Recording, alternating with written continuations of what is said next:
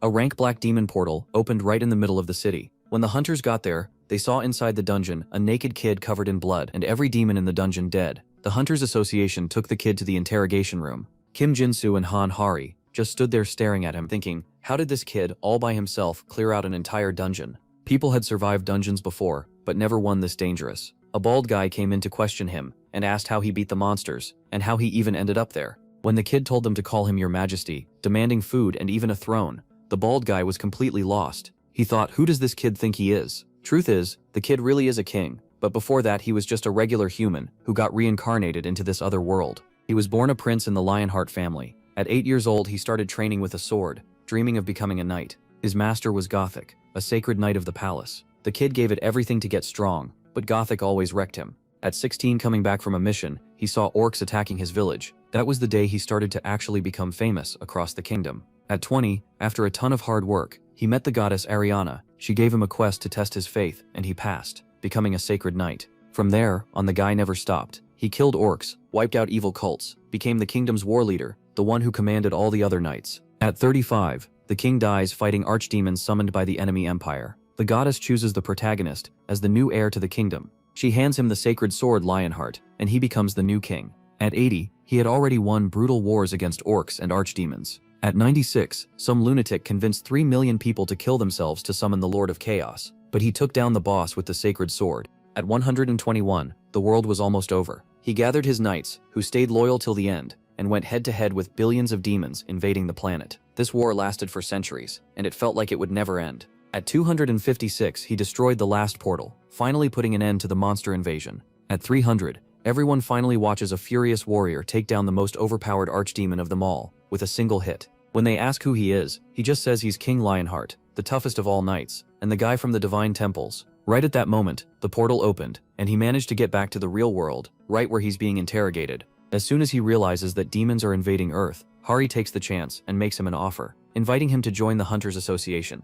He says a king doesn't take orders from another army, so he'll only join if he can build his own squad. Hari agrees without even arguing. Later, she's talking things over with Jinsu about the big guilds, when out of nowhere the ground starts shaking. She pulls out her phone and sees a dungeon alert in a spot that's super important to them, so they rush over there as fast as they can. Once they get to the portal, they run into Yongwan, an S-class master from Phoenix, one of the 20 strongest people in the world. Jinsu immediately figures out, this isn't an accident. Phoenix had asked to cut the taxes on portal money, and got turned down, so for sure these guys are planning something to dodge paying 1 trillion in taxes. Hari walks up to Yongwan demanding that the dungeon needs to be closed right now. He just shrugs and goes, couldn't care less. It's right in this tense moment that our protagonist shows up, calling the guy a wimp.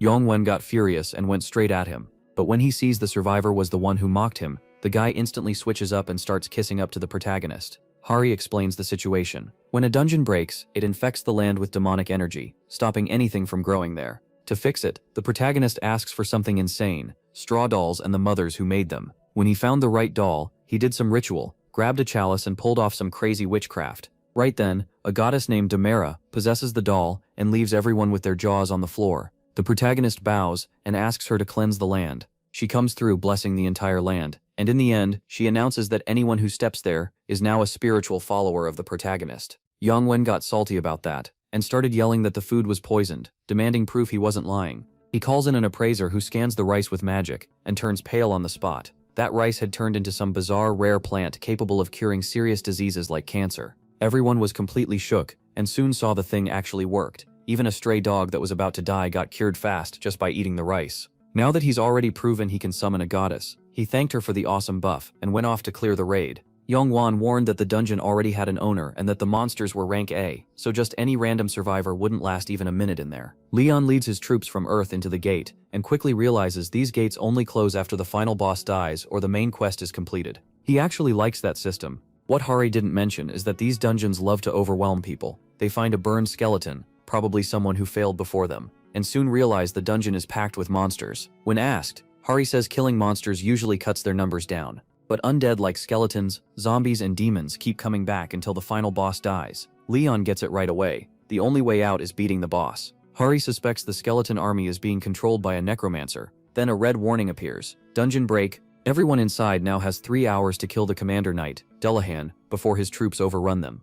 That sends a chill through the team, and Jin soccers Youngwan for leading them into a death trap. As the skeleton soldiers close in, Jinsok orders every combat role assigned to the higher ranks. Mashik quickly counts about 30 archers and 2 mages, so Jinsok sends snipers to long range and shielders to hold the front. The fight breaks out fast as steel crashes against the undead. Jinsok is surprised by how strong they are. Orange gates really are different, but he still thinks a B rank like him can handle it. Then he spots 2 skeleton mages preparing high-level spells. Jinsok rushes to draw their fire, but the mages launch the attack first. Even so, he gets through it with only light damage thanks to his pricey gear. As the smoke clears, Dullahan finally rides in, catching Jinsok completely off guard. One strike sends him flying into a wall. Hari starts to worry, and one of her men says they should call in the reserves now. Jinsok looks up just in time to see Dullahan's greatsword speeding up. Realizing how bad this is, Hari turns to the King of Lionheart, the man who once defeated a great demon. Leon, though, acts like a fight this small isn't worth his time. He tells Hari to win her own honor, and calls it shameful to ask him, or the goddess, to deal with a pile of bones. That instantly gets under her skin, and with time running short, Hari notices he's far more interested in Dullahan himself. So she tightens her grip, charges the boss, and orders the rest of the team to back up Jinsok and the others. She leaps in, aiming to finish it in one blow, but Dullahan blocks her with ease.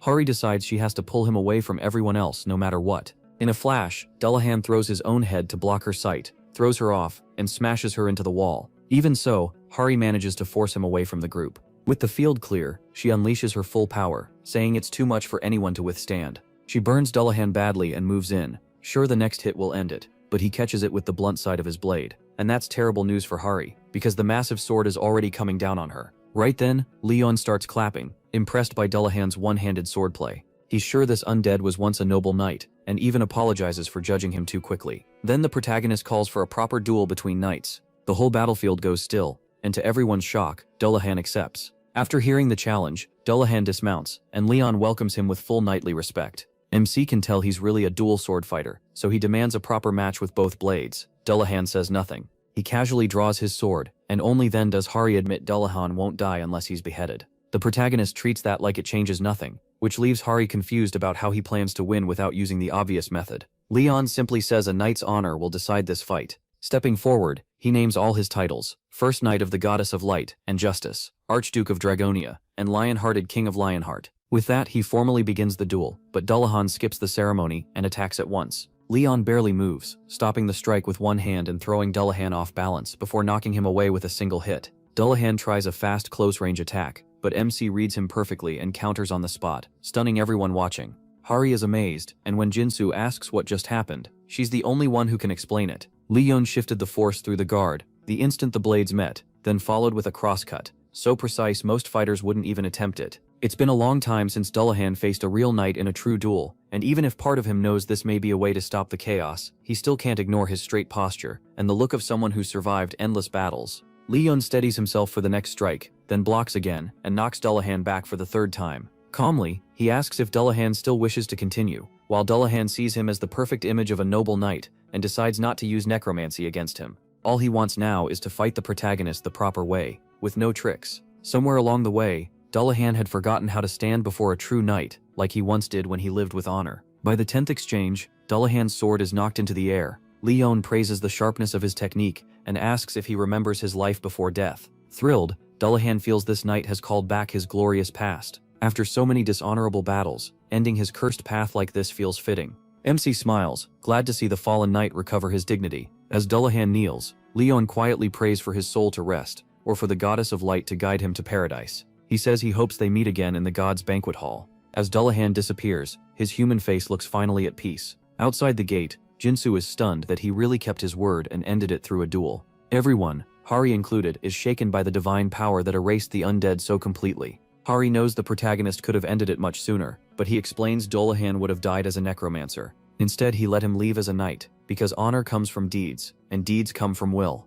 After that, Leon goes to collect his reward, only to find Dullahan's sword and cape. Jinsu nearly passes out when MC destroys the crystal loot, but he dismisses it as nothing but a machine of chaos. With that, the Hanum Gate is officially cleared. By Leon's 4th day on Earth, Hari looks completely wrecked, dark circles and all. Too much has happened, and she's beyond exhausted. First, there was the tax fight. The protagonist refused to pay a single coin from his loot, even in mana stones, saying a king shouldn't be counting money like ordinary people. Then Hari notices more followers gathering, after MC's divine power blesses the land, and when they ask about the tithe, he casually sets it at 90% of their harvest. That shocks them, since bills and taxes are already crushing enough. Leon just asks why true followers should fear hunger, and promises his guild will cover food and living costs. Then Hari reveals how insane the value of the protagonist's blessed rice really is. 80 kilos can sell for about 1.5 billion won. The crowd does the math and realizes they'd still come out ahead after giving up 90%, so their loyalty is locked in. Hari also learns Leon's living standards are a disaster to deal with. He got upset over having no art in his room and demanded a luxury bed, servants on call, and things worth looking at. Almost crying, she spends the night calling every 5-star hotel until 2 in the morning to find him a decent suite. At the end of her rope, she begs him to sleep, and they finally settle on adding at least a painting or some ceramic art. Now she enters his room with breakfast after getting permission. MC tells her to eat too, because skipping meals is not allowed. Hari wants a sandwich, and briefly thinks they're actually going to share breakfast. Not happening. Leon quickly reminds her that kings and commoners don't dine together, so that hope dies fast. Hari explains the Hunter Association wants to support him with resettlement help and make sure he lives well. He approves and tells her to take care of it. As for the loot, Leon says he trusts Hari, though he wants to keep the cape.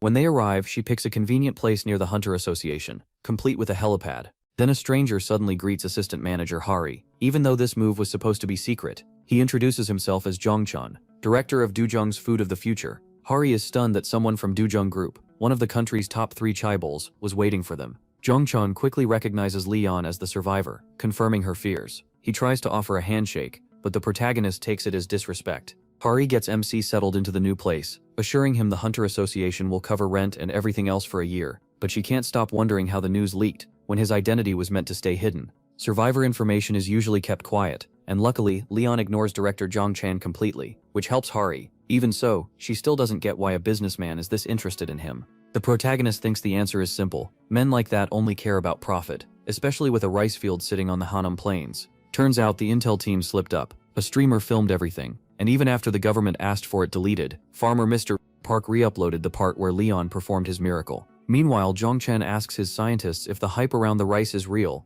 and whether the results seen in rats could apply to humans. His assistant says they contacted the field's owner, and after eating the rice, even a dying dog recovered. Chronic and sudden illnesses, big and small, the whole village got healthier. There still hasn't been human testing, but all signs show the rice works. Jongchan thinks he could have owned it all if that so-called survivor MC hadn't shown up, and he still can't believe MC called the director of Dujung Group nothing more than a merchant. His secretary warns that the rice's value is beyond huge, so they have to get it somehow. Even if he looks down on them, Jongchan has no plan to give up. He decides to meet the protagonist in person and make him understand who he's dealing with. To Jongchan, MC is probably just another survivor who thinks Earth is some kind of dream world, but Jongchan plans to crush that idea with a harsh dose of culture shock. After Leon Dragonia came back to Earth, he had 3 main goals. First, he wanted to spread faith in true divinity. In his eyes, Earth may have many gods and followers, but no real divine power. People are sick, the land is failing, and he believes a true god must bless this world. But first, more people need to believe. Second, he wants to build the Knights Templar, since this world has no warriors strengthened by holy power. As the guardian of the Holy Grail and the lion-hearted king, Leon sees himself as a demigod, and the Templars as sacred warriors, who make evil tremble. His last goal is to restore divine power and raise the Templars to wipe out the darkness spreading across Earth. He knows this holy order can only be built by growing their faith and keeping balance among the gods. The protagonist admits making the Templars here may be too much for this world, but he still believes it's his duty. Just then, Hari tells him someone has formally requested a meeting, and MC approves since they followed the proper rules. Jongchan finally comes face to face with him, Dragonia, wearing his nicest polite smile while ready to do anything to close the deal. This time, he brings an expensive gift. Sure, Leon has never seen anything like it. His men set down a silver case, and Jongchan is sure the protagonist will be impressed enough to want him as his manager. But instead, MC takes the gift without even looking, like he's doing Jongchan a favor. Thrown off, Jongchan asks why he won't even check it, but Leon doesn't bother answering and tells Hari to handle it.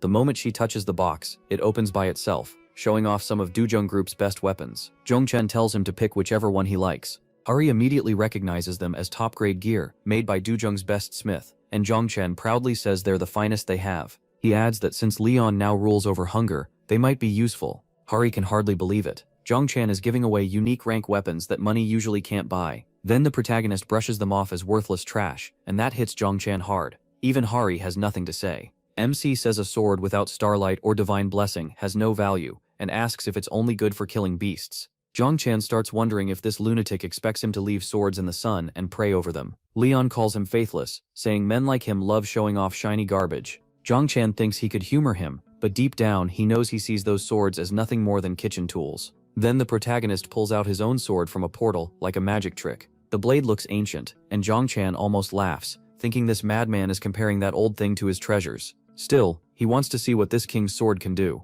Leon then asks Hari to test one of Zhang Chan's blades. She freezes, then picks the one she's admired for 4 years, the famous sword of Park Jinchul, Dawn. As soon as she grabs it, she says she can feel the power stored from 10 days of pure sunlight inside a high-grade gate. Out of respect, Hari looks to MC, but he tells her she doesn't need permission to play with a new toy. He lifts his own sword and lets Hari strike it. She swings with everything she has and shatters Dujong Group's prized weapon. The whole group is stunned, while Leon calls it trash, worse than he expected. With that, Zhang Chan's chances of surviving drop to about 3 minutes. He's badly shaken after seeing his so-called best weapon destroyed. So Zhang Chan quickly admits what he really wants, the patent rights to the miracle rice. He says he'll pay for it. Then he offers 180 billion won. He knows rice that can cure cancer is worth far more, but he's sure this weird knight has no idea how much that money means. When Leon asks if he's trying to buy it with money, Zhang Chan thinks he's interested and offers a contract that would give Dujong Group full control. That does it. The protagonist explodes, like a lion king ready to tear apart the merchant who dared put a price on divine grace. His fury fills the room, and Zhang Chan's people freeze in terror.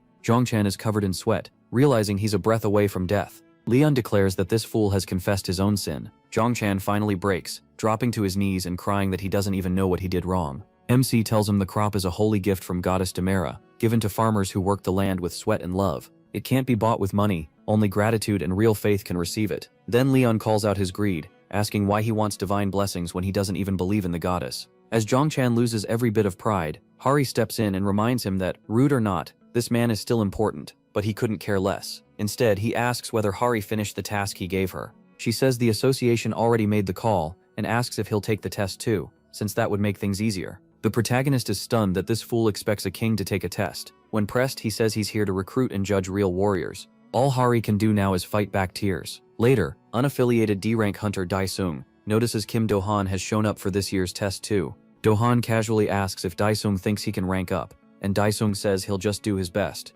Do-han suggests teaming up. Daesung feels down, knowing even the least talented hunters have moved on to C-rank dungeons while he's been stuck at D-rank for over 10 years. Even so, Do-han respects his persistence and says he'd be perfect as an ace in mining. Daesung is tempted, but he's not ready to quit. Dungeon money helps pay his family's debts, so he can't just walk away. Then they notice Leon, dressed like fantasy royalty, though he might also just be some broke weirdo. Do-han tries talking to him, but MC shuts him down at once and tells the peasant to know his place, leaving Do-han speechless. He blames it on his Korean, and Daesung awkwardly goes along with it. But when Leon looks at Daesung, the stare shakes him deep down. Just standing near him feels like being crushed by a heavy blinding force. Soon, Daesung is called to room 2 for his interview, while the protagonist, unimpressed by the weak low-rankers and fresh awakeners, waits for someone worth noticing. At last, number 77 is called, sending him to room 9. The moment he walks in, Leon demands that everyone address him as Your Majesty, setting that he's told to place his hand on a scanner, and assumes it's meant to show his stats.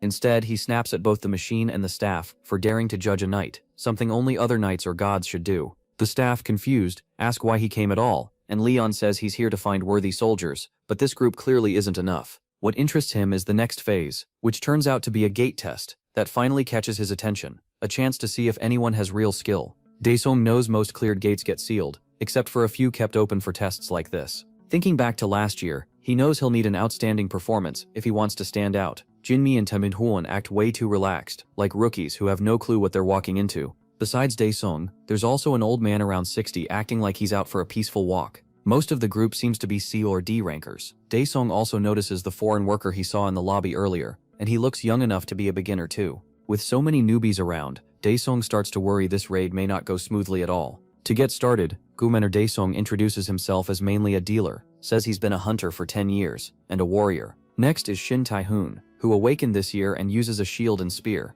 His sister Shin Nyeon stands beside him, using daggers while also training with a bow. Daesung is shocked that these rookies still haven't settled on their main weapons, despite training at centers for 3 months. Then comes Oh Gangtai, a 5th-year hunter who uses gauntlets. He only recently returned after awakening. With his age and limited experience, Daesung sees him as a weak link. Last, Daesung asks the foreign worker if he speaks Korean. Leon plainly says he won't fight, and he won't use a dragon-slaying sword to kill chickens. Hearing that, Daesung is shocked to find out MC speaks Korean perfectly. The test mission is simple: hunt 50 kobolds. The judges warn that a gnoll may appear too. They'll step in if it gets dangerous, but otherwise everyone is expected to try their best. Daesung is already tense, especially because Lee Yunxing came with no weapon. Earlier, Nayeon had kindly offered her bow and arrows, but that fake king took it as a huge insult. Even when she said he could give them back later, he blew up, saying ranged weapons shame a knight and are for cowards. Then he hurled the bow away in anger. Now Daesung is a nervous mess. Sure, this test is heading for disaster. He suggests a spot he thinks is best for hunting kobolds, and everyone lets him take the lead without arguing. Daesung also mentions that a settlement near the edge could be full of gnolls. Daesung says their team isn't ready for that. A small party like this could get surrounded fast, so he leads them to some cave dens instead, planning to smoke the kobolds out by burning leaves and grass. To him, it's the safest, easy win, and Tien praises his experience. That gives Daesung a small but welcome boost of confidence. He thinks back on all the guides he studied and training he went through, hoping one day he'd enter a top-ranked gate. But this is still his first real run, and he knows he has to climb higher because staying D rank won't cut it. Then Daesung notices Tae-hoon shaking badly, and sees a few kobolds creeping toward the cave entrance. Daesung steps in right away and tells Tae-hoon to get his shield up. After one solid strike, Tae-hoon starts getting fired up. He thinks these monsters are easy. At least when they attack head-on, he's good at stopping them. But he gets cocky, and misses a kobold jumping straight at him. One more second, and those teeth would rip into his face. Daesung quickly warns everyone that kobolds are fast and sneaky. At the same time, the old man and the others handle the fight like veterans. They drop kobold after kobold, which helps Daesung relax a little. Once the last few go down, he praises the team. Taesung apologizes for slipping up, but Daesung lets it go. Nayeon took down 2 by herself, and thanks to the old man, nobody was hurt. Even with all his early nerves, things went much better than he expected.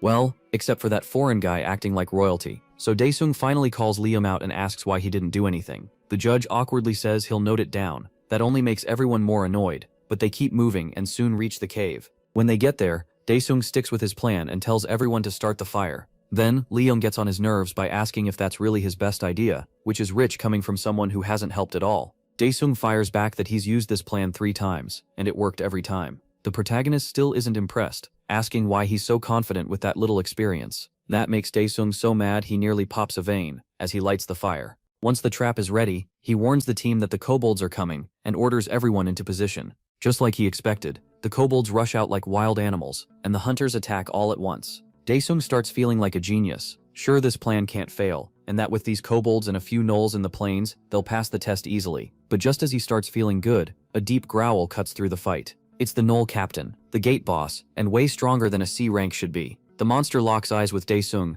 and he's about ready to wet himself. His mind freezes the second he sees the boss for real, and Nayeon has to snap him out of it. He pulls himself together and quickly assigns himself and Tae-hoon to the gnoll captain, while Nayeon and the old man handle the kobolds in the cave. Daesung knows every team needs one dependable fighter, and sending a rookie D rank like himself at a boss is almost suicide. Still, he has no choice but to trust Taobei, even if the guy clearly isn't ready for this. As they face the beast, Taobei freezes up, shaking in fear. Taobei-sung yells for him to get it together, even though he understands the thing in front of them is terrifying. Panic starts creeping in. Things are falling apart, and Taobei-sung thinks Taobei's too far gone to even raise his shield in time. Then Taobei stumbles and falls. He looks like he's about to become the kobold's next meal. Meanwhile, one of the judges quietly wonders when Leon's going to step in. Without hesitating, Daesung grabs the shield and rushes the boss, shouting for Tae-eun to get back. Right as the monster is about to crush Tae-eun, Daesung blocks the blow with everything he has behind the shield. The impact shakes his whole body, and the beast only looks angrier. Another hit comes in fast,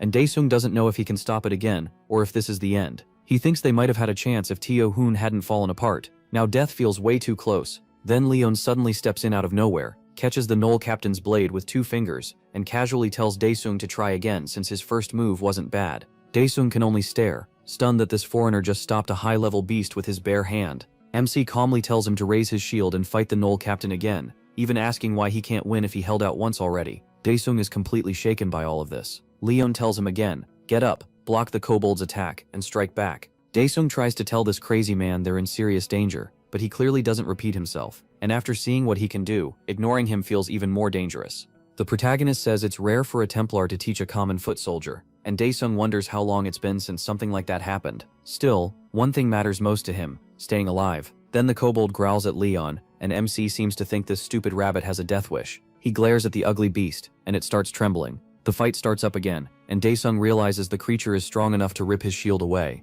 Leon snaps at him for relying on a shield against an enemy far stronger than he is. Instead of only defending, he tells him to look for an opening. He warns that this isn't some dumb brute, it's a beast that learns while it fights. While Daesung is still trying to figure that out, Leon suddenly kicks his knee and shouts at him to never take his eyes off the enemy. That jolts Daesung awake, and he realizes how close he just came to dying. If he'd taken that last hit head on, he would have been finished. The protagonist keeps pushing him to draw out his potential, and that honestly scares Daesung. He's always seen himself as a washed-up D rank with no skill or talent. He doesn't believe that talk about hidden potential just appearing out of nowhere. Still, something changes. A strange spark rises in him, like maybe he really can face this monster. So when the creature lunges again, Daesung doesn't back down. For the first time, he truly believes he might pull this off. He puts everything into blocking the attack, and somehow it works. Even Daesung is shocked that he broke through that wall. But there's no time to celebrate, because the kobold immediately smashes him in the face and throws him aside like garbage. Leon sighs and asks why Daesung still can't see the bigger picture, pointing out that he's still stuck at D rank after all this time. Then MC says he never once believed Daesung was just some ordinary mercenary. At the same time, the man in the hat finally removes his mask. He's actually Oh Kong-hyuk, the president of the Korean Hunter Association, and he admits the whole thing felt pointless in the end. Kong-hyuk asks him if he found what he wanted, and he says he at least found one possible soldier candidate. Kong-hyuk looks uneasy, wondering if the protagonist plans to hunt overseas, especially after watching him crush a C-rank boss like it was nothing. But MC corrects him, saying that creature wasn't even worth calling a toy. Then Kang-hyuk offers to support him if he wants to build his own guild. He says that if the protagonist wants to start from nothing, getting famous is the fastest way, and these days fame doesn't come easy. Then Kang-hyuk brings up a red gate in Cheongju that opened after a raid failed badly. It's remained unresolved for over a year. Inside that gate is the Jewel of Wisdom, but reaching it, or destroying it, means facing the red gate boss, the Yagd Spinner. At the Cheongju Sports Complex gate, the first team from KPP Guild begins its raid. Hyung and his crew soon stumble onto a modern civilization far more advanced than anything on Earth. One of the girls thinks it's actually pretty cool. With all the talk about fantasy and Marim worlds, Guildmaster Hyung figures a futuristic world isn't that hard to believe either. One of his men even says it feels like cyberpunk. After thinking it over, Hyung decides they should review the plan, starting with party setup. Hoyol says the team is strong enough to handle a few powerful enemies if needed.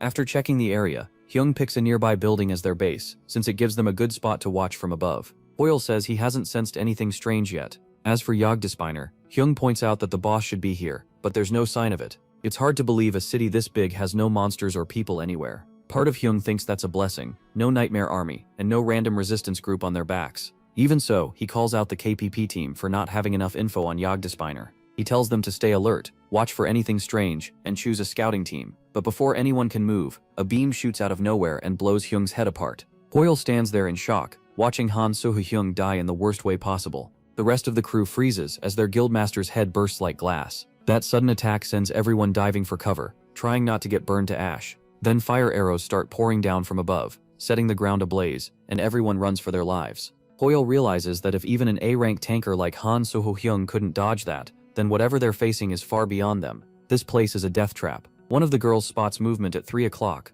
but the dust and sand make it impossible to tell how far away it is. Hoyol KPP's vice guildmaster steps up and orders a retreat before the whole area collapses. Hoyol says they'll leave Hyung's body for now and come back after they regroup. This place feels seriously off. He sends Haechiri to check the exit, and she heads over without hesitation. She says she doesn't sense any danger, and the way out looks clear, but then she suddenly stops cold. A strange tickle rises in her throat, and the next second she jumps into an invisible web of razor-thin wires. Hoyol and the others can only watch in horror, as Haechiri is torn apart right in front of them. Hoyol has no idea when those wires were placed. He immediately orders everyone to cut the wires and get out fast. They coat their weapons with mana to slice through them, while Hoyol panics inside. Was this one enemy or several, and how long have they been tracking them? As the team tries to clear a path, a robot rushes in, its lens locking on to attack. One strike wipes out Hoyol's team almost instantly, leaving him shattered. In rage and despair, he screams for the enemy to show itself. That's when the robot drops right in front of him, and Hoyol realizes this is Yagdespiner. A voice speaks through the machine, mocking him. If he had a body like this, he'd never run out of ammo and could fight forever. Hoyol snaps, furious that this psycho slaughtered his whole team just to make a point. Then Yagdespiner pulls out a glowing rope and whips it at Hoyol, saying it's all for the city's protection. At Cheongju Gate, KPP's first raid team entered with 58 hunters, and none came back. The boss is now ranked as a red gate threat, and the raid is suspended for now. Later, the second raid team refuses to enter the city at all, hoping to avoid Yagdespiner. Meanwhile, the third team is set on claiming the reward, with 60 billion won promised to the second team's guild. Once everything is arranged, they enter the Cheongju Sports Complex gate. This time, access goes to one of Korea's top 10 guilds, the Golden Lion, led by S-rank Guildmaster Hwang Gyeom-chol and A-rank Vice Guildmaster Hwang Yeon-ha, plus 47 members. The Magic Tower also sends Gilgu Da-sung, who's nearly S-rank, with 48 mercenaries. And joining them too is Han Hari, from the Korean Hunter Association, an A-rank serving barley tea to His Majesty before the raid begins. In the ruins of this once modern city, the 4th Cheongju Gate raid team sets up base camp.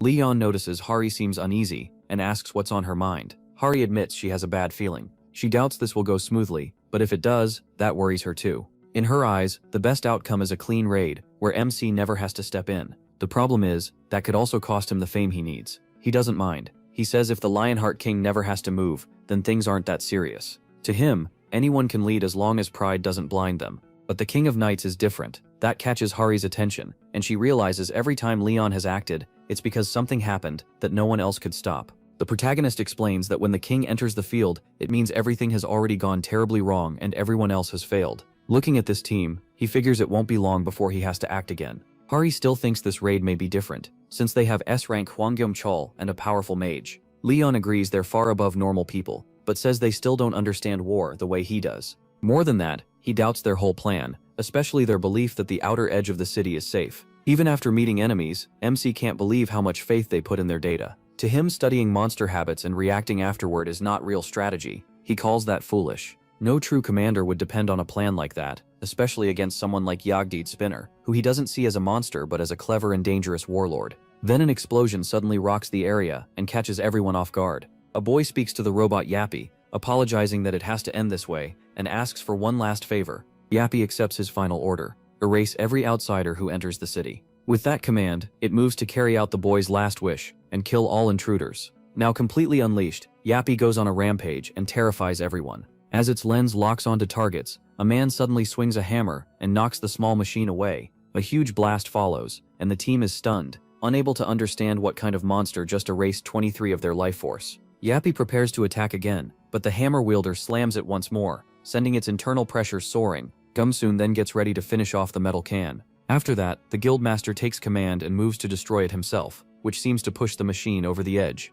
Yappy starts tearing through the battlefield. The guildmaster quickly activates a distortion field and orders everyone to gather. Even so, the area stays in total chaos. One hunter tells Gilgu Daesung the bullet paths are going wild. Yu Daesung notes that even the magic tool built to counter Yogdspinner is already being affected, with bullets bending in mid-air. He didn't expect to use it this soon. The moment Yappy senses the abnormality, it begins a maintenance process. Then one of Tianzong's men is suddenly shot, and they realize Yappy already calculated how to make the bullets curve. He's completely rattled, trying to understand what that thing even is. Just then, Gula Dezung is told to shut down the distortion field because the bullets are becoming too hard to predict. Since the magic tool is low on power, he orders it recharged the moment the field drops. As the team stops and the field comes down, the truth hits them. The whole area is packed with web-like wires. Only then do they realize Yappy had been setting this up the whole time. Yappy appears like a grim reaper, ready to fry the entire squad. Gu Daesung instantly knows he messed up by grouping everyone together. Now there's no way to dodge the attack.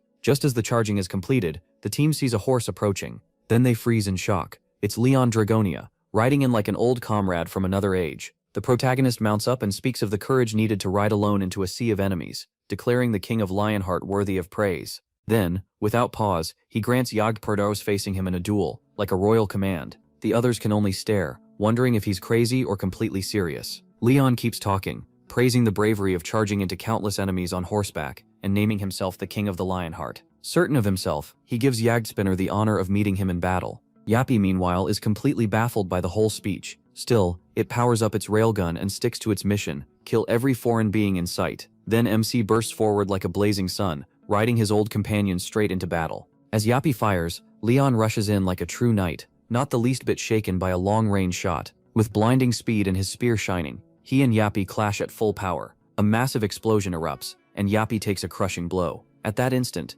Yagdspinner's advanced AI starts to break down. Yappy has no logic for what its sensors are seeing. It had already studied everything. Leon was using an old-fashioned lance, and even if he was fast, the machine calculated his mass was too low to do much damage. So Yappy rated him as zero threat. Sure, one railgun shot would be enough and not worth deeper analysis. That was its logic, until 3 seconds earlier, when the protagonist's shout formed a thin barrier, unlike anything in its records. 2 seconds before impact, the system predicted the railgun would hit directly, and even if blocked, the shockwave should still kill him. 1 second before impact, the bullet was knocked away. There was no hard clash, and no direct block, just a clean deflection, done as easily as breathing with a technique passed down by the Knights Templar. To Leon, it was a miracle, only a holy law made real through the blessing called Arrow Shield, which repelled any attack before it could land. The machine couldn't process what happened, and began to malfunction badly, its systems falling into chaos. In that moment it raised Leon's threat rating to the highest level, 5. The machine slammed down to the ground,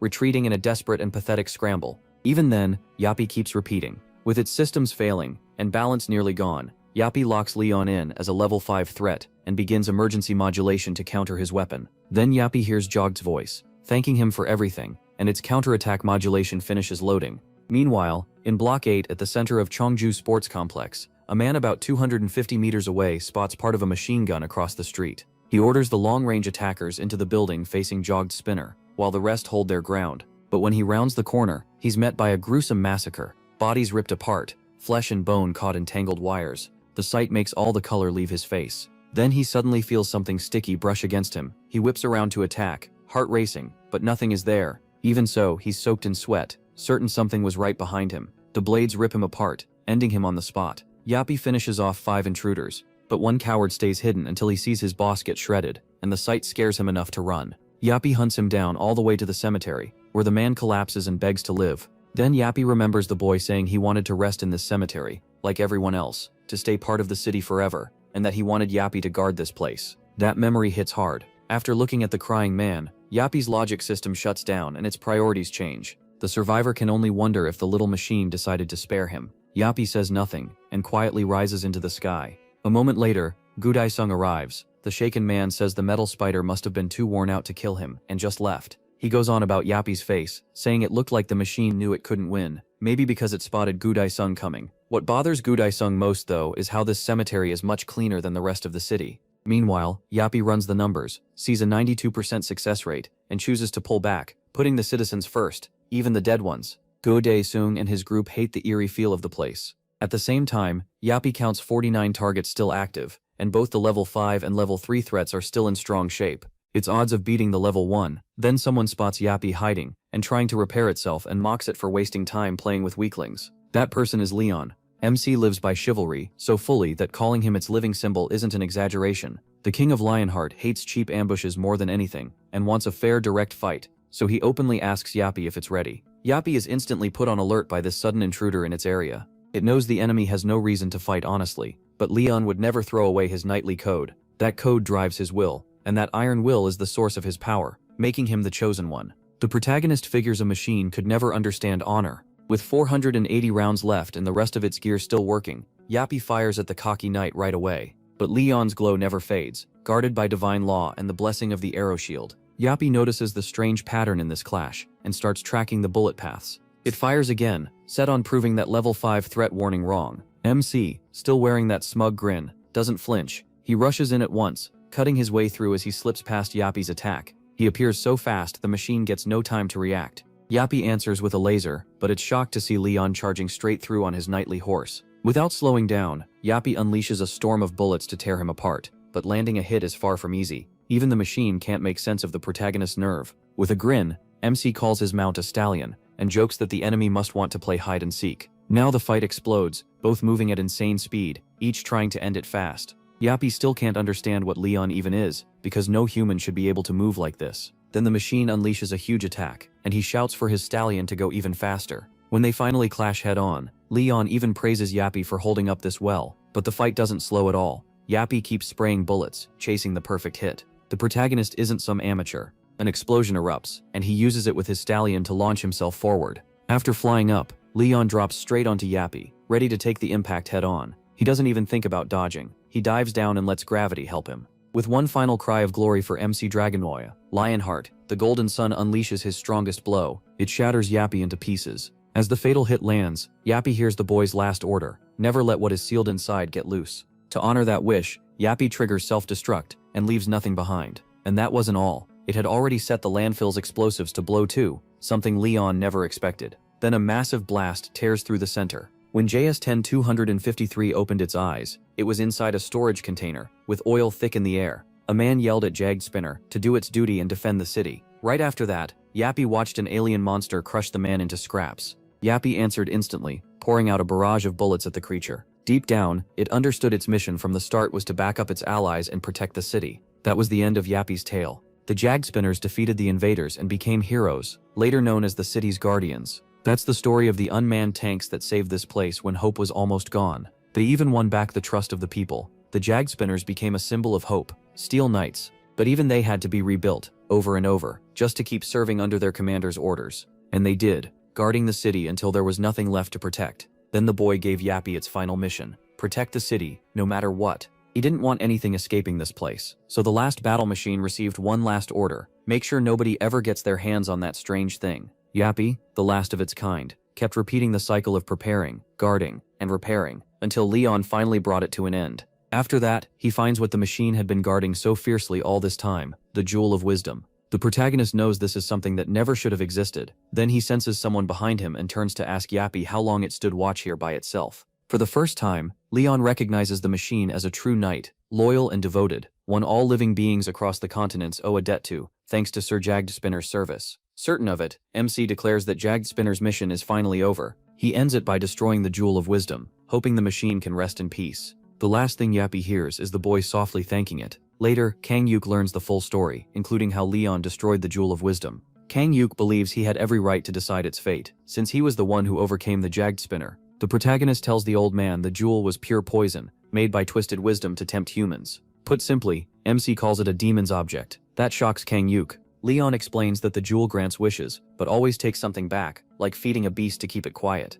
It feeds on human desire for eternal life, driving people to lose their humanity and become demons. He makes one thing clear, that is the responsible move, but Leon warns that anyone already holding one may have fallen for the demon's temptation. Later, they enter a room, and he asks if this is where it is resting. Kang Yuk nods and leads him in. There, the scientist shows him what remains of the Jagged Spinner. Leon studies the wreckage for a long moment, when Kang Yuk asks what His Majesty intends to do with it. Smiling, the protagonist says Jagged Spinner was an honorable knight who finished his duty, so he wants to bury him properly, and pray he reaches the god's banquet hall. First, MC says he should bless him. Then he suddenly pulls out an ornate cup filled with golden liquid, catching Kang Yuk off guard. Certain of his words, he prays for the loyal knight to rest in peace, and pours the liquid over him. That alone makes the machine move, stirred by divine power. Leon knows it has no real power source, so the blessing must have caused a miracle. Somehow, the Jagged Spinner forms a tiny copy of itself, and the protagonist says the goddess must have chosen him. Then MC draws his sword and slashes the air several times to call for the goddess. The whole event leaves him breathless, and Kang Yuk even drops after catching a glimpse of the goddess's face. Everyone there instantly knows this glowing woman isn't human, but a divine being beyond compare. Goddess Ariana turns to her first knight and asks what this is about. Leon bows and explains that Jagged Spinner was an honorable knight, a model for all others, and someone worthy of the goddess's care. Ariana looks over the strange being and points out that he never finished her quest or offered his glory to her. He speaks for Jagged Spinner, saying that if not for this being's nature, Jagged Spinner would have been worthy of claiming the glory of the King of Lionheart. Ariana hears him out and accepts his judgment, choosing to view Jagged Spinner through Leon's eyes. Still, she asks Jagged Spinner directly if this steel knight from another world will honor the light, swear to justice, and join her order. Jagged Spinner stands before Ariana, who sees a being with honor and knowledge, yet still the heart of a child. She tells it to support her knight, the protagonist, in destroying the evil of this world, and only then will it be worthy of becoming a knight too. Jagged Spinner looks toward Leon, and lets a language signal upload into its system. Then the machine suddenly speaks, fully agreeing to fight the demon kind. That answer pleases Ariana. She believes that if Jagged Spinner gives that loyalty and power to her first knight, Leon will share in her glory too. As Knight Templar number 10,253 rises into the air, it receives the power of light and justice. At the United States Magic Tower, inside Ronaldo Sherman's room, a man begs for mercy, trying to explain why he failed such an easy order, but the being he's talking to is clearly disappointed, even after granting him wisdom and truth. Ronaldo says the new survivor, Leon, got in the way. The crystal goes still the moment it hears that name. Then a news report suddenly appears on the screen, and it's MC Dragonia Lionheart himself. That pushes the crystal over the edge, furious that Leon is here again. Ronaldo watches it rage and swear this will never happen again. After that day, no matter how often Ronaldo called on the Jewel of Wisdom, it never answered him again. At the Korean Hunter Association, Kang Hyuk quickly signs Jagged Spinner up for his guild. Even if the process takes a while, the protagonist doesn't care. After that, Yappe, also known as Jagged Spinner. Then MC suddenly coughs up blood, making Yappe ask if he's alright. He says calling a Knight Templar in a place with little divine power puts a huge strain on him. He says it's because he's still too weak, but Ariana feels like the fault is hers. Leon tells her he'd never blame divinity. Moved by his loyalty, Ariana admits the gods should have helped sooner, in a land with so little divine power. Then the protagonist is caught off guard when Ariana softly tells him to trust the other gods and get some rest. Later, Ariana calls her brothers and sisters together to help their loyal follower. The day Leon, the king of Lionheart, turned 21, the whole world was destroyed, leaving only one knight alive. After driving all divinity out of that world and drawing it into his own heart, the gods withdrew into this holy man's heart. For 180 years, they watched the king of Lionheart wipe out every evil monster. He carried the burden of the entire world alone. Because of that, every god in the pantheon was deeply to break the silence. Demera asks Ariana how the baby is doing.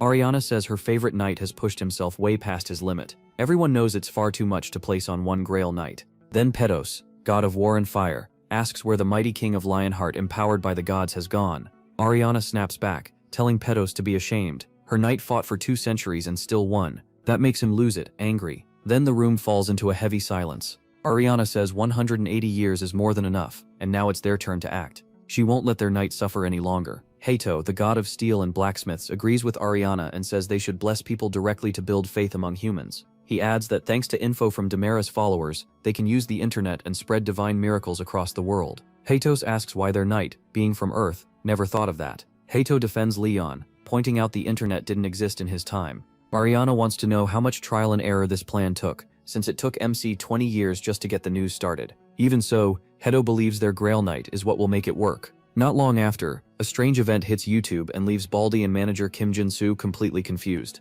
A channel called Pantheon TV starts live streaming from it also features an old man in an interview, shutting down a rude office worker, with one line about how a single spoon of rice can change a life, plus an AI talking about God in ways it's perfect clickbait. But the craziest part is that it's all in 104 languages with quality so good it feels it's enough to break your brain. But Baldy starts to suspect the Pantheon is connected to him. Manager Kim Jin-soo isn't so sure. He doesn't seem like a YouTube guy, and Hari is awful with computers. Even so, Kim Jin-soo says the real problem is that the videos are real. That makes him panic, with no idea, so he decides to meet the protagonist in person. Meanwhile, elsewhere, Yappe, MC's new partner, has taken on a new job, and he's actually the tech genius handling the subtitles and uploads. Hari asks what he's doing, and Yappe casually says Phase 1 of his noise marketing plan is already underway. Next comes Phase 2, good old network hacking, and it's already in progress. Hari assumes the little machine is just messing around, mostly because she's terrible with computers herself. At the Pantheon Guild's temporary branch in Naju Plains,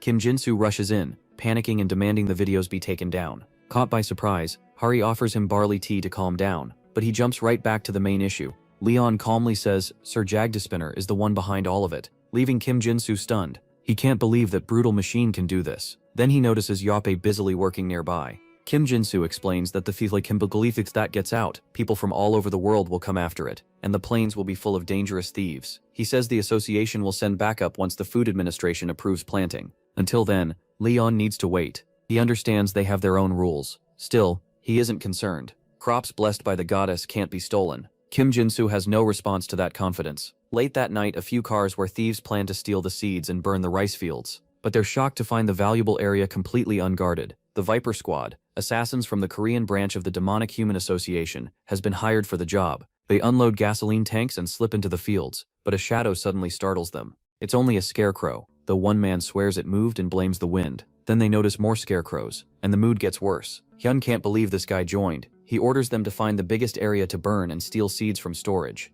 After setting down the gas tanks, they decide to keep some seeds for themselves. Then Hyun realizes Mansu Dusayan and Jinte are gone, and the scarecrows are way too close for a scarecrow. Suddenly appears behind Hyun with a creepy grin. It scares him enough that he cuts it in half, yelling that these things are moving. All the scarecrows start creeping toward them with weird cartoon smiles, and the Viper Squad is left baffled, because there was no dungeon break. No one knows what these creatures are, and in a panic, they leave their men behind. Hyun already felt this mission was off, but he still wants to prove what they can do. Then one of Hyun's men spots the silo ahead, and they get excited, ready to grab as much rice as possible. If the rumors are true, this could make them rich. But the moment Hyun moves toward the silo, an explosion blasts him back and startles the rest. None of them know who planted mines in front of the storage. Then Yappe suddenly appears after detecting an outside presence nearby. The thieves quickly recognize him as Jagdunspinner from Cheongju Gate. Now fully alert, Yappy moves in to remove the intruders. By morning, every thief is tied up and dumped in one corner, right next to the doctrines of life and fertility. The papers explain that the first harvest must be offered to the goddess with songs of praise. They also say no skipping meals, even when busy, and that scarecrows need hats and clothes. At the bottom is the most important rule: thieves will die. After the Viper Squad was arrested, Pantheon and Blessed Rice skyrocketed in value. Yepi, the algorithm's incarnation, really pulled it off. After that, Leon Dragonelia pushed hard to promote Pantheon and get the rice moving. There was one small problem when the protagonist insulted reporters for being disrespectful, but instead of hurting him, later Leon finally gets a moment to rest and realizes the gods are adapting to modern society much better than he is. Then Hari runs up with crazy news: a single pack of rice sold for 230 million won. That completely stuns MC. He thinks it should cost less, and worries how normal people could ever afford it, no matter what the market says. To him, divine blessings should be shared with everyone. He even remembers asking the president to spread the god's favor to farmers, but the man insisted on staying neutral about religion. Even so, Leon gathered enough faith to strengthen Lionheart. Hari still worries about the Yellow Gate, even after winning the bid for it, just like he wanted. But raiding it with the team he picked seems nearly impossible. The protagonist just smiles and says he wants to see what happens. Later, Gu Dae-sung runs into team manager Kim Do-han and learns the Hunter Association president called in struggling hunters from all over to gather there. Seeing a crowd of D-Sen C-rank hunters, Dae-sung starts wondering what's going on. Then Hari arrives, the A-rank mage swordsman who set the top record since last year's draft. Right after her, Leon Dragonia appears, and Dae-sung is shocked to see him again. He always knew MC. After greeting them, he steps forward and speaks to the group. He wastes no time, saying he called them here to find soldiers for his guild, Pantheon.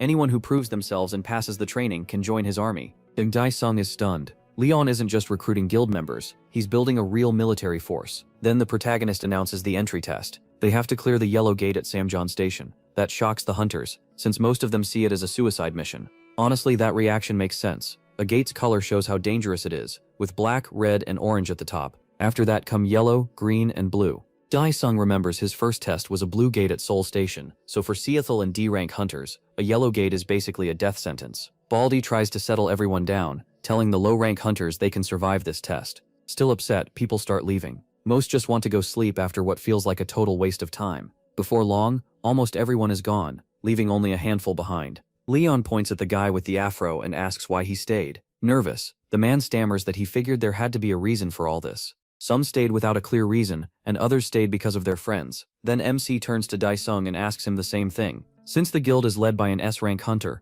Dae-sung wants to grab this chance. He blurts out that he stayed because he trusts Leon won't let anyone die. He likes that answer. He repeats that he's gathering soldiers, and says their job is to follow a knight's orders without hesitation. He wants them to trust a knight's honor and strength. Sweating hard, Dae-sung listens to what Leon wants, absolute obedience to him. The protagonist tells everyone to prepare, because they're entering the gate soon. At the Yellow Gate in Samjeon Station, the recruits are all wearing heavy high-grade gear. Dae-sung realizes the armor is rare rank, way beyond what C to A or D rank hunters could ever buy. What shocks Do-han even more is Leon walking in with no armor at all. Dae-sung asks Hari if MC ever wears any. She casually says his skin is tougher than armor. That only confuses Dae-sung more, but one thing is clear, Leon is just absurdly strong.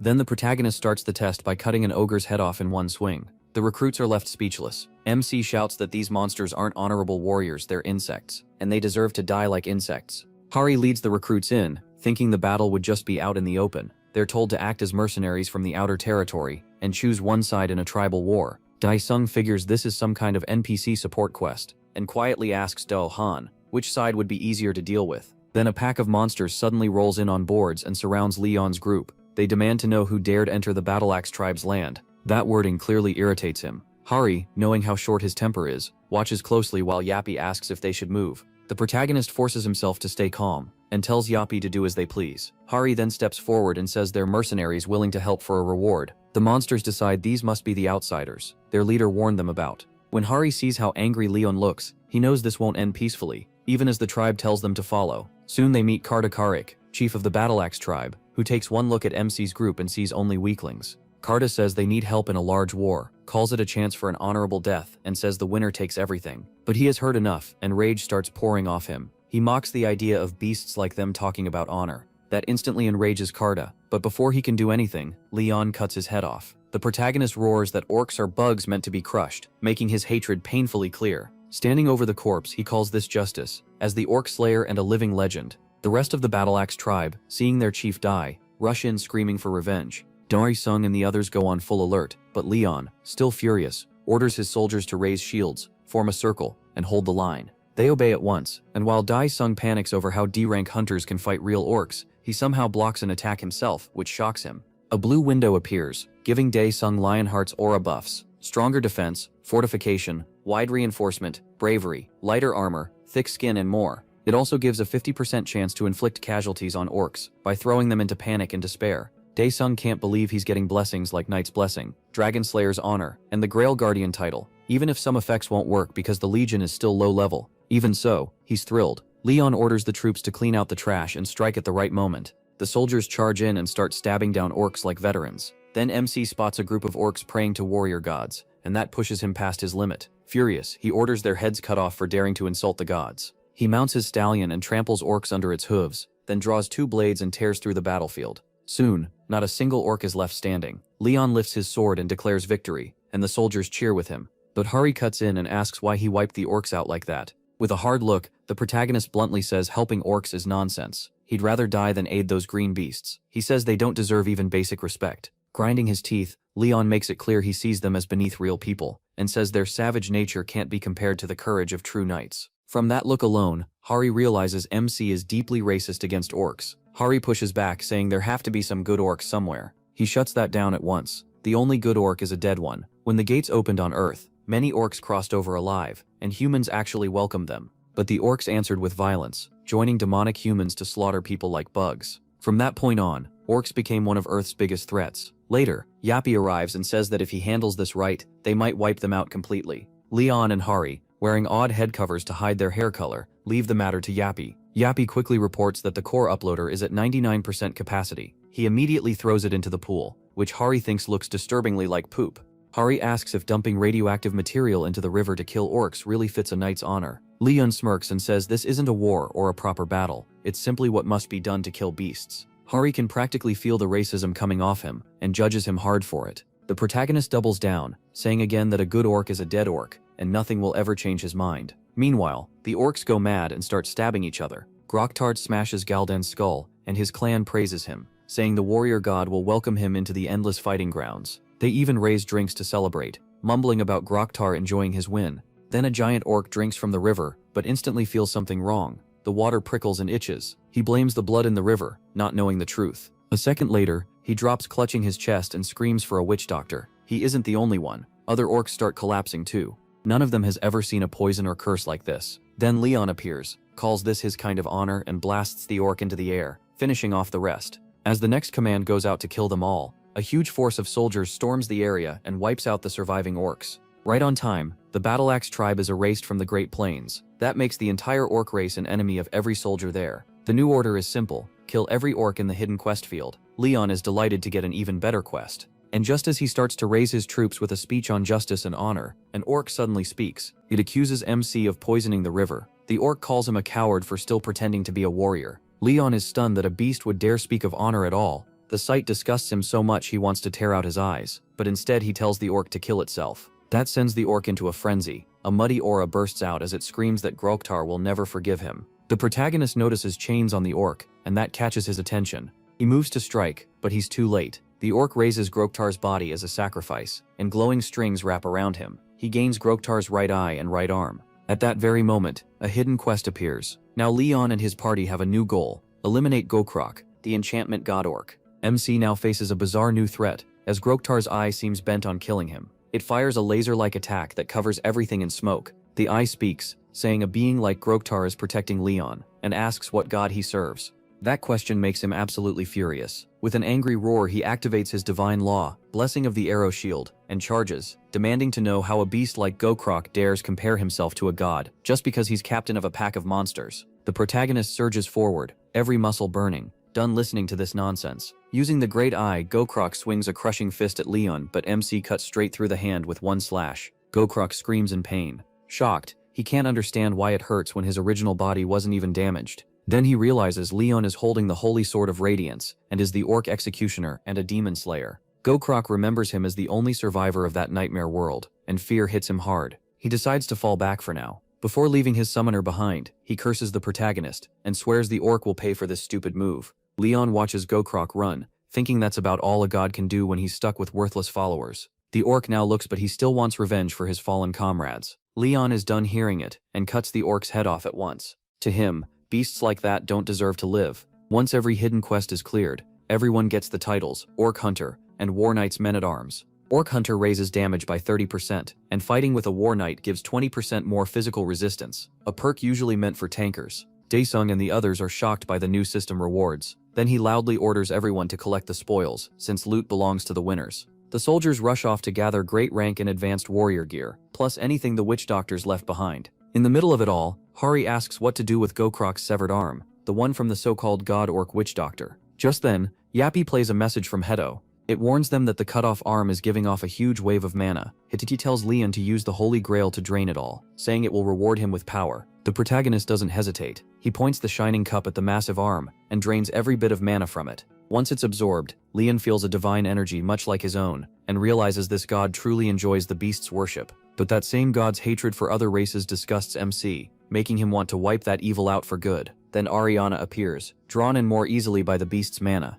She says that power can help restore a sacred item, and Pedos wants to use it on the Holy Sword. Ariana tells Leon to choose from the 4 options. After thinking it over, he picks the Holy Grail. The Holy Sword is already strong enough. His choice is accepted, and the Holy Grail grows stronger. A moment later, Hari runs up to the protagonist, excited to show him something. The only problem is, she has no idea where Yappy went. Then a sudden uproar pulls Leon's attention away. He finds Yappy fully alert, already tying someone up. The man panics as soldiers close in on him, bound so tightly he can barely move. He's even shouting at Yugspinner for trapping him in ropes. MC soon walks over and the man instantly claims Yappy attacked him. Leon warns him that if he talks about Yappy the wrong way again, he'll lose his tongue. That threat leaves the man speechless. Then Yugspinner exposes him as a loot thief, though the man keeps whining that it's all a misunderstanding. He isn't buying it, and has Hari inspect his things. With a cold, judging look, Hari searches his stuff and finds the great orc warrior's heart, the most valuable drop from the orc gate. She asks why he keeps calling it a misunderstanding, when loot theft is a major crime. Leon ignores every excuse and cuts off the man's arm. He says his law doesn't follow this world's common sense. In the Lionheart King's army, this is how justice works. Then he asks if anyone else wants to object before he settles the matter for good. His rule is simple: steal, and you lose your hand. That's the law of the Lionheart Kingdom. People from modern Earth think Leon's rules are hard to accept, but the buffs and rewards he gives are far too good to ignore. And since this gate is basically lawless, many side with the protagonist, believing his harsh rules will keep things fair. Just then, God Daisung respectfully asks MC to let the thief take his arm back and reattach it. He says that would ruin the point of the punishment. Daisung still argues that they come from different worlds, and since the rule was only made clear now, blaming the thief feels unfair. He asks Leon to give the man one chance. The protagonist decides that's a fair request. He tells the thief to be grateful. He has a comrade willing to speak up for him. Then MC pours water from the Holy Grail onto the severed arm, and it grows back right away. Seeing that miracle, Daesung realizes an S rank might be able to reattach a cut arm, but fully regrowing one is on another level. Leon's power and healing are way beyond S rank. Daesung can't help wondering if one person should even be able to do this. He, still disgusted by the thief, tells him to get out of his sight. For now, the protagonist lets him go out of respect for this world's laws, but makes it clear the man has no more rights here. Crying, the thief thanks him for the second chance. MC then says anyone who wants to stay can join his army, and anyone who doesn't can take their share of the loot and leave. After thinking it over, many choose to stay instead of walking away. Daesung is one of them. Seeing their promise, Leon gets ready to begin their training. He tells everyone to take their loot. They're moving out. The soldiers are thrilled, while Hari asks him what he plans to do next. The protagonist says he's starting with physical training. Later, under the blazing sun at the Pantheon, the group gathers near a building. Dohan asks if Doansung really went into a gate, and Doansung admits he just wanted to do something. Dohan tells him he should rest sometimes too, and their small talk goes on, until Hari cuts in and announces Leon Dragonia and Sir Jagged Spinner have arrived. When MC steps in, he congratulates those who passed the simple test. He admits there's a gap between them, but says hard work can fix that. Daesung is stunned that he calls the orc test simple. The protagonist goes on to say they've already faced all kinds of trouble, and from here on their bodies will matter most. So he declares the start of brutal physical training based on his kingdom's standing army manual. The group starts wondering whether this will be normal boot camp or something much worse. Leon begins right away, saying body training means muscle training. Once the muscles are forged, the body can go past its normal limits. He proudly explains that the standing MC adds that Sir Gretus believed people grow stronger by getting beaten more. That statement alone is enough to make the new soldiers lose their minds. Leon shouts that a kingdom's soldiers must be trained harder than farmers. And those words led to the most effective training method. By tearing down the body and building it back up, it heals faster and sharpens the eyes to dodge future hits. Just hearing that makes everyone's stomach drop. Then he gives the order for them to start hitting each other. He actually tells them to beat each other down until their muscles tear and their fists break. He even says broken bones are fine, and Daesung shouts that this insanity will ruin their bodies forever. That's when Leon Dragunov pulls out the Holy Grail and reveals that he is its guardian. Then Dohan tells Daesung his wounds are already gone, and the protagonist explains that every fighter will be healed by the Holy Grail. Its water can restore muscle and even regrow bone. Without another word, Leon sets a 5-hour timer and orders everyone to break whatever they can. No teams, no allies, just a wild brawl with fists and kicks coming from all sides. And if even one person is still unhurt after 5 hours, MC says he'll beat that person himself. After saying that, he leaves Yopi in charge and walks off. The soldiers are stunned when they realize this training manual is basically one huge group beating. A few let out shaky laughs, trying to hide how scared they are. Then out of nowhere, Sir Jagspinner fires a laser blast to scare them into moving. The message is clear: start fighting. He also warns that the armed forces will step in if they disobey Leon. So the soldiers jump into the chaos at once, throwing heavy kicks and brutal punches everywhere. Even hurt, they keep trying to smash each other just to survive the training. In the middle of the madness, Daesung can only stare, thinking everyone has gone crazy. Then someone suddenly punches him in the face, and he gets a real taste of what life under Leon will be like. At 9 in the morning, they begin Gratis's standing army training, the Steel Skin Project. At noon, lunch is nothing but water, salt, and sugar, handed out by him, Hari, and Yopi. The soldiers are horrified, but the manual says it's just enough to keep them alive through the training. Real meals come later, once they're close to becoming true soldiers. At 1 in the afternoon, tactical training begins, where teams of 5 must stop Leon as he charges them on horseback. By 9 at night, all they can do is sleep and recover. Daesung feels like the whole routine came straight from hell. Thankfully, Hari's calm care helps keep things from falling apart. Even so, the hunters still don't realize this was part of Leon's plan all along as they sit and eat. Later, Daesung resumes training in the field, full of fresh determination. As he starts wearing out, he notices the heavy shield and sword are making his swings clumsy. His form feels stiff, so he switches to thrusting since it's easier. The protagonist suddenly appears and tells him he's doing it wrong, ordering him to fix his stance and stab again. Daesung adjusts and tries once more, but Leon still isn't satisfied. After a few more tries, MC points out that Daesung drops his shield every time he thrusts, leaving himself exposed. He also reminds him to guard his ally's right shoulder. He warns him not to lower the shield so far that it blocks his own sight. When Daesung asks why, the protagonist explains that a badly held shield creates an opening monsters can exploit. Daesung carefully asks if MC's plan is simple. Soldiers pin the enemy with shields, then knights rush in to finish the job. MC answers with just 2 words: hammer and anvil. That's the strategy, and he's not arguing about it. Daesung still isn't sure, and points out that a tactic like that might fail against monsters. That clearly annoys him. He snaps, asking if Daesung really thinks he needs lessons on fighting creatures from another world. Feeling the pressure, Daesung quickly drops it. The protagonist makes it plain: he's fought these kinds of monsters more times than he can count in his own world. Compared to what he's seen, the ones here are basically harmless pets. He's dealt with giant monsters before. Leon goes on to stress that hunters need many ways to fight if they want to survive all the different monsters out there. Daesung realizes staying alive means learning how to adjust when things go wrong, and that only comes from real battle experience. After decades of war in service to a goddess, MC carries the kind of winning spirit that can turn any battlefield in his favor, no matter what weapon he's holding.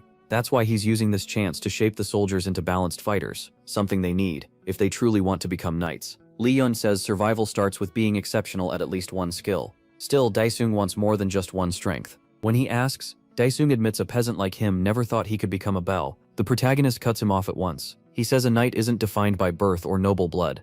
A knight is someone who accepts a hard road for a noble purpose. A knight protects others, stands for what is right, and keeps moving forward no matter the cost. They swear lasting loyalty to the goddess and the people, so anyone can become a knight if they have the courage and heart to carry that vow. Leon adds that he'd respect anyone with that kind of resolve. For Daesung, some of that old prejudice starts to fade, and becoming a knight finally feels possible. Meanwhile, at the United States Magic Tower, Master Reynold is glad to see the ancient crystal working again. Like always, it asks for offerings in return for wisdom and truth, but Reynold notices its voice sounds slightly different this time. Then the crystal makes a strange request: put a space jump spell on it, so it can launch itself into space if things go bad. That's when it admits how badly it wants to stay away from Leon. It even says it never would have appeared if it knew MC was involved. Angry and hungry for revenge, the crystal starts planning his fall. It insists now is the perfect time to strike, while he has no army with him. It urges Reynold to enter the same gate the protagonist did, hoping Leon dies in there for good. Next is the Pantheon Guild's Standing Army graduation ceremony, where MC plans to raid a yellow gate using only trainee soldiers. Hari and Yappy won't be joining the raid,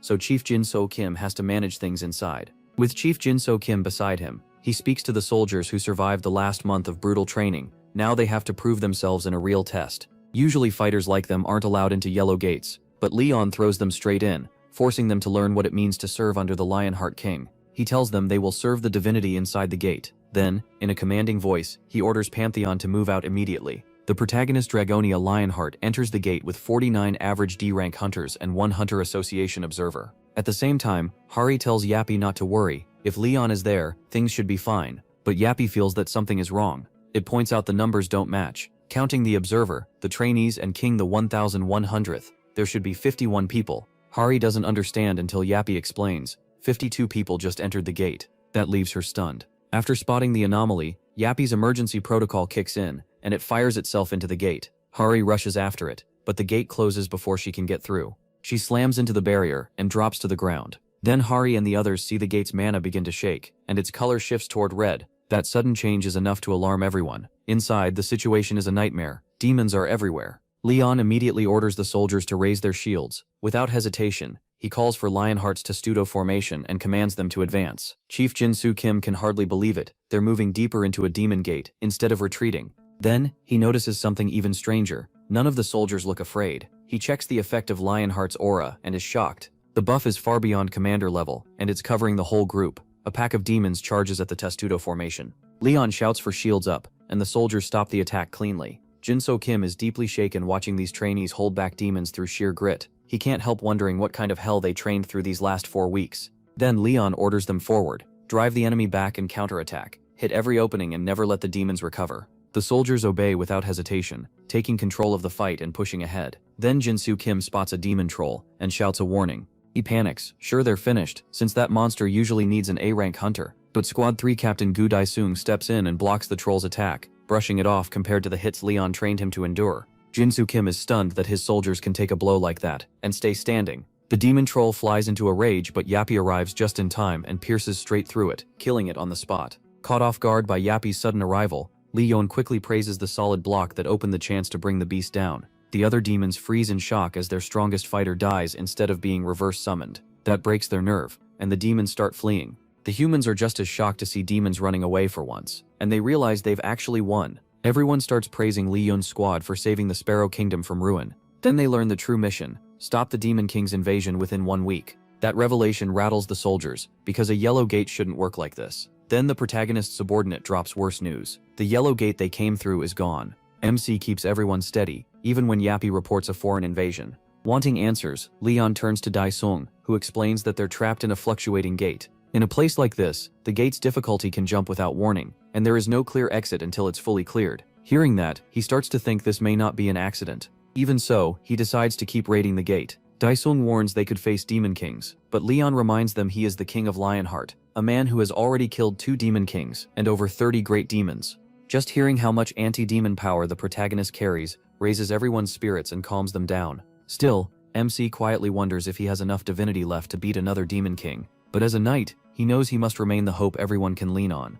Elsewhere, the crystal lets out a warped laugh, mocking Leon for growing weak like an ordinary human. Reynold asks if it's time for his descent, but the crystal cuts him off. It reveals that the demons of mating desires have spent 100 years creating something made specifically to kill him for good. So the Sparrow Kingdom, a peaceful land proud of more than 1,000 years of history, was suddenly pushed to the edge. The demons invaded again and again without stopping. In the end, only the palace remained, and a few survivors clung to their last bit of hope. Tiansung explains that every gate has its own theme and setting, but this one also has a time limit. Normally dungeon breaks happen when monsters are left alone too long, but in timed quests, the gate closes once certain conditions are met. Even so, Leon changes his mind and asks Jinsu for permission to let him and Yappy step in. Jin So Kim stays calm and approves, saying the president already prepared for the worst-case outcome. Leon also brings up hidden quests, which shocks Daisong. When asked why, the protagonist plainly says he wants to kill the Demon King. Later, MC notices the demonic energy from the demon troll is too weak to keep a proper link with Pantheon.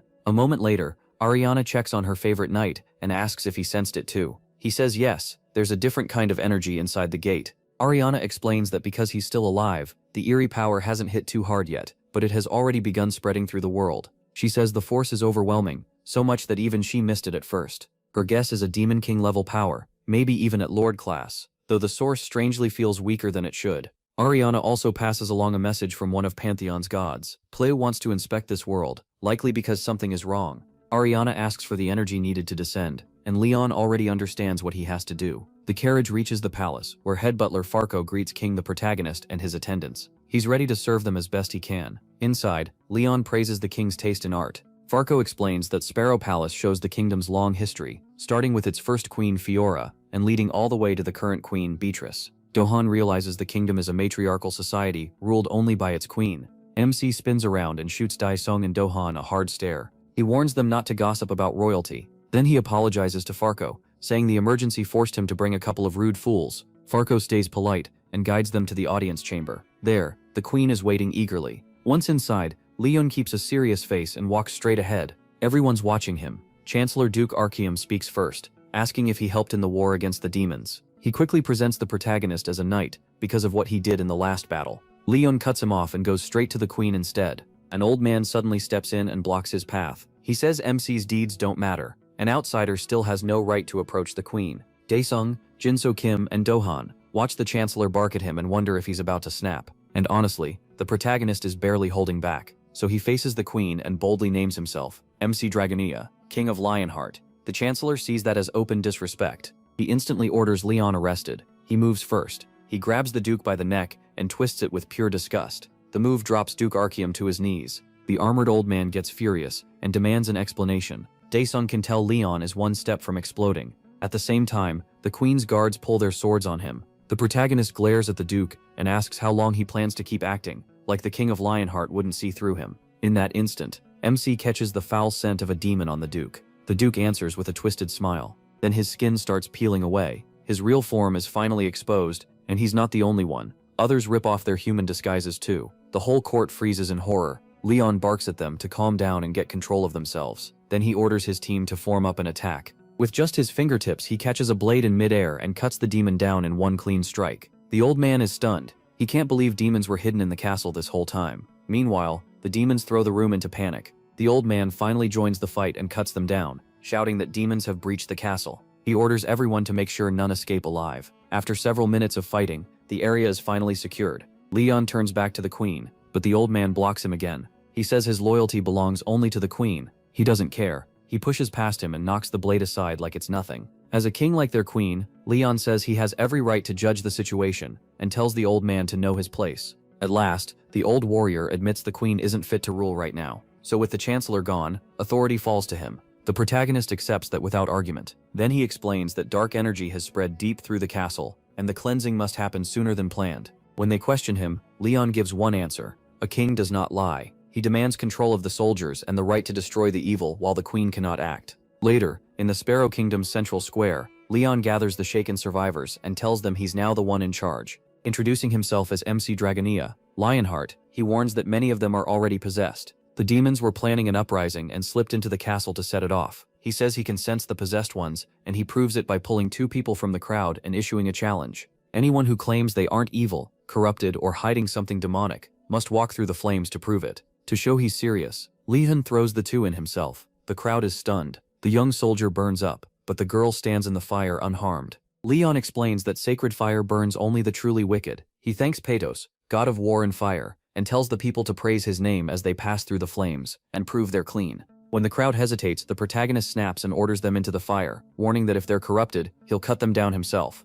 In a panic, the people rush into the flames, exposing the demons hiding among them. The demons snarl that Leon won't die easy. They badly misread his temper. MC erupts, raging at the parasites for feeding on human hearts and posing as soldiers. He won't let that pass. Burning with anger, he swears they'll scream before this ends. That's when the demons realize they chose the worst possible enemy. Their whole infiltration plan collapses and burns. From the side, Reynold watches everything. Even Crystal admits Leon is terrifying. Later, the protagonist stands before the people of the Sparrow Kingdom with a savage demon tied beside him, telling them not to be afraid. As long as he's here, no evil thing will touch them. He explains that demons twist the minds of good people. A boar-faced demon suddenly laughs and says nothing can stop their ruin and corruption, but Leon silences him by chopping off his head. He continues, saying that when people give in to fear and temptation, evil spreads fast. That leads to hunger, sickness, delayed marriages, gambling ruin, and broken homes. The demon tries to whine that it wasn't his fault, but MC cuts him off before he can finish. The people's anger explodes as they realize demons caused so much of their suffering. When the demon tries to interrupt again, Leon flicks its forehead like a hammer strike. He says demons slip misfortune into human lives, bringing pain, loss, and suffering. Then he eases their fear, revealing that Petos, god of war and fire, gave him divine flames. Leon suddenly calls a red-haired boy out of the crowd and tells him to take the flame. He orders the boy to punish the demon for its sins. The kid hesitates, and he sharply asks if he actually pities a demon. The boy fires back that demons killed his father. The demon threatens him, swearing it'll haunt him forever if he touches it. The protagonist shuts it up with a hard smack, and the red-haired boy swings the fiery weapon. The blow sets the demon's head on fire. Those pitiful threats only make Leon angrier, and he roars for the demon to keep its mouth shut. Later, Baltars, the demon of pleasure and corruption, is tied up in a cell. He knows he spent 34 years corrupting and tormenting humans, but never imagined ending up here. Then Yappy appears, and Baltars panics, realizing he can't corrupt a machine. Yappy demands answers, but Baltars only laughs and mocks him. With no time to spare, Yappy declares Captive 14 uncooperative. Right away, soldiers step in. Baltars isn't afraid of death, but the second they bring out holy water at 15% strength, he starts shaking. Seeing that reaction, Yappy decides the holy water may be the key, and splashes a large amount on Baltars' face. It burns him so badly, it looks like his soul is leaving his body. Even while Baltars screams, Yappy repeats that he is still uncooperative. No matter how much the demon begs and claims he knows nothing, more rounds of holy water follow.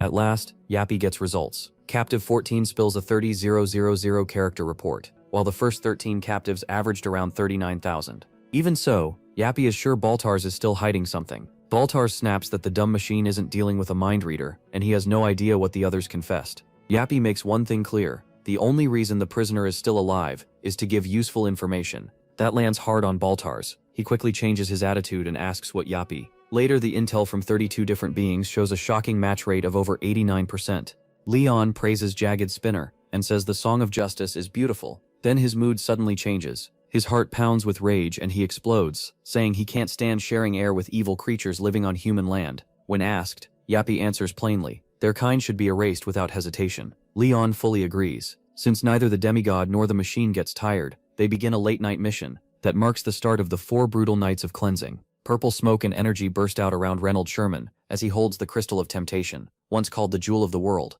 A few prostitutes are nearby, and the crystal quickly warns Reynold to stay careful. Places like this can corrupt a mortal fast. Reynold listens and keeps himself under control. Then he encounters a 6-armed figure radiating pure terror. The sudden pressure in the air nearly overwhelms Reynold, and the crystal warns him not to look at the crown. Soon, Reynold comes face to face with Androgyne, the great demon of pleasure and corruption, a creature with no sense and no spine. This goblin, drunk on sudden success, gets an offer so tempting, even the crystal can't ignore it. The demon beast completely loses its mind over the proposal, roaring in anger. It reminds the crystal that their lord and the great demons are already dead, and that the crystal is nowhere near Androzyne's level. Androzyne tells it to drop the pride. He's sure the crystal's lord died in the Great Ascension 180 years ago, just like his own, and the crystal knows how brutal that time was. 180 years ago, the 5 evils joined forces for the first time to conquer the world. It blew up in their faces and became a disaster, ending with 3 demon lords dying horribly. Now, even the demons who still remember that time are terrified of Leon. Clothes torn and fury boiling over, MC charges ahead like a wild beast out for payback. That alone is enough to make the demons panic. More than 10 million demons were slaughtered. The crystal admits it's one of the rare few that survived that paradise-like place. Androgyne asks if the crystal really knows what happened back then, and it snaps back, calling him a slave to his urges, and bringing up the offer he couldn't refuse. The beast growls and tells him to say it already so he can bury that bastard. The crystal mentions Androgyne's latest command from the most honored great demon.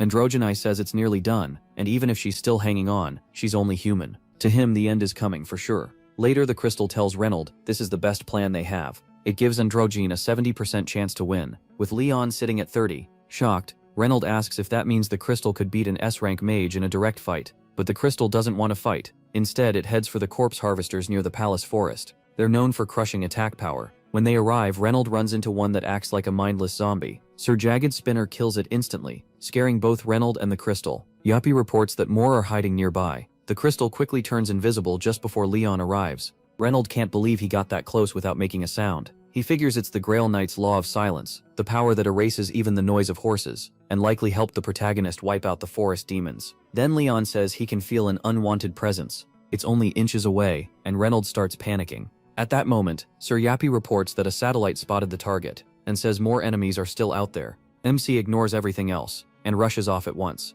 Reynolds drops to the ground, gasping after that close call. Later, he bathes while thinking over the demons of pleasure and corruption. To him, they're just twisted perverts chasing sick desires. What bothers him more is this: so many of them, even strong and elite ones, got inside the palace. That makes him sure the great demon is hiding there. Then a woman's voice suddenly comments on the nasty smell of blood. It catches Leon by surprise. She gently tells him he should rest. The woman standing before the protagonist has a presence that's hard to ignore. Her beauty draws attention without trying. People lower their guard around her without even noticing. Leon realizes she's not just beautiful, she's dangerously charming, the kind who pulls people in before they know what's happening. She introduces herself as Beatrice Alagier Sparrow, queen of a small kingdom. MC answers with his own name and title, the King of Lionheart. Right then he understands how dangerous her presence is. She may not mean harm, but even he didn't notice her influence at first. Beatrice tells him not to be so tense. She's only here to meet the man who saved her kingdom. Even so, Leon knows this meeting feels wrong. The timing, the place, none of it fits a queen visiting him like this. Then Beatrice quietly reveals that she's under watch. The general and his knights act like they're serving her, but they're really keeping her trapped and watching everything she does.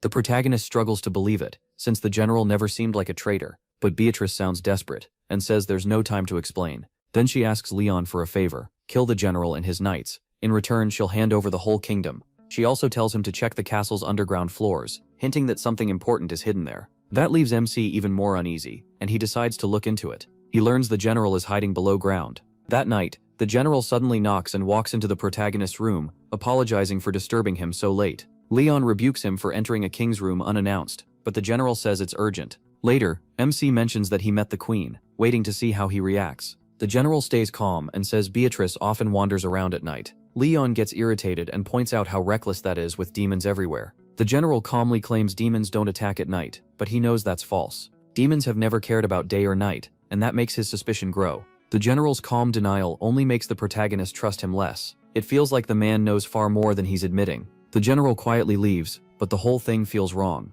The queen said she was being held prisoner, yet the general acts like nothing is happening. His reaction doesn't match her story, and Leon becomes sure this castle is hiding something. To find the truth, MC decides to search the underground levels himself. At the same time, Sir Spinny appears at the window behind him. He asks for his help. Outside the castle, things get worse as dark forces gather by the walls, loud and ready to strike. Their leader promises rewards to whoever breaks through first. The horde howls and charges, hungry to destroy, spread pain and taint everything in its path. Then a spear suddenly cuts through the air, fast, sharp, and filled with Leon's rage. As it flies, everyone feels its power and the fear behind it. After that, the protagonist appears, burning with anger, and stares at the creatures around him like they're too foolish to understand life or death. He wonders how beings that have never faced death could ever grasp the lesson he's about to teach. To him, they're insects ruled by instinct and desire. Leon declares himself the King of Lionheart and swears to show them the evil of this world. As a representative of the Pantheon, he believes it's his duty to teach them the value of life, something they clearly don't understand.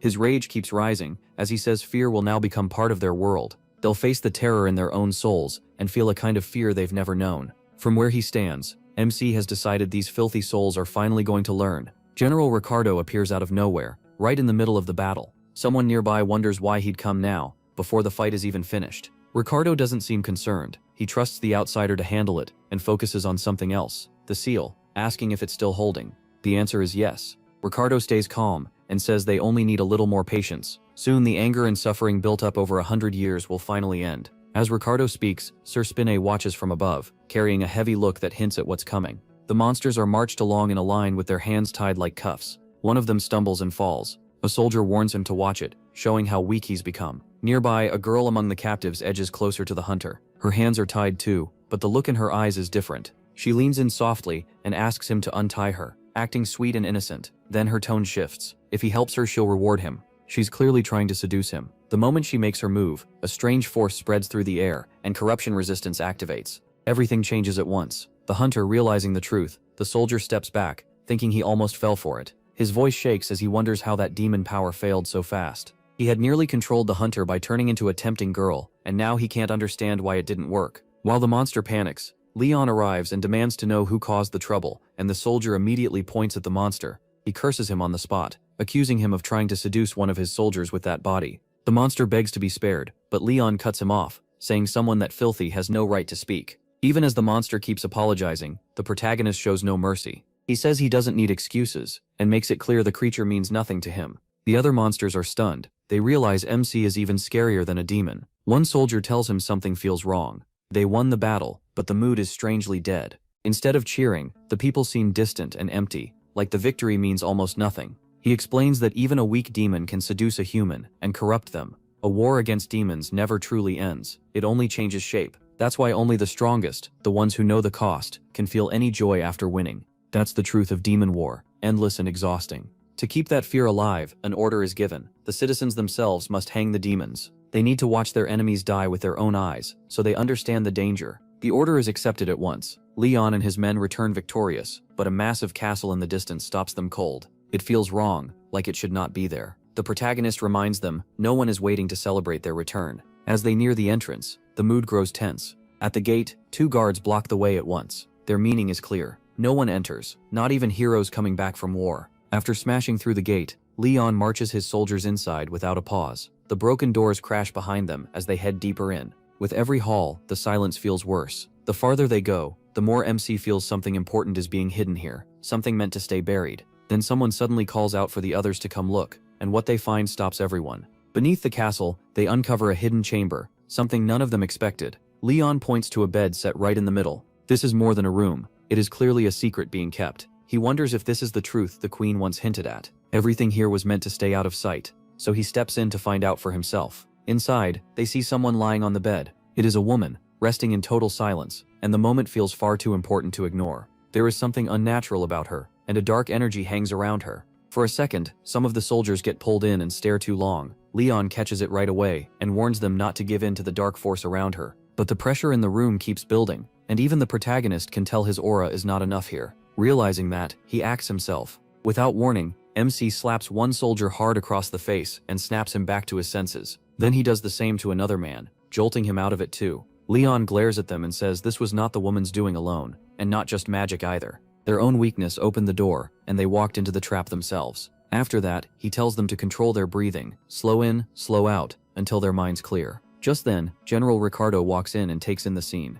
He seems impressed that the protagonist was not lured in like most people would be. Ricardo also notes that all of them are still standing firm, then says it may be because years of war made them used to this kind of demonic temptation. MC explains that the queen's charm is not simple beauty. It feels like a curse, and he has seen power like this before. It belongs to the Lady of Pleasure, a demon that can tempt any living being. That power slowly drags people into darkness and corrupts them before they even notice. Still, something does not add up. As much as Leon hates demons, he does not sense that same evil from the queen, and that makes him stop and think. Then he takes a breath and speaks softly, calling on a divine force tied to dreams and death. With full respect, he asks for its blessing, not as a common man, but as a guardian and a knight. At once the air shifts. A powerful voice answers, naming him Ariana's knight and the true owner of the Lionheart. The divine force accepts and stands with Leon, king of the Lionheart. The protagonist greets the being he summoned, Playu, the divinity of dream and death. Player recognizes him as Ariana's knight and the true owner of the Lionheart. Just as MC hoped, Player appears before him, then senses the energy in the room and confirms that something is deeply wrong because the demons of corruption have spread their influence here. Inside this endless dream, they are warping minds and building a fake world filled with corrupt awareness. Player says dreams are not meant to last forever. Sooner or later, someone has to wake up, and now it is time to strip away the illusion and expose the truth. Whatever is hiding here must reveal its real form. Player strikes the lamp-like object above and the blast hits Ricardo. A dark force bursts out of him, a demon soul hidden deep inside. Everyone stares in shock as the warped spirit is torn free from Ricardo's body. Player's power drags the darkness into the open. Now that Leon can see clearly, everything finally clicks. He understands why nothing felt right, and why he could not sense the danger before. This is not simple temptation, it is a form of authority, power strong enough to create a whole world. He finally sees they are trapped in a false reality built by corruption, and he has to break it to reach the truth. The queen lies there wrapped in strange magic. Someone whispers not to wake her, saying both she and the seal must be protected. Then a soldier shouts that more Death Knights are coming from behind. Leon notices one of those Death Knights feels different. Unlike the others, this one is calm, not wild with rage. That detail makes the protagonist realize something important. This dream likely started with the queen, and if he reaches her, it may collapse on its own. MC warns Ricardo that moving ahead now means fighting alone, and it may break a knight's honor. Ricardo admits he gave up that kind of honor long ago. As enemies close in from both sides, Leon stands his ground, ready to fight no matter how many come at him. He studies the undead knight in front of him, and is surprised that the man still holds so much strength even after death. This knight still clings to twisted honor and pride. He speaks of the queen and says Leon's single strike had already beaten the royal bodyguards. He tells him to wake up from this dream and warns that if he does not, he will stay trapped in it forever. As the protagonist thinks over the knight's words, he starts to feel that while many broke their vows, the apostles may have stayed loyal, and that shakes his view of everything. After all, Queen Beatrice had asked him to kill the apostles, and now that does not feel right. He begins to understand that the truth is far more complicated than it first seemed. Piece by piece, Leon realizes the queen is not the villain here. Then Ricardo's Death Knight reveals the truth. The queen made a deal with a demon. The knight explains that Beatrice was brave, but she was pushed into the pact. She agreed to carry the essence of corruption and relive the kingdom's fall for 100 years. In return, the demon promised to spare her and her people, as long as they did not fully fall to corruption. Her kingdom was already near ruin, and Queen Beatrice had no real choice. Even knowing it was a trap, she accepted the deal, hoping to save her people from something even worse. 5 years into that pact, Queen Beatrice begins to feel both, but that does not last. Corruption starts spreading. People lose their minds, turn violent, and become obsessed with the demon's twisted pleasures.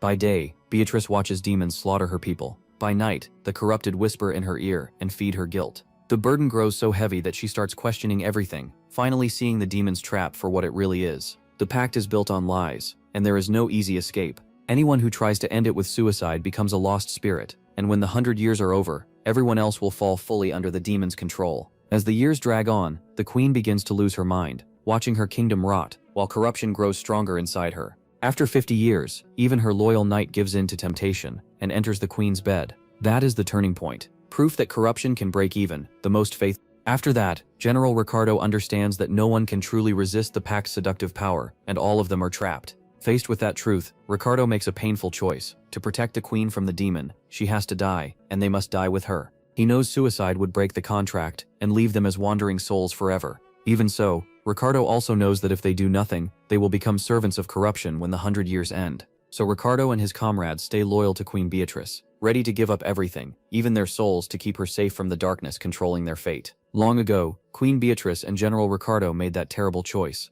They took their own lives and became Death Knights to resist her demonic temptation. By doing that, they became immune to the curse and sealed her away to protect her. Since then, 80 years have passed, and they could only keep her asleep for half a day at most. Their loyalty was so deep that Leon finally understands why Queen Beatrice once asked him to kill them. It was mercy, not hatred. Plo reaches toward MC and asks if he can feel the darkness rising. He feels the heavy pressure around him and knows the demons are waking up. He braces for the fight ahead. Leon urgently calls his troops and orders the Lionheart warriors to rise. His soldiers slowly awaken to his voice. They've slept for ages, but now they're needed again. One after another, they get up, ready to serve. Then a chilling voice rings out. The demon has arrived. He stands there calm and sure of himself, like he's been waiting to finish this. At the same time, a soldier rushes in, yelling that the demons have broken into the castle, and there are far too many of them. They seem to be everywhere. The commanders immediately order everyone to raise shields and take position. The knights are afraid, but they still get ready to fight. Even with fear creeping in, they trust Leon. He tells them to hold the line and leave the rest to him.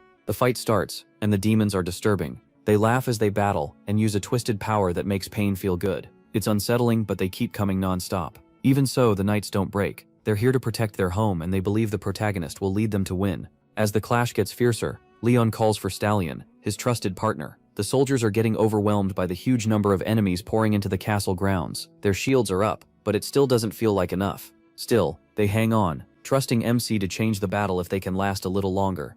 One soldier starts looking around in panic for their king, but he is nowhere in sight, and doubt begins to creep in. For a second, it feels like everything is lost. These are pleasure demons. They're not that dangerous one-on-one, but their real threat is how they affect others. Their power eats away at a person's will, making them hard to resist. Leon knows this trick well. Strong pleasure demons use numbers to overwhelm, distract the mind, and weaken the body. He realizes he needs more power. What he has now isn't enough to break their protection. For a moment he hesitates, unsure he can pull it off in time, but he forces that doubt away. This ends here, and he knows what he has to do. The protagonist orders everyone to charge, and the soldiers surge ahead with his voice guiding them. Then General Ricardo wakes from the long nightmare, and the illusions disappear. He remembers everything and rises at last, free from the curse. Leon can tell Ricardo's loyalty to the queen still burns deep inside him, and he respects that kind of devotion, standing before a king from another land. Even after all that pain, they still believe MC can change things, and they're willing to place their hopes in him. Leon silently vows to carry those hopes, and prove their trust was not a mistake. In that moment he is more than a fighter, he becomes hope itself. Then the protagonist calls on the divinity of war and fire. Even when demons overran the world, and the gods had to retreat into his heart, MC never wavered. Now, with everything close to falling apart again, he asks for strength. He bears not just the will of hunters, but also the hopes of the Queen's loyal knights, and he refuses to let the darkness win. Leon will not step back, because if he falls, the last fire of hope goes out. So he keeps carrying that burden, as always, staying on the front line to protect everyone, until they can move on without him. Through every hardship, he keeps pushing towards something better, no matter how hard the road is. The protagonist, the Lionheart, steps forward and calls on Patos, the divinity of war and fire, asking for battle flames to burn away the evil around them. As his god's finest rider, Leon moves with purpose and answers that duty. The battle grows fiercer, and then a legendary golden lion appears, glowing with overwhelming power. The beast moves with pride and strength, carrying a saddle made for MC. Leon thanks his fallen companion, and tells Stallion to rest. Taking command, he calls his allies to follow him, promising to lead them to victory. Then he charges straight into the front lines alone, fearless and determined. The demons rush to bring him down, but Leon hits back without fear, mocking them. They know nothing about the power of cavalry, and he's about to teach them. The protagonist drives forward, and to him, battle means more than a charge. It means fighting with sword and spear with everything he has. Power gathers around MC, and the skill's strongest attacker activates, making him even harder to stop. The demons panic because no matter what they do, they can't slow Leon down for even a moment. In fear, Androgyne screams for the magic cannons to fire. Explosions tear across the battlefield, but he doesn't stop. He shouts that relying on long-range attacks is cowardly. Real courage is fighting face-to-face. At that moment, a divine blessing spreads through his army. Arrow nullification activates, making them immune to arrows and magic shots. Shielded by divine power, the Death Knights keep pressing forward. The battle starts to turn. Leon's side gains more support. Their charge and attacks grow stronger, and the enemy's defenses weaken.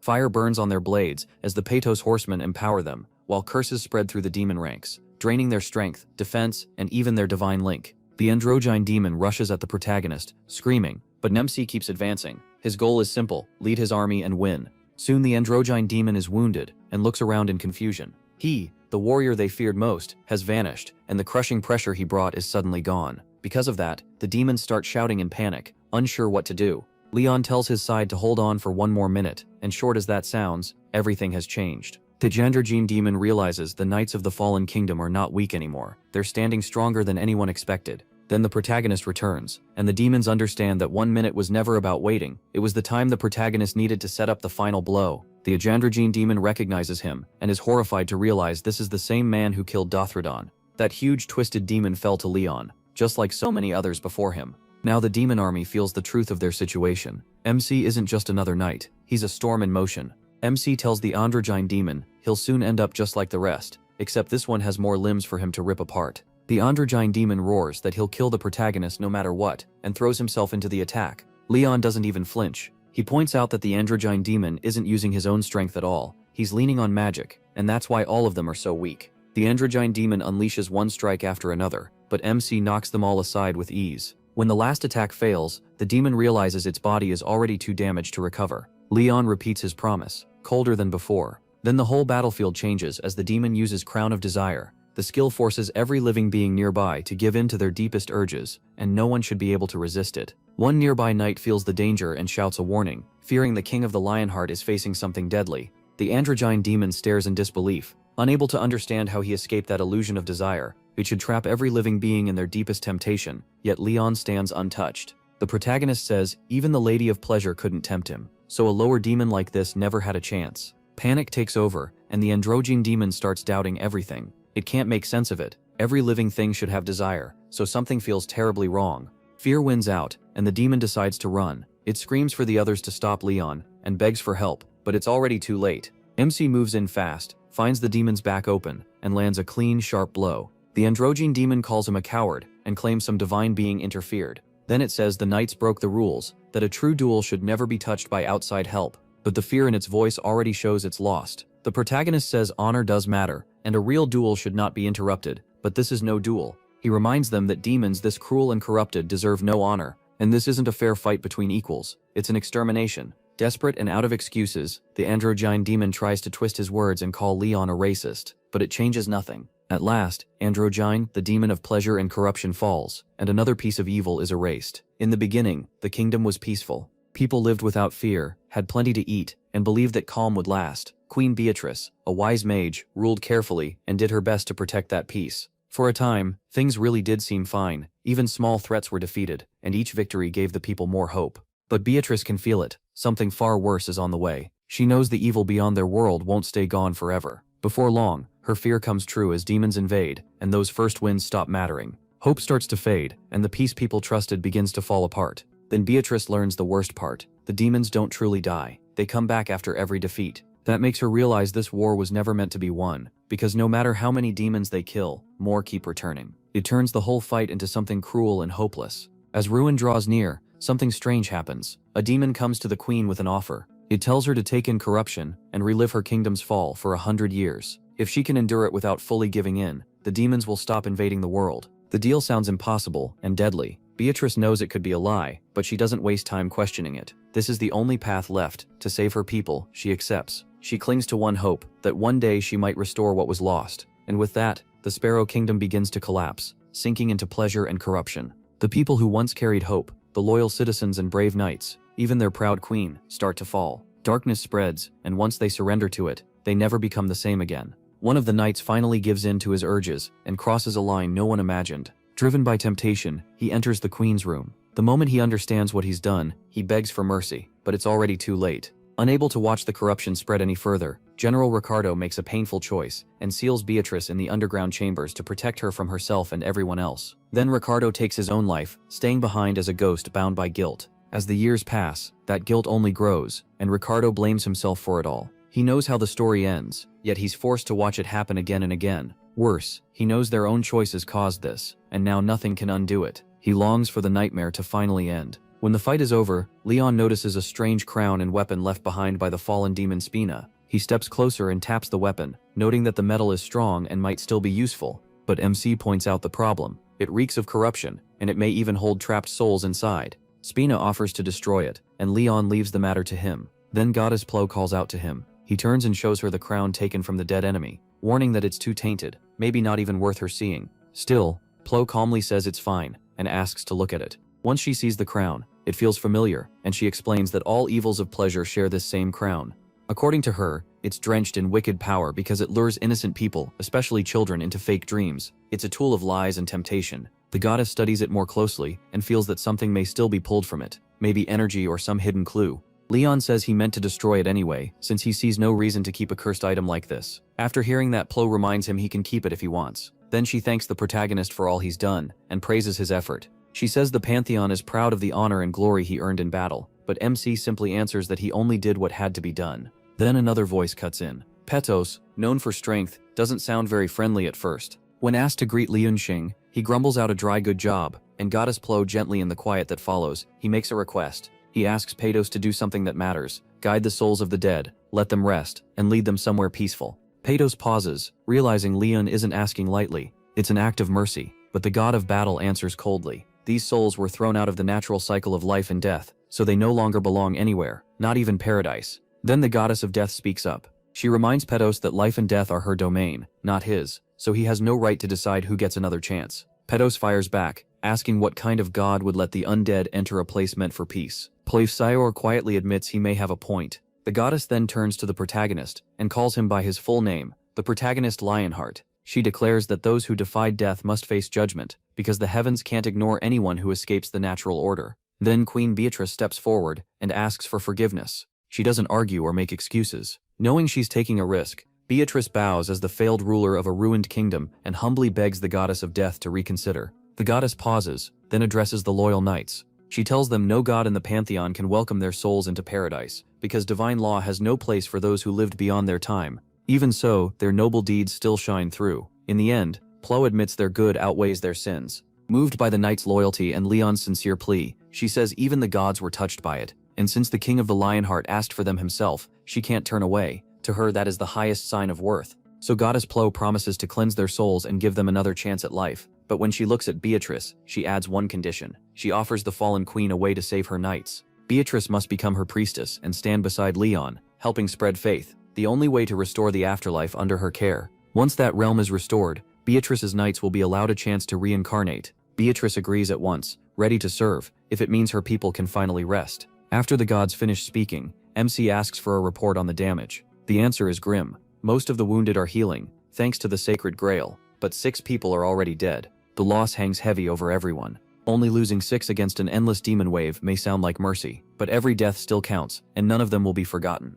Leon stands in silence and offers a prayer for the fallen. Then he calls on the power of pathos and fire, asking that the dead be guided onward. If they carry any sin, he hopes it will be cleansed. More than that, he wants their courage honored and their strength remembered. He pictures them now, feasting beside the gods, as their bravery is rewarded. But there is still work to do, so he orders a list of the dead to be made, so their families can be told and their names remembered, even by the gods. As Leon and the others get ready to leave, a divine gate to paradise opens, but the system stops them. One by one, the souls are denied entry, for too little faith, too little honor, or because they still aren't ready. Then the impossible happens, when the king of the Lionheart speaks a blessing. His words carry divine weight, and the gates finally accept them. Wrapped in honor, the fallen pass into paradise. The Hunter Association sends every hunter it can to deal with a sudden, unstable gate, unlike anything they've faced before. As the days drag on, fear keeps rising. Then, after a week inside, the hunters finally come back. Relief spreads through the crowd when they hear the gate was cleared, and some survived.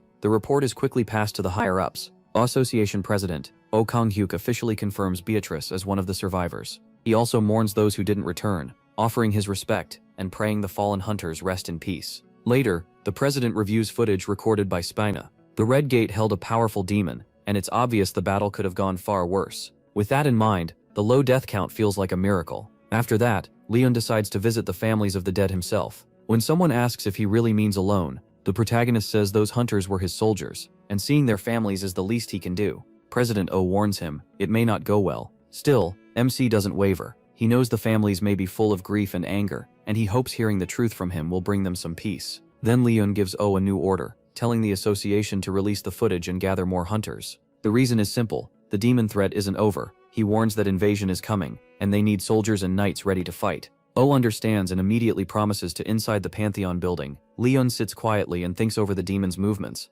Each one feels more suspicious than the last, and he knows this is no small threat. Something is wrong and they need help fast. This time, the protagonist won't send someone else. He decides to go himself, because he can't just watch from afar. When MC arrives, the guards and holy servants greet him with deep respect, calling him the greatest Grail Guardian. Anjak, a high-ranking soul in paradise, steps forward, and Leon asks how he's been doing there. Anjak says paradise has been peaceful, all thanks to his protection. The protagonist looks over the familiar faces, Sir Gildas, Sir Antok, and the other old comrades. Glad to see them well, he tells them they all look good. One of them laughs and says he would have come sooner if paradise was this nice. MC shuts that down, reminding him this peace was bought with many lives. Then he meets Argon, the former king of the Lionheart. Leon apologizes for bothering him, but Argon says it's fine, they share the same spirit and duty. The protagonist asks if any new souls have arrived. Argon says none came for 180 years, but the recent ones are being cared for well. With that settled, MC reveals why he came. The crisis is urgent, and he needs the gods' guidance. Argon understands at once and says he'll help. Leon has to go through the forest to reach them. He also lets him ride his trusted horse, Pythelion. As the protagonist sets out, he thinks about the day his duty finally ends. Maybe then he'll run free with Stallion. Until that time, he has to keep carrying the burden. MC reaches the forest in the paradise of the dead, home of the ancient sages. The trees seem to know him, welcoming the Lord of Dragonia and bearer of the holy relics. Even so, Leon steps in with humility and apologizes for entering their sacred land. The sages welcome him with respect, seeing not just a king, but a protector, even the gods are thankful for. He looks for Gunrar, the youngest sage and an old friend. When Gunrar appears, they pause in silence, sharing the kind of understanding only old friends have. Gunrar asks what brought Leon here. The protagonist says he needs something important. Gunrar's seedling, not for glory, but for a reason tied to saving the world. He reminds Gunrar of the past. When MC first came to the paradise of the dead, Gunrar never planted a seedling for him like he did for others, likely because MC was never meant to stay. Seeing how serious he is, Gunrar listens as he explains that demons have started invading Earth, and his last mission proved the threat is real. Worse, the enemy knows Leon is still alive and is spreading ruin from the shadows, just like in the Empire. If nothing changes, Earth could end up the same way. Understanding how serious this is, Gunrar reminds him that the protagonist alone can take something from this realm back to the living world. So he entrusts MC with the rare seedling. As they part, he thanks his old friend. The reunion stirs old memories, but he can't stay on them. Before Leon leaves, Gunrar gives one last warning. don't come back to the world of the dead too soon. Right before the protagonist departs, Gratis, Anjak, and the former king step forward with gifts. The former king gives him a pair of old reins once used by a legendary beast tamer who could even control monsters. Though they were buried with him, he wants MC to take them now. Next, Sir Gratis offers something unexpected, an old war manual on using common serfs to fight and even kill giants. Leon recognizes it right away. Gratis jokes about the old days, when 300 of 500 serfs died in one successful campaign. Last, Anjak presents a holy relic that once belonged to a saintess. He hesitates, but accepts it, knowing it's meant to protect him, until his sacred sword is reborn. Anjak reminds him no one would dare question the chosen agent of the Pantheon. Leon accepts every gift with thanks. They're more than tools, they carry loyalty, shared memories, and faith in what's coming. After that, he stops at Beatrice's door, and politely asks to come in. Amused by how formal he is, Beatrice teases him for being too stiff, then invites him inside. Once in Queen Beatrice's room, the protagonist apologizes for not giving her a better place to stay. He feels a queen from a fallen kingdom deserves better, and asks her to forgive his poor hospitality. Beatrice tells him not to worry, but Leon notices her aura. The divinity inside her is fighting the corruption, yet it still can't erase it completely. For now, they need to keep that fragile balance, and Beatrice accepts it quietly. She offers a farewell drink for the fallen knights, small, but all she can give right now. As they drink, Leon asks how she's settling into this new world. Beatrice admits she still needs time, because everything feels so different from home. MC tells her not to force it, and says she should keep her resolve, and make her own path. A king, in his view, must follow his own virtue. He adds that criminals must follow the king's rule, and Beatrice says that sounds more like an invader's way of thinking. Leon gently tells her it's not the same. Hurting the world for selfish desire is what an individual does, but guiding and helping the people is the true way of the King of the Lionheart. Beatrice hears that and realizes it takes a mindset like his to fight demons for centuries. She also sees his enemy is bigger than demons alone. He confirms it. He's carrying out a mission given by the gods. Then he invites her to stand beside him, asking the Queen of the Sparrow Kingdom to join his journey. Beatrice feels she owes Leon deeply for saving her kingdom, and knows she can't refuse. She agrees, but asks one thing first. She wants the protagonist to teach her how to destroy Ki, the archdemon of pleasure she clearly hates. MC gladly agrees, saying he'd be happy to wipe out something so filthy. He even admits he enjoys destroying evil with the divine laws, demons fear, and Beatrice quietly admires that fierce side of him. Beatrice says the Sparrow Kingdom used to execute demons by boiling them, hoping the pain would scar them since they always come back. Leon approves. Demons fear pain most when they feel it themselves. Then he eagerly asks if she ever drove nails under a demon's claws, saying that made them scream the loudest. Without missing a beat, Beatrice says she used to skin demons and roll them over nails instead. The protagonist laughs and calls that method creative. Their grim talk is cut off when Hari suddenly rushes in and greets them with respect. Leon casually tells Hari to pour some tea, and Beatrice asks for something warm. While Hari serves them, MC gives her a new job. She'll work for Queen Beatrice for a while. Beatrice tries to refuse, but he insists a queen should be served properly. She turns to Hari and asks if she is indeed Hari, and Hari answers nervously. Beatrice can feel a strong power from her, and Hari wonders how she noticed her exclusive skill so easily. Leon then tells Hari to swing her sword. Since she's served him this long, he says it's time she got proper training. Honored but tense, Hari draws her blade and swings. The protagonist immediately says the motion is too big, and Hari freezes. He explains that a sword needs power, but the movement should stay short and exact. After showing her the right range, he orders her to repeat it 10,000 times a day. Leon asks Beatrice what she thinks, and she says Hari doesn't control her fire energy well enough. Fire spreads by nature, so simply packing a sword with fire mana and swinging hard won't do. She needs control. Her flames should move like part of the blade, not just look flashy. Beatrice tells Hari to focus the fire carefully. When she releases it, the strike should be aimed with purpose, almost like a precise stab. To show her, Beatrice raises the heat with one simple motion, making it look effortless. She asks if it seems easy. Hari can only think that it absolutely doesn't. Later that night, Hari's head is spinning from everything she still has to do. She needs to report to the section chief and president.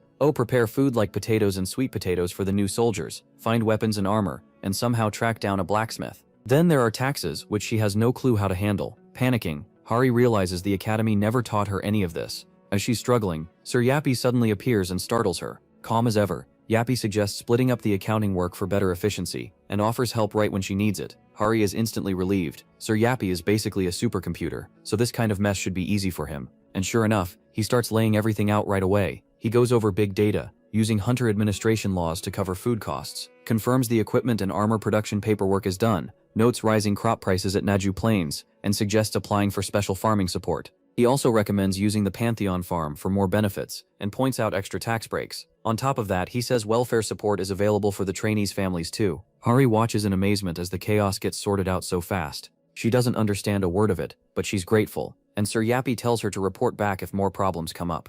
Feeling a little braver, Hari asks one more thing. Since she'll be serving Queen Beatrice, should she get proper clothes? Sir Yappy bluntly suggests a maid uniform, which leaves her flustered. In the Lionheart Kingdom, where the culture is close to medieval Europe, that's normal for servants. Sir Yappy says his analysis shows a maid uniform is the most reasonable choice, and Hari feels better, since she was worried she'd get mocked for looking like she's in cosplay. Sir Yappy offers to order a sensible maid uniform based on his big data, and Hari quickly agrees. What Hari doesn't know is that Sir Yappy's big data comes from online fashion trends. Not knowing how online shopping really works, Sir Yappy buys the top-ranked item, a flashy, heavily censored rainbow maid set pushed by reviews like "Boyfriends love it." Trusting big data alone turns into a huge mistake, and Hari has no clue how weird the trend behind it really is. At Hunter Academy, top student Jahello looks at the crowd and says way more people came than he expected. Nearby, Suko from Class A agrees and thinks back to what happened a few days earlier. It began when Leon came to the academy. He said he wasn't there to recruit regular soldiers, but future knights. Then he offered to teach swordplay, spears, riding, and even theology.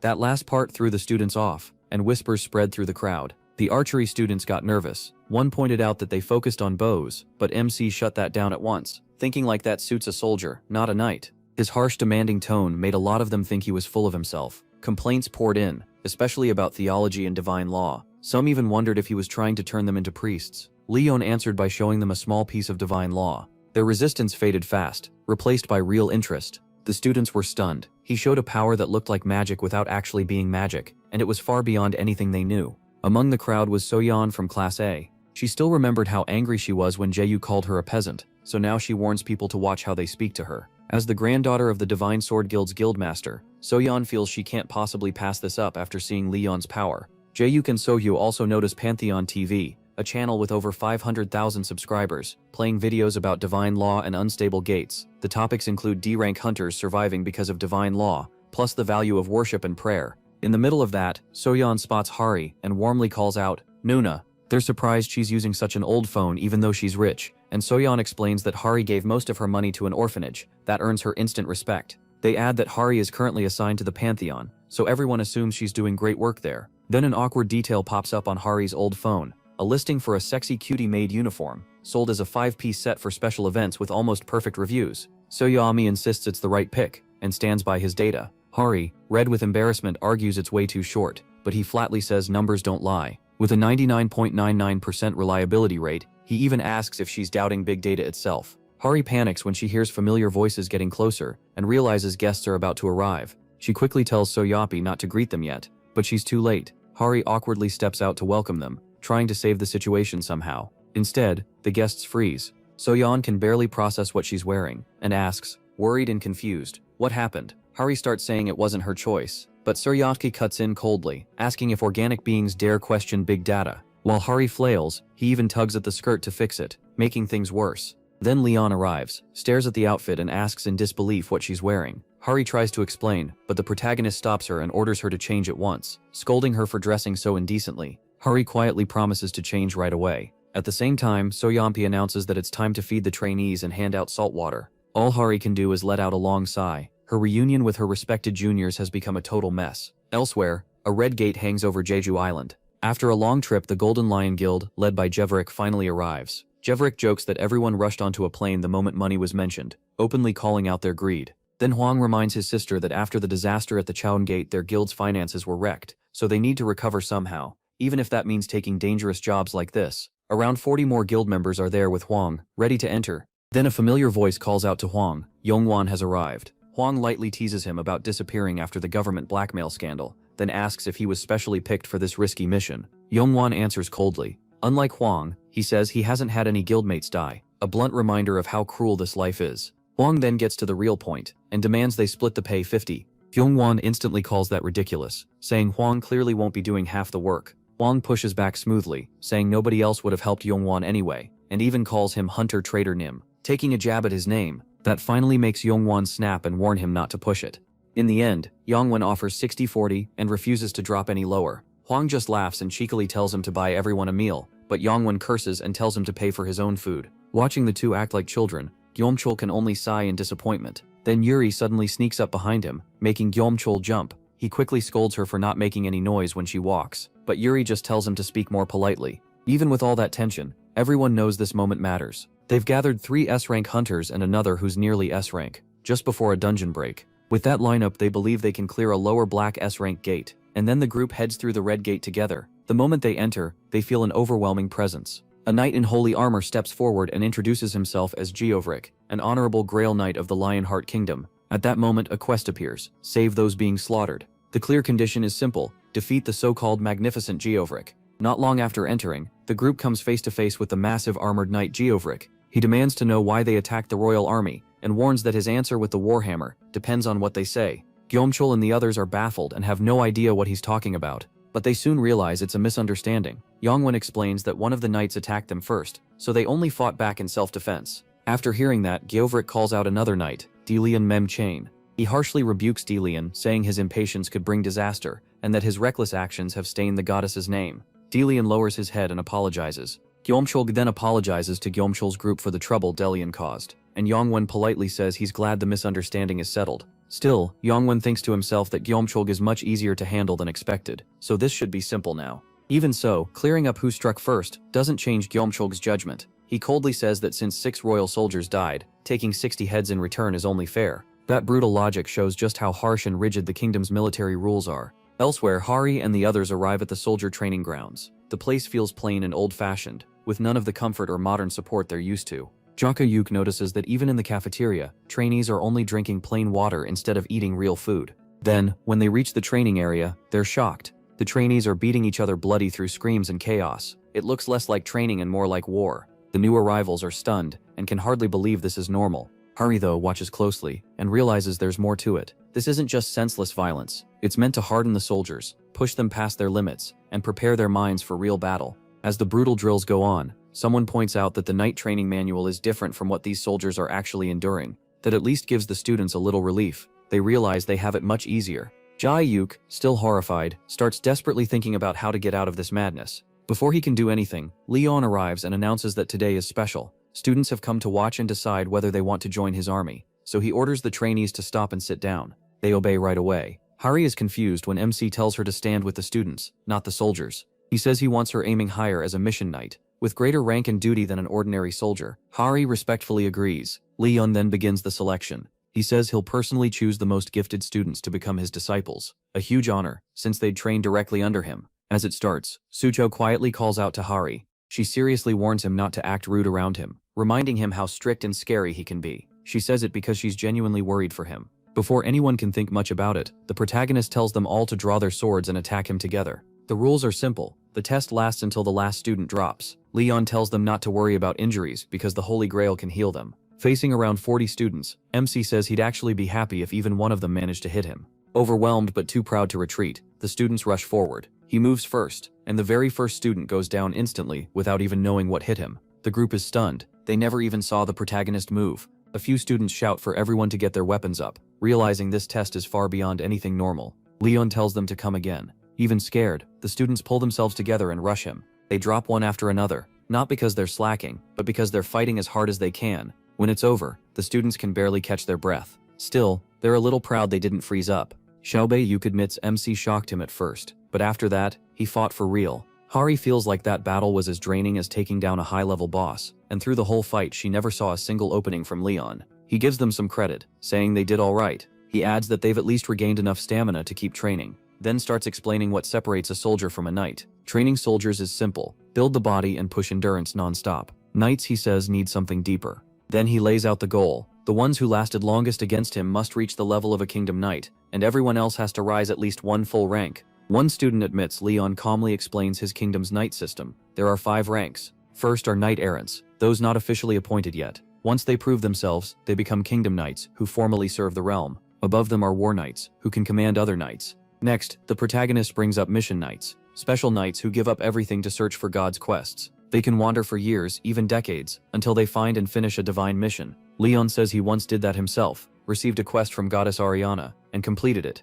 He adds that becoming a Grail Knight is what raised him to his current place. When someone asks if Grail Knight is the top rank, MC says yes, but there's more to it. Above an ordinary Grail Knight is the Grail Guardian, a title held by the Grail Knight chosen to succeed the King of Lionheart. Going after that title isn't just ambition, it's the same as challenging his throne. His warning turns cold: anyone who tries will be killed immediately. He adds that now is the only real chance, since his strength has dropped, and he's closer to a normal Grail Knight than a full Grail Guardian. Even so, the students are baffled. If this is him weakened, they can't imagine his full power. One student nervously asks how strong a Grail Knight really is, and Leon admits it's probably beyond what they can even picture. Gumchul slowly wakes up, clutching her head as pain hits. Her mind feels heavy, and she can't even remember why she passed out. As she sits up, she notices a calm girl standing nearby. The girl introduces herself as Hildur of the Woodsling tribe, and says she protected them from the kingdom's soldiers. Gumchul is thrown off by being called a hero, since she doesn't remember doing anything like that. Before she can ask more, a familiar voice cuts in.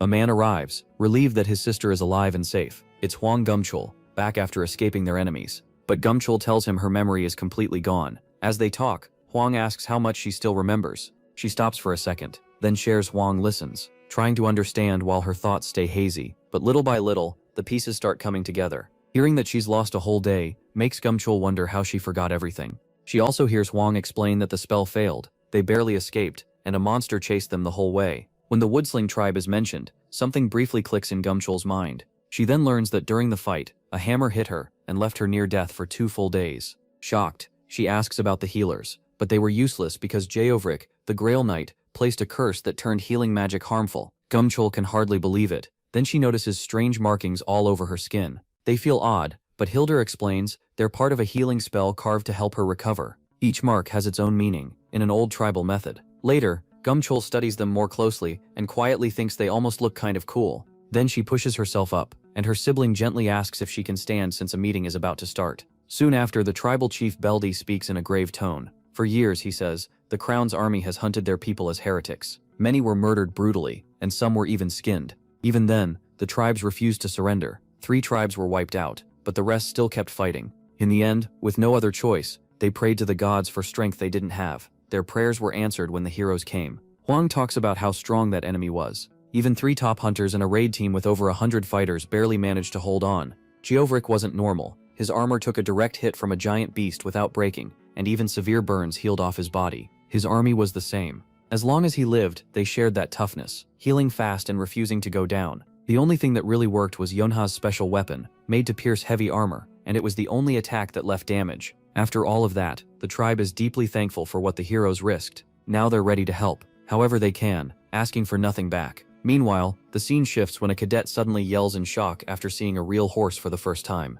This is June Ranch on Jeju Island. After basic training and testing, the academy cadets are brought here by Lee Yon for their next lesson. For some of them, even seeing a horse up close is exciting. Not long after, Lee Yon arrives and the staff greet him respectfully. He looks the horses over and says they're decent. Nothing special, but good enough. After thanking the staff for setting this up so quickly, he gets to the point. He's here to find a warhorse. The staff proudly say their horses come from famous racing bloodlines and are known for speed and strength. Li Yunxing listens, then says a horse's real value depends on its sire, what line it comes from. After that, he turns to the cadets and says a horse isn't just something a knight rides, it's a lifelong partner. In battle and outside it, knight and horse need to move as one. He tells them to walk around, pick the horse they feel drawn to, and try bonding with it before they ride. The cadets light up at once, cheering and promising to do their best. As they look over the wide field, Beatrice quietly says, "There are so many horses, it's almost overwhelming." Li Yuns thanks the queen for coming on such short notice, and she warmly replies that refusing would have been rude. Then he asks if he may help Beatrice, and she agrees with a soft smile. As they check the horses together, Beatrice gives a small nod and says they seem pretty decent. Li Yun offers her a ride, and she accepts right away, asking which horse he recommends. He points out a black horse nearby. Smiling, Beatrice heads toward it. Then Li Yun turns to Hari and tells her to choose one too. Caught off guard, Hari nervously points to a white horse, unsure if it's a good pick. Before she can say more, Li Yun suggests a sturdy yellow horse instead, saying it would suit her better. Hari quietly agrees, and up close the horse seems even more charming than she expected. As Hari stands there, Li Yun gently moves her aside and tells her to step back, before quickly heading to Beatrice and asking her to help. Hari can't help feeling that's a little harsh. Suddenly, someone panics and calls out to Leon. He turns calmly, asking why everyone's making such a fuss, even as the horses start to stir. Out of breath, the messenger says it's an emergency call from the association president. The protagonist tells him to put it through. A voice comes on and respectfully introduces himself as Oh Kang Yuk. MC immediately asks what's happened. Kang Yuk hesitates, then says a dungeon break is about to happen, and asks for Leon's help. He snaps back that cleaning up the association's mess isn't his job, and he didn't come this far to solve their problems. Kung Yuk says he knows and explains. He called because this case might interest him. He says the one behind it isn't an ordinary monster. The gate's field boss claims to be a knight of the goddess of life and abundance. Hari stares in horror, barely able to speak at how cruel the sight is. The protagonist quietly asks if the person lying there is the one, and Kang Yuk confirms he's one of the few survivors from the gate. Right now he's sedated to keep him stable, but they expect him to wake soon. Leon steps forward and says there's no reason to wait, they should begin now. MC stays composed, sure that this won't be difficult. Beatrice only needs to make a new space inside the man's dream. The endless world repeating inside the gate was made by him. In that world stood a knight with a warhammer, who claimed he served the goddess of life and fertility. Before long, Beatrice finds the name Geoveric. Some call him Majestic Geoveric, a title with real weight. A long time has passed since these execution grounds were made. From what she can tell, Beatrice wonders if hunters were involved, but it doesn't seem likely. Whoever did this used scorched earth tactics, killing everything and trying to leave no trace behind. Noticing how exact Leon's red is, Beatrice points it out. He says he used the same kind of tracking back when he hunted orcs.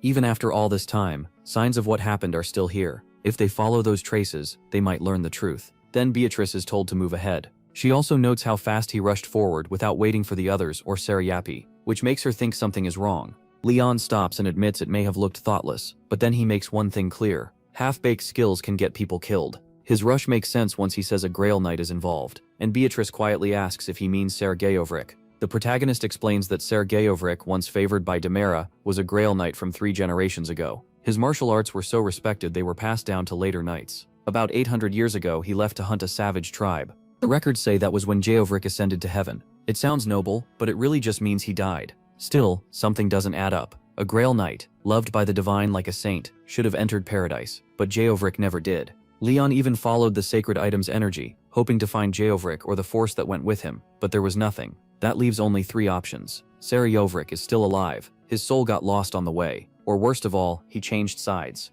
That makes this dangerous, because a Grail Knight uses power beyond normal people, and any fight with one will be far from ordinary. No matter which answer is true, the gate raid keeps going. As they move deeper, they reach the center and find a terrible sight. Bodies arranged like a warning. This wasn't random violence, it was planned. Seeing that kind of cruelty sparks real anger. What happened here is beyond forgiveness, and whoever did it has to answer for it. Even Leon can't hide how furious he is, and everyone around him sees it. Hari realizes that under all MC's strange habits, he's still a just leader who won't accept evil. The soldiers are ordered to attention. Hari and the others are told that from here on, they must follow only him. They can't trust their eyes or even their own minds, because illusions may be waiting. No one hesitates. They all stand behind their king. Time is short, and the enemy is close. Their presence is already stirring madness, with savage screams echoing ahead. Whoever waits there wants total slaughter and plans to leave no survivors. Then Hari breaks the silence, shouting when she spots a village under attack. The enemies are charging at innocent people with brutal force. The whole group burns with anger, but none more than Leon.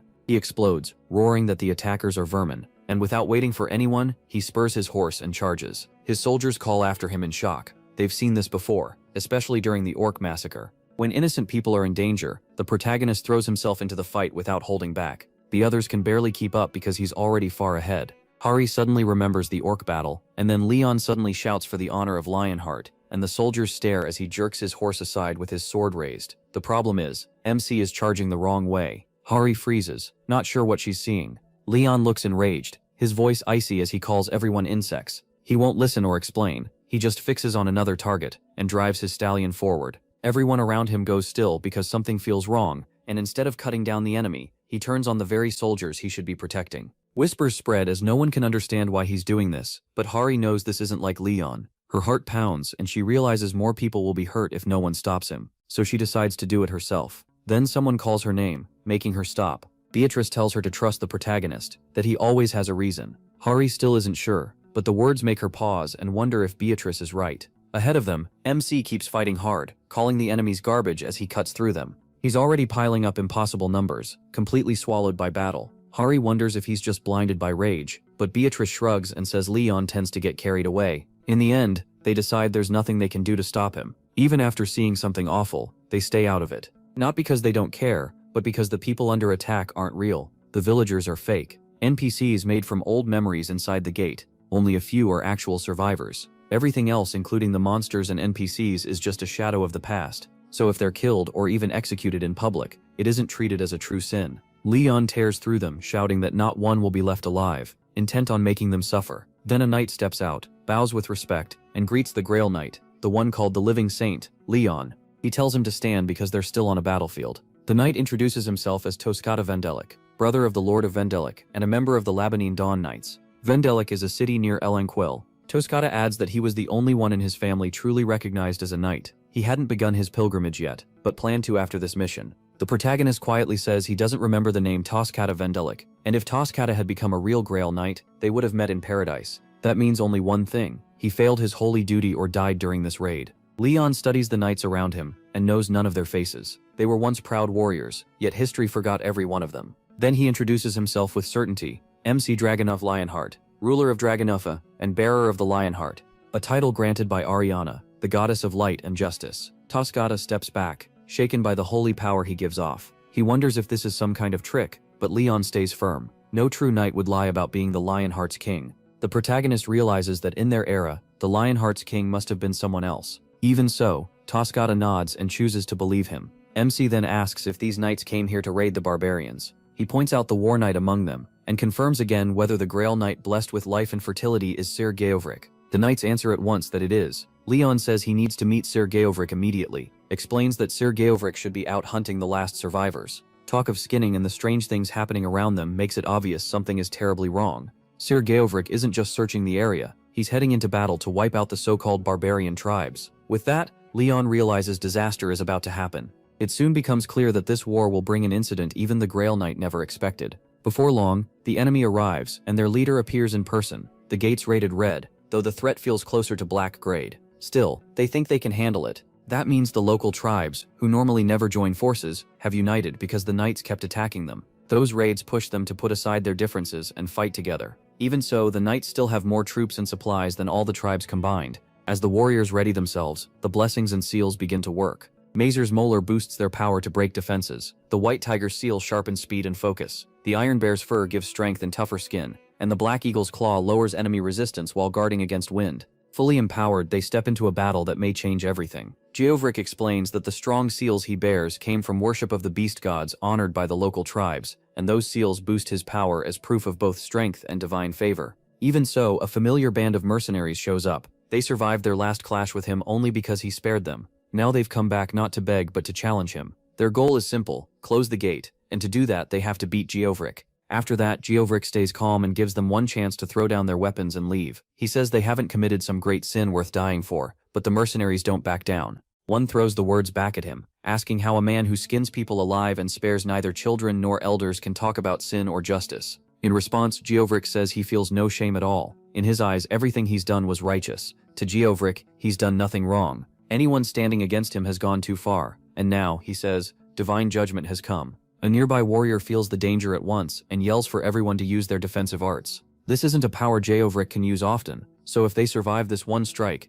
they may still turn the battle around. Right then, the kingdom's knights pour their faith into Geovric, their trust flowing into him without a hint of doubt. Together, they shout that they are proud knights of the Grail Knight, offering their strength and faith to destroy the evil before them. Then Geovric steps forward and declares himself the bearer of the true god's glory. His miracle forms, and the ground suddenly breaks apart beneath them. Those chosen by the gods gain power far beyond normal people, and when a knight reaches sainthood, the goddess of light and justice grants them even greater strength. Once that power fully opens, it becomes something dreadful, divine punishment. And each Grail Knight's punishment is different, shaped by the god they serve. For the Knight of Life and Fertility, it comes as a force that tears through the land itself. Everyone is left speechless. With a single blow, 3,000 tribal warriors are wiped out. It doesn't feel human at all. Some can only feel relieved it wasn't aimed at them. In the middle of it all, Geovric prays to the goddess, asking her to guide their path, steady their steps, and lead the lost back to the right way. He shouts that this is the enemy's last chance to be purified, then immediately orders the slaughter, calling them diseased heathens and showing no mercy.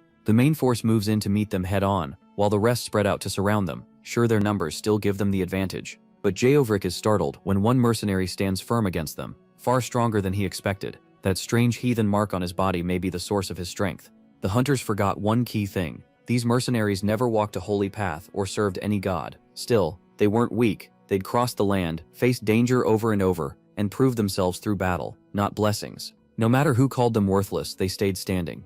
The knights get off their mounts and take position. These aren't rookies. They're veteran kingdom knights, some with nearly a century of battle behind them, proud of lives spent fighting. They've crushed beasts, outsiders, and countless foes who stood against the kingdom. With that much experience, even terrifying enemies don't shake them. Their chants rise louder as more soldiers close in from behind, and the pressure keeps building. One mercenary realizes exactly what's happening. If they don't move now, they'll be wiped out. Huang spots a chance to get away, but escape hardly feels like, and they admit it themselves. Their team isn't enough. Maybe with help from a top 10 guild, they could fight back, but there isn't time. The dungeon would collapse before reinforcements got there. Then Huang says there may be a cleaner way to finish this, and everyone goes quiet. Whatever he's thinking might be their only shot. Ariana, goddess of light and justice. Demera, tied to life and fertility. The names are being thrown around, but not everyone recognizes them. Jinso brushes it off. Religion has never meant much to him, and he doesn't get what gods have to do with gates. Then someone points out, if the king really belongs to the same world as those knights, staying here is suicide.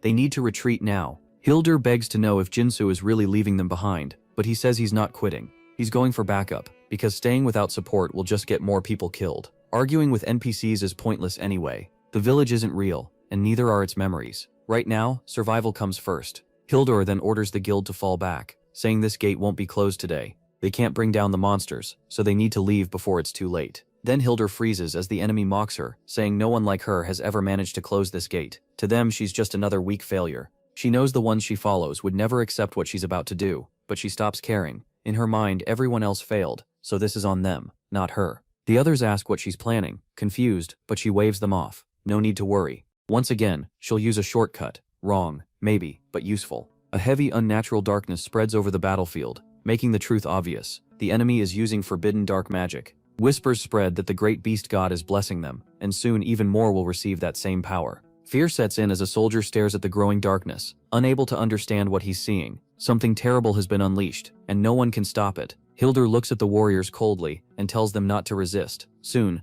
the power will fully take over. It's only a matter of time. She says their only goal now is to kill every knight in their way, then yells that they have to start over. No matter how many worlds they entered or battles they fought, they never beat their enemies. Nothing ever worked. Now their frustration grows as those marked by the heathen's curse become stronger than ever. Huang shouts a warning. The cursed mark on their skin is the weak point, so that's where they need to strike. That realization sharpens their aim, but the danger is still growing. Geovric is angered by their resistance, and it's clear the battlefield is sliding further out of control. One knight knows what he has to do. To protect the others, he must act now, even if it costs his life. He steps forward without a moment's hesitation, fearless as he calls out the enemy with everything left in him. His drive comes from purpose, not just strength. With pride, he charges and cries out for the glory of the Lionheart.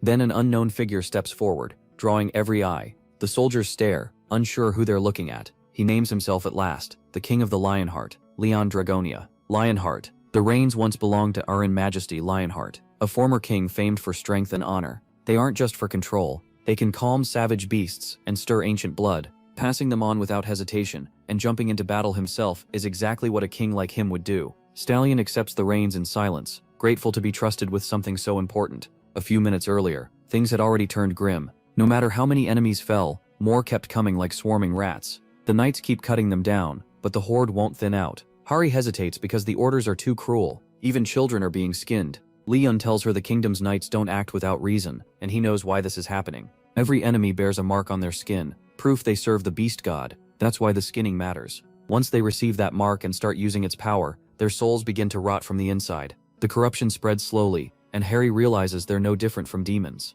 Leon stays firm, and tells her that kindness and talk of rights won't save anyone in a battle like this. War this cruel leaves only two things that matter: the truth and absolute justice. With that settled, Beatrice gets ready to do her part. Later, Beatrice steps out and tells the others to stay back. At the same time, the protagonist notices something is wrong. The enemy marks are still active even under the Holy Grail Knight's attacks. That means Sir Geovric's divine law isn't working right. Even so, there's no time to dwell on it. The Grail Knight of Demera has to rise again. They'll have to push through this together. Leon steps forward, fully resolved, and says their first move must be breaking the link between the enemy forces. No hesitation, that bond has to be cut. Then he raises his voice and introduces himself again, not as a mere fighter, but as the King of the Lionheart, here to lead them to paradise. The instant his identity is revealed, panic spreads, and Geovric recognizes the light around him. The Holy Grail has appeared, bringing a sacred presence with it. The miracle begins, and radiant light washes over the battlefield. Wounded soldiers begin to recover. One stares as his injuries disappear, while another feels a lost arm growing back. It hurts, but it's the pain of healing. This is no trick, and no illusion. It's a true miracle, and Geovric finally sees what he had been blind to. The truth shines brighter than steel. He feels Demera, the goddess of life and fertility, not through words but through faith he can't deny. Demera calls to him not only as a knight but as her chosen child, once lost and now found. All doubt leaves Geovric's heart. He understands Demera's will and accepts it completely, ready to carry out her command at last. He turns to face the King of the Lionheart. He's thankful to fight beside someone walking the same holy road. Geovric steps into the fight at Leon's side, not just as a knight, but as a Holy Grail guardian ready for anything. The fallen beasts start creeping toward one place, as if some force is dragging them together. Soon it's clear they're forming one huge deadly host. The pressure on the knights keeps rising. Among the enemy stands a warped knight, part holy warrior and part something else, with a ruined soul, and even worse, darkness is starting to awaken. A servant of the Iron Bear begins a grim ritual, offering captured souls to call out the beast god's wrath. The creature answers with a roar and rushes straight at Lionheart, trying to rip him apart. Lionheart doesn't flinch or give an inch. He reaches into an ancient power. Then his vision becomes real as Death Eye appears. It cuts through the chaos. The pain slams into him, but he stays on his feet. Lionheart's bravery sparks the others, and the knights around him feel it too. This is their chance. They have to rise together and wipe out the ones who drowned the world in darkness. Hildur can barely breathe, crushed by fear and anger as the monsters keep coming non-stop. One Grail Knight like Geovric was already too much, and now it's even worse. Even the dead are dragged back into this, while the enemy mocks them, saying the bodies will feed the earth. No one knows where the King of the Lionheart came from, or what role that strange woman plays. As Hildur runs, she spots a glowing stone, a mana stone. It's a powerful energy source made from monster kills inside gates, but this one feels wrong. The mana here is way too dense. Like hundreds of thousands, maybe millions of monsters died to make it. That thought sends a chill through her. Then Huhu explains that this gate may be stuck in a loop, replaying the same events again and again. Hildur realizes Huhu isn't a demon, but her power feels just as dark. Huhu pauses at that strange truth, but Hildur already knows she isn't some NPC, and that changes everything. Huhu senses the kind of power Hildur carries, and she doesn't like it. Still, she doesn't hesitate and quickly locks onto her enemies. Even now, she's trying to make Hildur her servant by force. What Huhu uses feels less like magic and more like pure control, and it's hard to watch. Later, Hildur shakes in pain and confusion, snapping that her monsters are useless like she's done this many times before. Then she taunts Huhu, asking if she even remembers her real master. Hildur freezes, whispering a prayer to the gods, but it's already too late. Huhu only smiles and claims the slave belongs to her now. Rage erupts as Hildur's slave calls her a cursed thing and swears to tear her apart. But something even deeper is moving, because this gate isn't just another battlefield, it belongs to the beast god. And the worst part is this: if the other beast gods start descending, even a little, it won't only threaten the fighters here. The whole gate and maybe the world around it could break under that power, and it's far beyond what anyone expected. MC calmly says the 11th King of the Lionheart used to speak often about Geovric and the other knights. That name shakes Geovric, and he wonders if MC truly met him. He gives a small nod, and says the 11th King now rests in the god's paradise. Hari asks Geovric if he remembers anything at all, any small clue. He tries, but nothing comes back. All he knows is his mission: raid the barbarians. That's the only thing driving him. Hari then faces the others and tells them they need to accept what's coming. She says the truth: they've avoided. Geovric and the other knights can never leave this gate. They aren't free people anymore, just beings trapped here, forced to repeat the same end again and again. If they want to close the gate for good, they have to defeat Geovric. Geovric says with pride that he has never lost a battle, not once. Leon agrees. If Geovric had ever been beaten, they wouldn't be standing together now. Then a monstrous foe screams the protagonist's name, vowing to tear him apart piece by piece, and the battlefield trembles. MC wonders if there's any way to stop the beast, God's incarnation, from descending. Hildur lets out a cruel laugh and says it's too late. The gate is already falling apart, and the beast gods plan to pour everything into destroying it. Leon hears her, but he doesn't back down. He knows what has to be done, and he won't abandon the knights who fought beside him. No matter how deadly it is, he chooses to keep fighting. Beatrice warns him that facing it head-on may be too dangerous, but he has already decided. If they run and a dungeon break happens, those monsters will spill into the world, and that's even worse. The protagonist stays ready to fight, but Geovric cuts in. He says there is still a way to close the gate. It will shut only when he falls. As a knight bound to this place, his death is the key to sealing it for good. His body shakes, but his resolve doesn't. He tells the others to retreat and live. MC should save his strength for the battles waiting beyond this dying world, because there's no sense wasting lives on land that's about to disappear. Geovric then turns to the other knights, his brothers and sisters in arms. He tells them the last battle has come, and with the King of the Lionheart beside them as the light of the gods,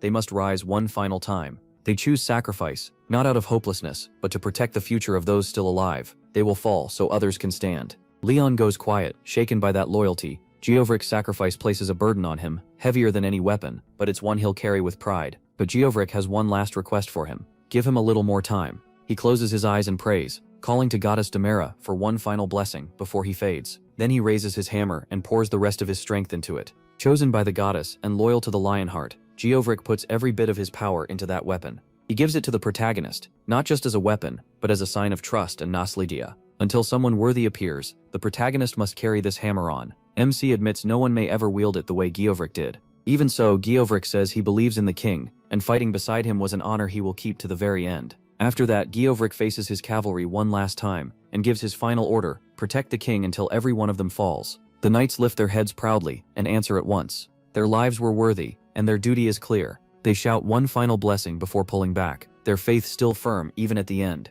Far ahead, Geovric stands tall and reminds everyone who he is. He's more than a fighter, he's a legend shaped by war. He killed over 10,000 enemies with his own hands, faced more than 5 million in battle, and never once broke. He held the motherland's line against 300,000 orcs when no one else could, and he remembers defeating the ogre chief when all hope seemed lost. Through it all, the goddesses Demera and Ariana stood with him, and Pados took joy in their strength and spirit. Geovric is not just a knight, he is the Grail Knight of life and fertility. With his final cry, he calls his brothers and sisters to rise again. Today they march toward death without fear, with honor for justice, for the future, and for the name they bear. As they charge, their hearts burn bright, because behind them stands the blazing Lionheart. Ari feels too heavy to leave. Even when Leon tells her to go, she can't make herself turn away. She wants to see their final stand with her own eyes, and honor them by staying. The protagonist doesn't argue. If she chooses to remain, he lets her. Then Hari senses something wrong. Her voice shakes as she realizes what happened. Geovric has ascended. After that, Leon swears the beast they worship, the god they kneel to, will meet the cruelest end. The Grail Knights begin to withdraw, their task done for now. Now the divine laws must take shape and bring results, no matter the price. Geovric's last words echo louder than any battle cry. His sacrifice, loyalty, and strength leave their mark on this day. MC silently vows to carry those words on. What Geovric believed in won't disappear. His justice will live through the king's next steps. He feels deeply tired, but not from fighting. Even when he once battled and beat countless demons, he never felt this weighed down. Now the pain is inside him. As the moments pass, he starts to understand why. It's not battle that's wearing him out, it's fear. The fear of losing the people he cares about again, because that pain cuts deeper than any wound. What frightens him even more is the idea of facing the future alone. Still, Leon knows this is a road he has to walk himself. This burden can't be handed to anyone else. Then a voice calls to him, and Hari finds him. The protagonist notices how late it is, and asks why Hari is still up instead of resting like usual. She's normally the first to relax with her favorite dramas after a long day, but tonight she's here with a sword in hand, like she's been waiting.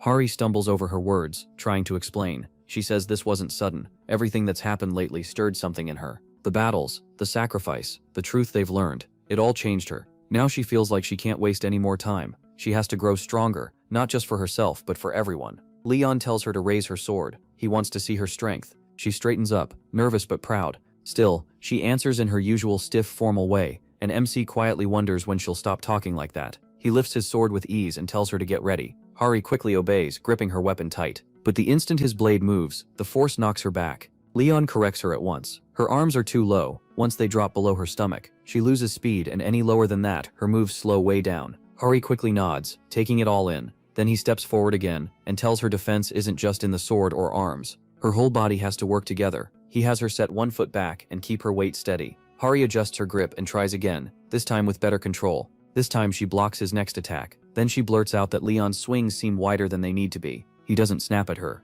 Instead, the protagonist says he's told her before, it isn't about making big moves. Speed and accuracy matter, because every second, step, and swing counts. Then he asks why she thinks giving the enemy an opening would ever help. Hari pauses and guesses it might make her abilities easier to use, but MC gets annoyed that's not the point. Using skills well means nothing if it gets her killed. Hari had thought Leon would want her to risk her life if needed, like that was the honorable thing to do. He shuts that down right away. To him, dying for no real reason has no value. Then he asks if there's even someone she would give her life for. If there isn't, copying people who do have that reason means nothing. His words hit hard, and Hari lowers her eyes. The protagonist tells her to rest for now. Hari walks off slowly, still carrying the weight of what he said. She starts to realize Leon hasn't seemed like himself lately, and his low energy worries her. Yappy says MC's body is acting oddly from pressure, though he explains it in a hard-to-follow way. So Hari asks for a simpler answer, and Yappy sums it up. Stress. He needs to loosen up.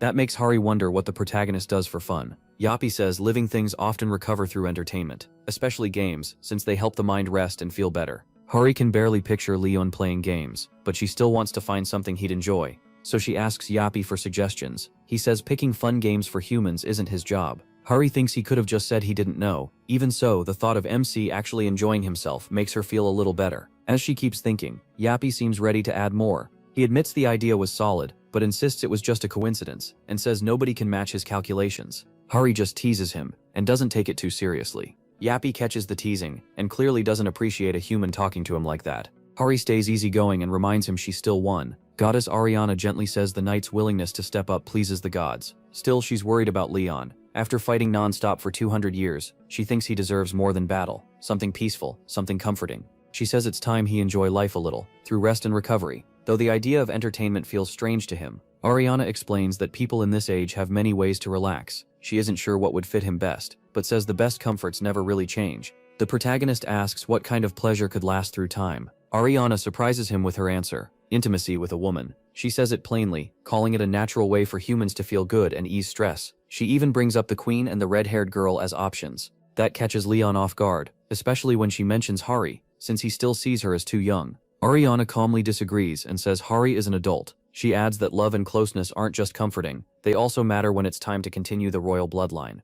She repeats that intimacy is one of the natural ways people relieve stress and find joy. Ariana also says Leon should start thinking about restoring the royal family someday. Before she can keep going, someone suddenly calls out to MC. He tries to remind Hari to be respectful, but she presses on and says he has to see what she prepared. A little bothered by the interruption, the protagonist asks what it is. Hari excitedly says she worked hard on it with help and advice from Sir Yopi. But the moment Leon sees what she's done, his face turns cold. He warns her that if she ever shows up like that again, he'll make her run around the neighborhood completely naked. Whatever this was, MC thinks it went way too far. Hari immediately panics and insists it isn't what it looks like, flustered by the misunderstanding. Before it gets worse, someone else quickly steps in and explains that Hari actually arranged this with help from the association. Leon looks interested, but not fully convinced. The assistant adds that the whole team pitched in for an event Hari set up. He still isn't sure what to expect, but hearing that even Sir Spene helped makes him take it more seriously. Hari asks him to enter the gate she made, promising he'll like it. As soon as the protagonist steps inside, Hari excitedly explains that the gate is called Suhei,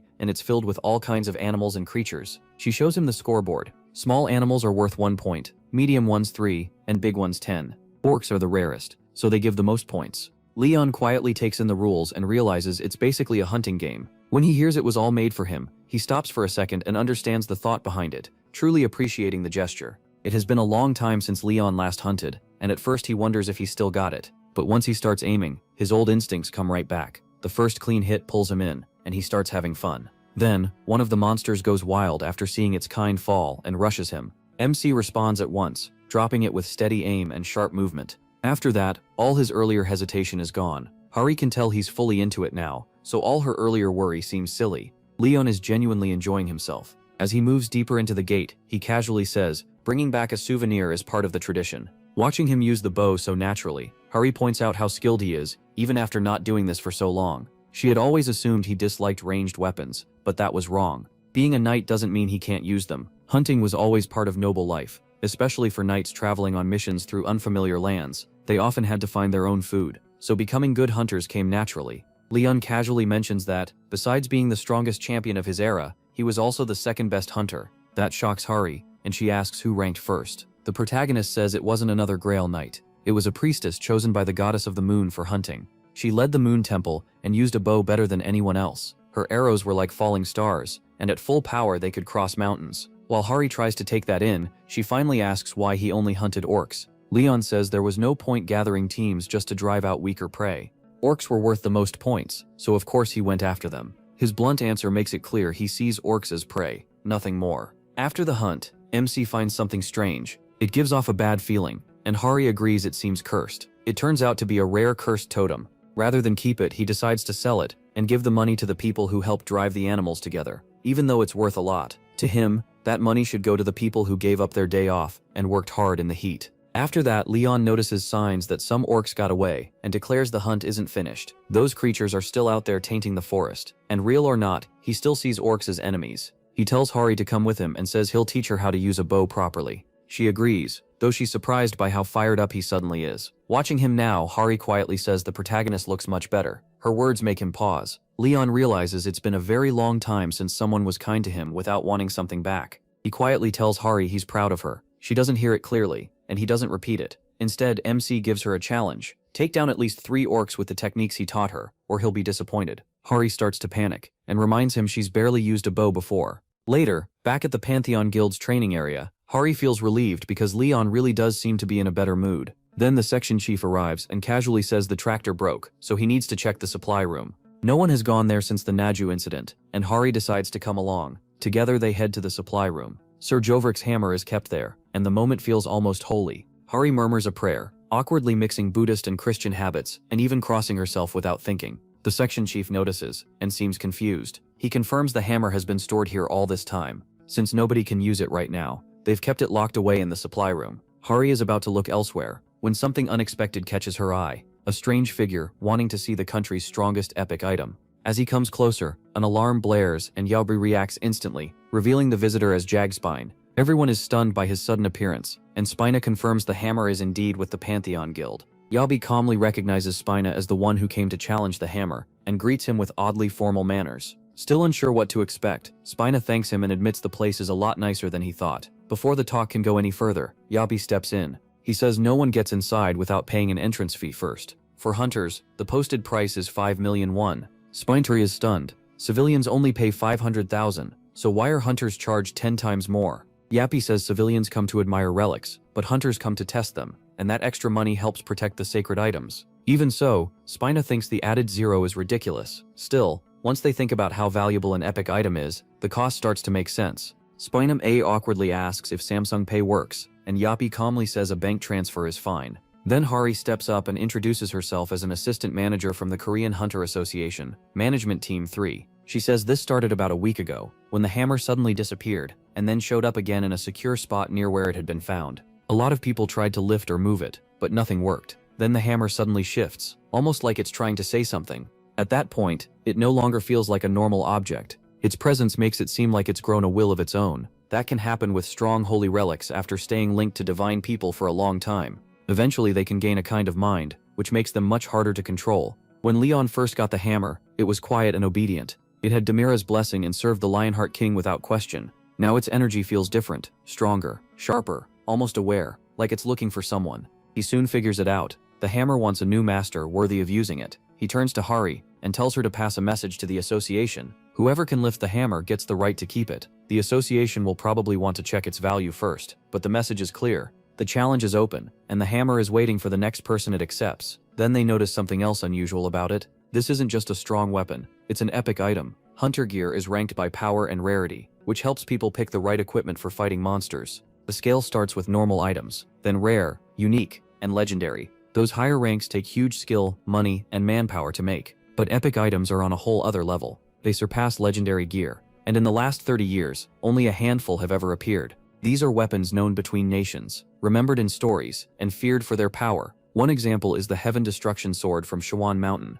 once used by the Heavenly Demon. Epic items aren't just weapons, they're living legends. Another is the 12-ring Kakara, a staff said to hold enough power to reshape the world. There's also the Frost Queen's Heart, still freezing the lands of Siberia, and the Wandering Demon's Sword, missing since the Blackgate disaster in London and still somewhere out there. These relics can change even the worst battle, and now another one stands before them, Jovric's hammer. Even knowing how priceless it is, Leon sticks to his choice. Whoever lifts the hammer becomes its owner. Lee Chansu can barely believe it. He doesn't understand how the protagonist can give away something this rare so easily. To make sure, he pulls up the hammer's stats. It's a divine weapon holding the soul of Geovric, a Grail Knight chosen by Demira, goddess of life and fertility. It carries the key of faith, drawing divine power straight from her. It boosts vitality enough to remove fatigue, raises defense 4 times while the user stands on the earth, and triples healing power. Allies nearby also benefit, gaining double defense and much stronger healing. One skill, Saint's Painting, lets the wielder use divine laws based on their faith and holy power. The description leaves Lee Chansu overwhelmed. This isn't just rare, it's basically a miracle made into a weapon. Leon doesn't change his mind. He tells Li Chansu to spread the word to the association. Quietly, Li Chansu asks if he can step away to make a call. The president of the Hunter Association answers. The moment he hears the news, he shouts in shock. This is the country's first epic ranked item. In all of Asia, it would only be the third. No surprise, that sends a wave of challengers rushing to the Pantheon Guild. People crowd in and start asking where the hammer is. Hari quickly tells them to show respect. In this world, even legendary items must be honored properly. This isn't just a hammer, it's Sergeyovic's legacy. Then one challenger steps up and asks to take his shot. But the closer he gets, the more he feels the hammer's intense aura. Without even moving, it gives off crushing pressure. No one even needs to touch it. The challenger is thrown down before he can try. The hammer repels those it judges unworthy, with an invisible force. One hunter stumbles back, upset that nobody warned him. But the truth is, the hammer chooses by its own rules, and no one really knows what those rules are. Then a voice echoes out. Kirik. It demands a tithe, an offering to the goddess tied to the relic. The hunters are baffled. They already paid to get in, and now they're being asked for another payment. Then someone realizes the hammer is linked to the goddess, so the tithe might be part of the trial. He offers 10 million won. The others stare at him like he's lost his mind for throwing away that much money. The instant the offering is accepted, everything changes. The hammer, which refused all contact before, now allows itself to be touched. It even lets the hunter wrap his hand around it, something impossible just moments earlier. This time the aura doesn't push him away. The relic has acknowledged him. After that, offerings start pouring in. Hunters rush forward, all hoping to lift the hammer and claim it. Soon they're shoving and arguing over who came first and who paid more. Hari grows uneasy and whispers to Kitsik that this feels wrong. She wonders if a holy relic should really be treated like this, but Yappy ignores her concern. To him, this isn't disrespectful, it's smart. Then the hammer rejects another challenger and blasts them away. It isn't just testing strength or resolve anymore. The offering wasn't enough, and the hammer wanted more. What looked holy now feels like a paywall, judging not worth but money. Little by little, it stops feeling like a sacred weapon and starts looking like a business tool. Yappy stays calm the whole time. His plan is working, and he's only getting started. The news spreads fast. The guild gets so much attention that even Starbucks wants to open a branch inside. A report on the tithe shows just how huge the guild has become. Hunters from all over the country line up for a chance at the hammer. Some don't even come for fame. They want miracles. One man cries with relief when his ingrown toenail of 10 years heals, and another says even his tooth problem improves just from the hammer's aura. Pantheon starts drawing people in non-stop. Every miracle spreads belief even further, but behind all of it is Yappy, working without rest. He keeps gathering money, goods, and every resource he can. He isn't after cash alone, he's building something bigger. To him, the Pantheon is more than a place. It's a symbol, and every coin he takes in helps raise this sacred facility higher. Hari watches it all and wonders what this has turned into, especially after seeing a new room inside the Pantheon, labeled the High-Intensity Forging Facility. Even with all its machines, Yayu calls it the lowest grade forge in his whole database. Earth's weak metallurgy limited what he could build for now. It still looks incredible to everyone else, but Yayu doesn't soften his opinion. He says people only think it's impressive because organic mines are simple, brushing off praise right away. Still hopeful, Hari asks if Yeppy can forge a sword. As the Grail Knight of the divinity of steel and blacksmithing, he'd seem like the perfect person.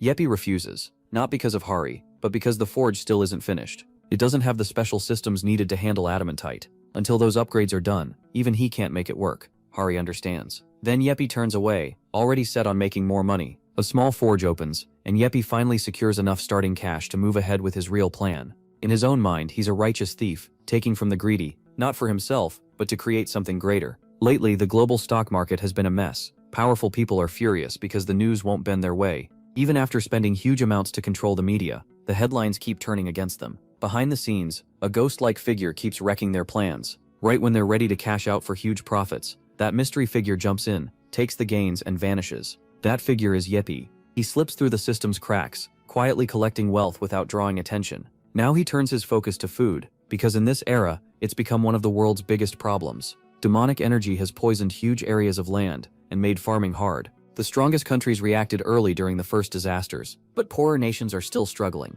In those regions, dungeon breaks happen almost every day, destroying any real chance at stable farming. While all this keeps happening, Yeppy watches and prepares his next move. He knows food will soon be the most valuable resource on Earth, so he starts buying large stretches of corrupted land in Eastern Europe and the Middle East, places everyone else sees as worthless. His first big move is aimed at Heilongjiang's grain industry. After the Shanghai disaster 20 years ago, Heilongjiang became one of the hardest-hit warlord nations, and its land was so polluted that farming was nearly impossible. Even so, Yeppy buys into parts of its grain business, and spreads the faith of Demera, the goddess of life and fertility. That divine belief slowly starts cleansing the soil. It doesn't heal as fast or as widely as Leon's power, but the land does recover. Before long, it can grow sacred rice, corn, and other grains. What used to be ruined now promises huge profit and a steady food supply. After that, Yeppy decides the Pantheon Guild will take over the food business, but if food becomes real power, trouble is sure to follow. Even so, Yeppy keeps collecting intel from all over the world. He sees nations wasting too much on war and fighting while gates and monsters keep getting worse.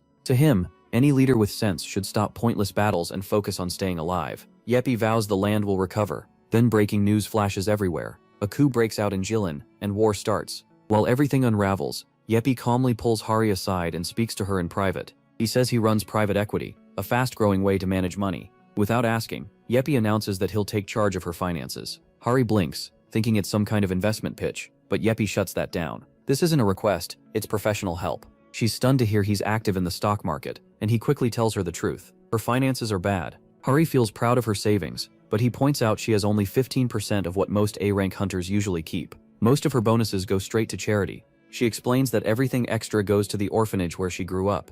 Yeppy doesn't mock her for that. Instead, he says better money planning would let her help even more. She tries to refuse, but he pushes back, saying ignoring money matters in this world is basically giving up on life. In his eyes, she should be grateful he's stepping in. Hari finally agrees to let him manage 2 million won. Yeppy immediately bumps it up to 20 million, and casually tells her to sell her semi-basement place in Seoul too. Hari freezes, not sure what to say, but deep down she trusts Yeppy, and hopes this isn't anything shady. Then Yeppy upgrades her from bronze to silver status. He tells her it's a special favor. Silver members now get double what bronze members earn. Hearing that, Hari gets excited and asks about moving up even more. Yeppy says if she brings in 5 new members, she'll reach gold and get triple profits. Hari is only 20 and still new to adult life. She doesn't catch the warning signs. It's a classic pyramid scheme, but to her it sounds incredible. That makes it even worse, because people trust her. Excited, she calls Soo-hyo and shares the deal, and he agrees right away, because he believes in her. With Hari unknowingly drawing people in, Yeppy's scam spreads fast. More members join, and the fake investment system gains speed. Then, right when business seems to be booming, district court officials arrive with a notice warning of asset seizure. Leon turns, confused and alarmed, and finds Yeppy answering like it's no big deal. Using the Pantheon Guild's name, Yeppy borrows a massive amount of money. He promises huge gains and tells everyone it's safe that their money will double or even triple.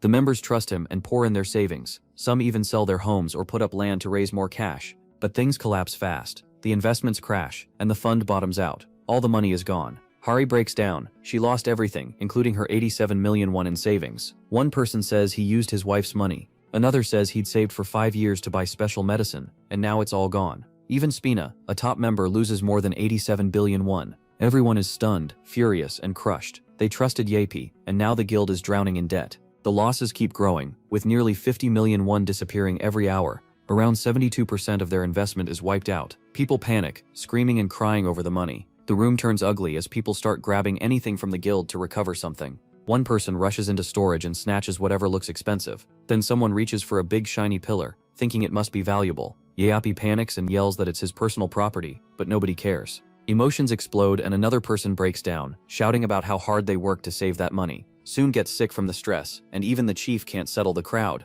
Right in the middle of it, Yeppy glares at them and calls them inferior. Then Spinny steps in, hiccuping from stress, or maybe fear. Leon tells Sir Spinny to handle it, trusting his brains. Spinny asks how long Yeppy needs, and Yeppy says he'll fix everything by tomorrow. Spintra agrees, then goes even further, offering to guarantee Yeppy's debt himself if it comes to that. After that, he orders Yeppy to get back to work. Yeppy leaves in a hurry, while everyone else watches, unsure how this disaster could possibly be fixed in one day. Back at the guild, alarms go off and emergency protocol starts. There isn't time for full safety checks, as the first exoskeleton armor prototype powers on. The mission is called Fund Restoration. Meanwhile, far north in Heilongjiang, soldiers from the Jilin Republic Army laze around, bored. Royo yawns, while another complains the enemy ran instead of fighting. They mock humans as weak and dishonorable. But Royo only cares about getting a good meal now. They decide to wait before attacking the nearby area again. Their mood turns ugly, as they joke about cooking people into stew, eager to loot and kill again. Just before they move, something weird catches their attention. Up in the sky, a glowing object drops like a meteor. Far away, alarms blare in a secure U.S. defense room as the Divine Staff, a secret weapon in a satellite, suddenly activates. The defense minister panics. Only 3 people should have the launch code, yet someone fired it. The White House and Hunter HQ both say they know nothing. Even worse, the control code changes every minute, with 100 million possible combinations. Earth's best supercomputer would need 13 years to crack it, yet someone already did. Everyone starts freaking out as the crisis grows. The weapon is already active, and now it can't be stopped. The security lock is too strong, with over 10 billion combinations, far too many for any computer to break in time. Then Grizzly, another powerful system, activates too and links with the Divine Staff. Both weapons lock onto the same target, the Jilin Republic. At the same moment, a video appears of someone claiming Jilin has broken the peace of the US. Soon after, a Julius watches and quietly says it's fake. The video isn't real, but it's already spreading. By then, it's too late. The lie has already pushed the world toward war. A deepfake throws everything into chaos, and nobody knows who made it. General Linghang Kazak of the Jilin Republic watches it all, and wonders how things ended up here. With their nation now one of the strongest, all that seems left is endless war. His men panic and ask what they should do, and he suggests taking the remaining money and running far away to start over, rebuild, and get stronger later. They laugh nervously and begin planning their escape, even talking about hunting humans to grow their numbers. But just then, an enemy locks onto them, targeting the orcs with one demand: return the stolen funds. The robot drops right in front of Kazak inside the Jilin Republic building, pointing its weapon at him. Sir Yappy wants his money back. Kazak stares at the machine and says he doesn't know who it is, but it sure has guts. One of the orcs charges the robot, but it pulls back instead of taking the hit. Then, from behind, the robot switches to assassination mode and opens fire on the orcs. As his allies drop, Kazak ducks behind the broken ceiling debris left by Yappy's arrival. Another orc rushes the robot, but Yappy activates a special upgrade, the ultra-high bullet set, and targets the rest of the orcs. With every weapon available, the robot unloads on them. After the others fall, it calls a ceasefire, then notes one target is still left. Face to face with Kazak, the orc drags his hammer and admits the robot did well killing them. Then he adds those dead soldiers were about to be promoted to generals. The robot instantly returns to assassination mode, catching Kazak off guard. He shouts, asking if it even knows what that means. A piercing laser fires, but Kazak dodges it and charges in, swinging his axe into the robot. The blow destroys the robot's hand, and it identifies the weapon as adamantite. Kazak yells that his axe is pure adamantite and prepares another strike. He boasts that even a Drake couldn't survive it. As he swings again, the robot reads the attack, marks Kazak as rank S, and realizes its ammo is running low. Then it suddenly fires a sharp laser from its hand. Kazak laughs, saying a scrap of metal like that can't beat him. A warrior blessed by the god, he leaps in to attack, but the robot triggers insufficient time and scenario failure. Yappy traps Kazak in strings, saying the real combat data has been very useful and has made his big data even better. Kazak yells, asking what Yappy is even talking about. Yappy activates tactical divine law and fires a laser, killing Kazak and blasting his flesh apart. After that, Yappy heads for the adamantite, takes it, and eliminates the witnesses, declaring the assassination complete. The news soon reports that the Jilin Republic coup has been settled, and the new Jilin government apologizes for the chaos. They also report blessed crops growing in the rice fields of Betawang. Hari smiles at Sir Yappy and says it's good the war is over. Then she checks her phone for the funds returns and gasps when she sees it's only reached 200. Leon quietly sips his tea while reading through the files. Looking over Soho's records, he notes how much his swordsmanship, shield work, spear skills, and riding have improved. He starts wondering if it's time to link Soho to the gods, though first he'll have to prove his faith. MC thinks there's no time to waste, especially since the gods allowed a simpler process. He needs to move fast. Then he turns to the second page to review Chan. While reading that a knight must live by virtue, Leon wonders if Soyan has any real greed at all, and figures that thought brings back old memories, and he realizes she reminds him of someone. Then he hears a noise. He notices the hammer has been moved, gets up and wonders who did it. Without wasting time, he heads over. Hari asks where he's going, but Leon ignores her. When he gets there, he smiles and says he didn't expect this. Daesung is holding the hammer with his bare hands. Later, near the Naiju Plains, everyone gathers as Leon calls them in. He announces that today they'll welcome a new student. The students are confused. Most academy trainees should already be in guilds, so they start wondering who this newcomer is. The protagonist adds that the new student will train with them and work toward becoming a knight. Then the newcomer rides in, barely managing to control the horse. Nervous, he introduces himself as Good Day Sung, the first-generation student of Man-at-Arms, and greets everyone. At the presidential building, a researcher reports that the Eastern Sea Fleet, 7 American fleets, and Japan's Maritime Self-Defense Force have all checked in. The president accepts the report and confirms the Dragon Palace is real. 25 years ago, an ocean gate called the Dragon Palace was found in Tokyo Bay. Back then, people thought gates only appeared on land, and there were no satellites watching the oceans for them. So the gate was ignored until a dungeon break destroyed Tokyo. Nearby beaches were corrupted, and sea creatures became monsters. It became one of the worst gate disasters ever, and pushed nations to work together on gate raids. The researcher then says Hurricane Nabi, which had been moving into the Pacific, has changed course and is now heading for Olung Island. The president goes quiet, clearly tense, as he's told it may be the strongest hurricane of the year. Looking at the screen, he mutters about his terrible luck. On live TV, a reporter says the storm is moving at 64.5 meters per second,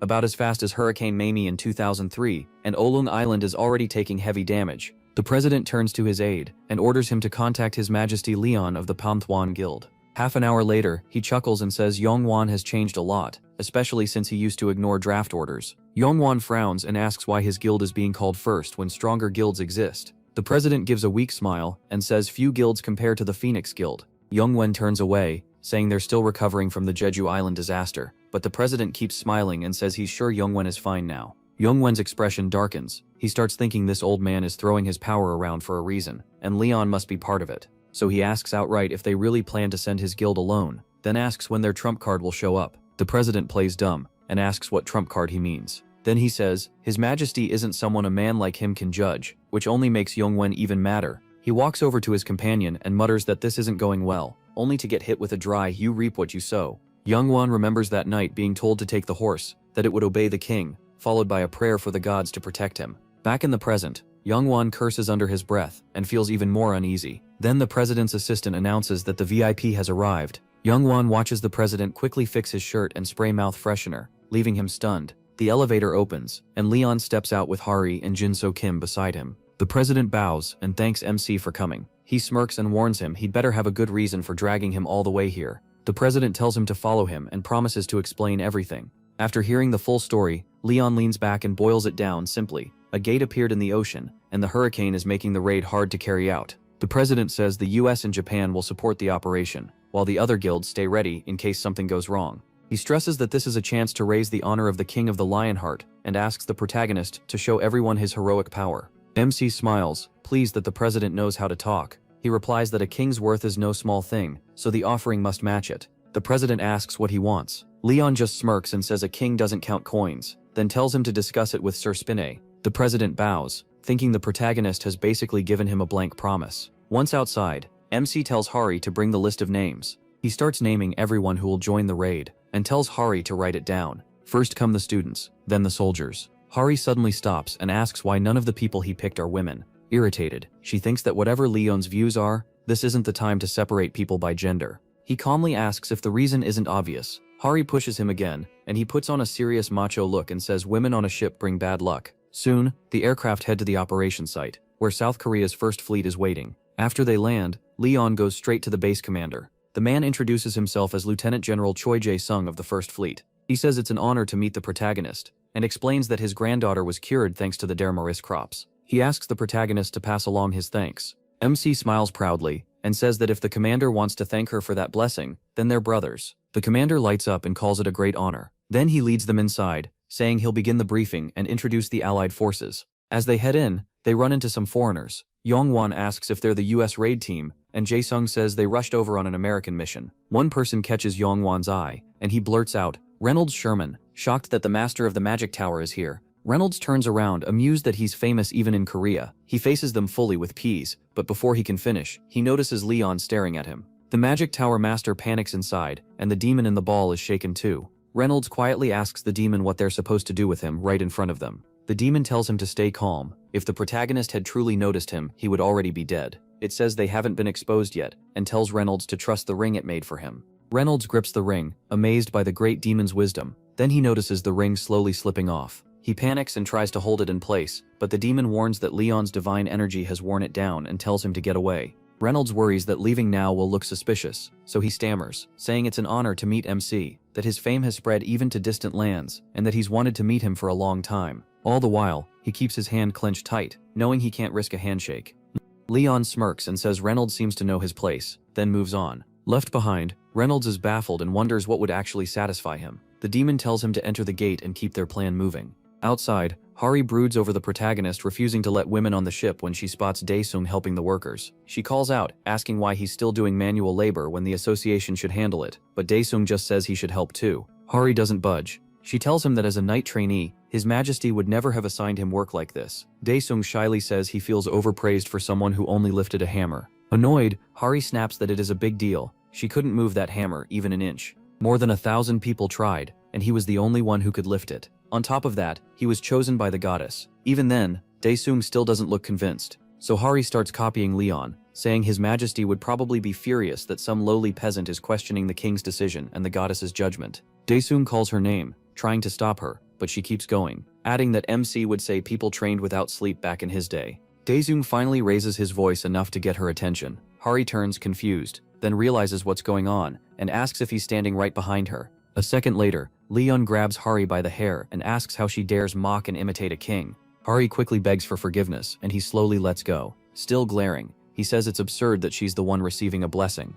So Leon explains that she's been blessed by the divinity of the sea and waves, and Poma has chosen to accept her as a saintess. He tells her she'll be joining the raid. Hari lights up for a second as she looks at him, but the next thing she knows she's tied to a wooden plank. Watching from above, Yongwan asks how they can treat a saintess like this. Leon, standing beside him, says women on board bring bad luck, and the only way to cancel it out is to make her the figurehead. Hari keeps screaming for them to untie her, and calls to Suho while the others silently finish setting her in place, standing her upright at the front of the ship. Then the ship starts moving, with Hari stuck at the bow, yelling for help. Thunder crashes overhead, and Hari warns everyone that Hurricane Nabi is coming, shouting that the winds are hitting 64.5 meters per second, even while she's still tied up. As the storm gets worse, she keeps begging to be saved. Leon tells her to be quiet because she's scaring the fish. Hari is stunned to see him casually fishing while she feels like she's about to die. The protagonist grumbles that all the fish are gone. No fish would come near a warship like this. Right after saying that, his rod jerks hard. He pulls up a huge fish. Leon tells the lieutenant general to get the thing he mentioned ready, and the man moves at once. He steps up to the podium and sets the fish down.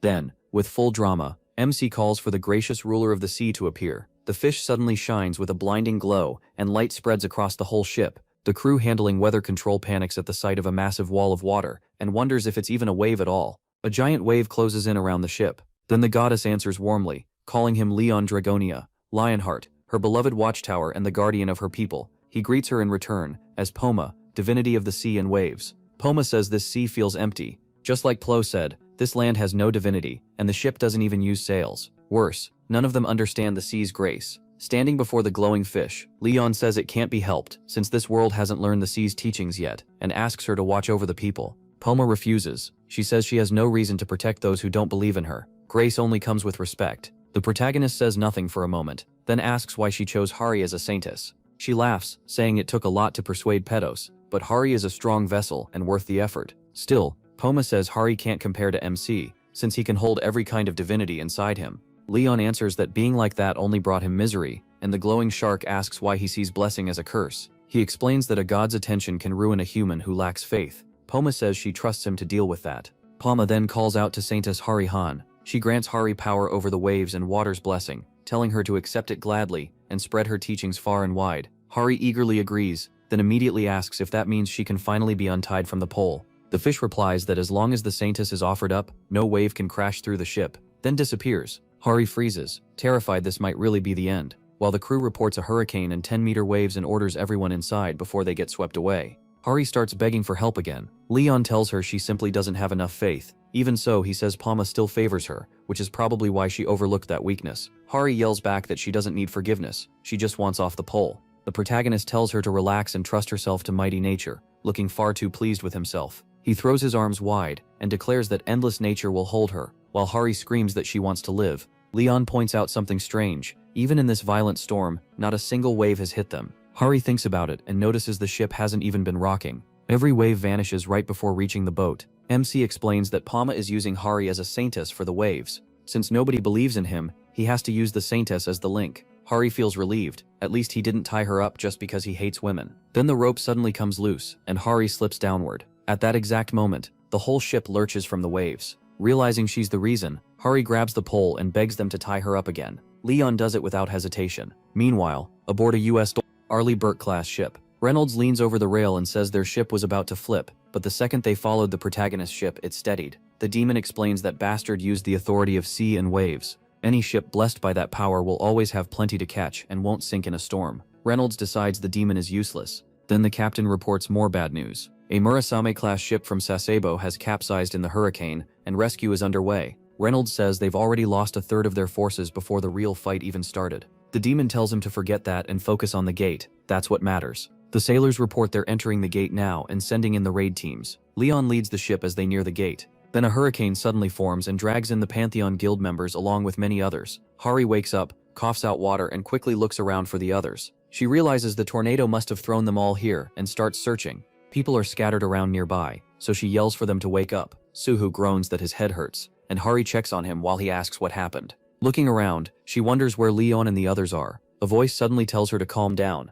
Everyone is safe. Hari looks around in shock, and the voice tells her to look down. She nervously does and finds a turtle. It speaks again, calling her Saintess, and saying the sea sent a messenger to help. Suho kneels too, and calls the turtle Tiny. The turtle snaps that he's being rude, quickly asks if it knows what happened, since Palma said everyone was safe. Speaking for Palma, the turtle says the waves carried them to safe land, though it couldn't keep Hari with the others, so Kofra calls it amazing. Palma then says this body is awful for moving around, and asks Hari for her shoulder. Hari kneels, and Palma climbs onto her shoulder. A sudden sound cuts them off. The crew takes position as Daesung tells everyone to stay sharp. Monsters are coming. Someone shouts for Hari to raise her shield, and she thinks they didn't even get time to recover. She lifts her wand, ready to use fire magic and at least take one monster down, but the spell dies out on its own, leaving her stunned. Poma asks if a saintess blessed by the ocean and waves is seriously trying to use fire. Hari shoots the turtle a look and yells that she doesn't want to be a saintess if it means she can't use fire. The turtle just tells her to put it down.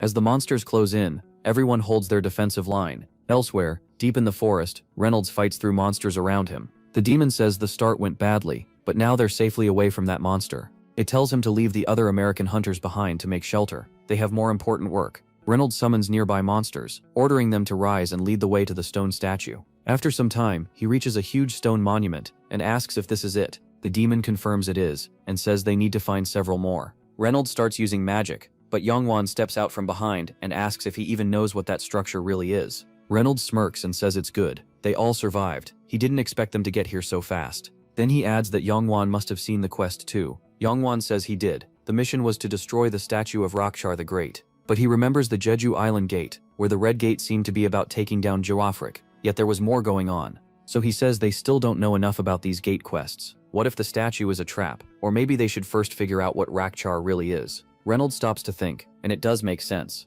Then the demon orders him to retreat, because he can't fight all of them right now. Reynolds backs off, admitting Yongwan's reasoning is solid. He tells them to head back to the beach where the Maverick members are waiting. Back on the island, Hari lowers her weapon and says they finally killed all the monsters. She asks if anyone is hurt, but thankfully everyone's okay. Then a knight rushes over and says he can no longer feel His Majesty's aura. Hari jokes that that's bad because the buffs were great, but the knight says that's not the problem. They've tested Leon's aura before and know how far it reaches. Those resentful buffs covered 30 kilometers, but now none of them can feel the effect at all. Hari realizes what that means. The island is more than 30 kilometers across both ways, so Leon likely isn't even on this island. She turns to Poma, but Poma says her connection to him seems cut off too. Hari and the others can only worry about where MC ended up. Deep underwater in the dungeon, he comes face to face with a monster. The creature says it's finally time to end its long sleep. After eating fish for 500 years, it's sick of seafood. It rushes the protagonist, eager to find out what a god's night tastes like. Sir Yappy tries booting the BIOS, but the device fails because it detects unknown materials. Sir Yappy ends up in a cave surrounded by crab monsters, and no matter how many times he tries, the result doesn't change. Nervously, he speaks to the creatures, but the crabs just keep following him everywhere. On another island, Hari says she still hasn't found Jinsu or Jaehook. Daesung answers that he hasn't seen Section Chief Kim either. Another knight says he never expected the trainees to go missing too. Suho insists they're all alive, then nervously asks Hari if they'll really be okay. She gives him a reassuring smile before turning to the American knights and thanking them for their help, saying the monsters went down fast because of them. The blonde man in front salutes the Korean hunters and introduces himself as Mistral from the Maverick Guild. Hari starts introducing herself too, then pauses when the name Mistral sounds familiar. She stares at his face, then blurts out that he's Alan Taylor, the S-rank hunter ranked 6th in Maverick. Alan coughs awkwardly and says there's no point using a call sign if she's just going to say his real name. Hari quickly bows and apologizes, saying she should have used his code name. Alan scratches the back of his neck and tells her it's fine. The other Korean hunters finally recognize him too, and one says he even saw Alan on YouTube, so no wonder an S-rank came to help.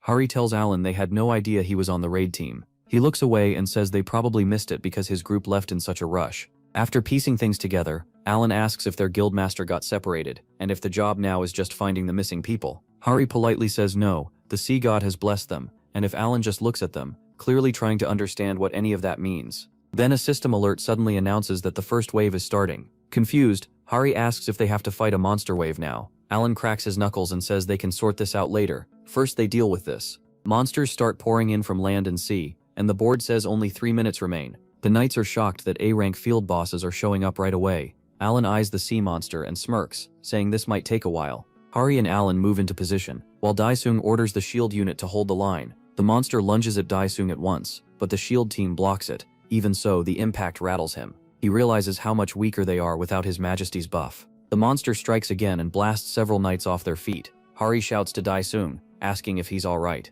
Coughing, he says they're fine, and tells her to keep fighting. Hari clenches her teeth, thinking this would be easy if she could use her fire skills. She cuts through the land monsters as she pushes forward. While fighting, she yells at Poma, if she's really his saintess, shouldn't she get some huge tsunami skill or something? Poma laughs and says she watches too much anime. Hari fires back that he's the one who looks like an anime character. A spark suddenly hits one of the monsters and drops it. Hari turns and sees Alan smiling as he tells her not to lose focus. She quietly thanks him, then looks back and realizes he's already wiped out every monster nearby. Alan calmly says they weren't that impressive for A ranks. Suho and another trainee stare at the fallen sea monster in awe, saying Alan is insanely strong. The other says that's what you'd expect from America's top hunter guild. Alan watches the next group coming in, manage to clear the third wave. Yappy rides on a crab while it carries him along. It's been 36 hours since the crab monsters saved him, and now they follow his orders without hesitation. Yappy notes that each wave comes every 12 hours, and these crab monsters grow and multiply way too fast.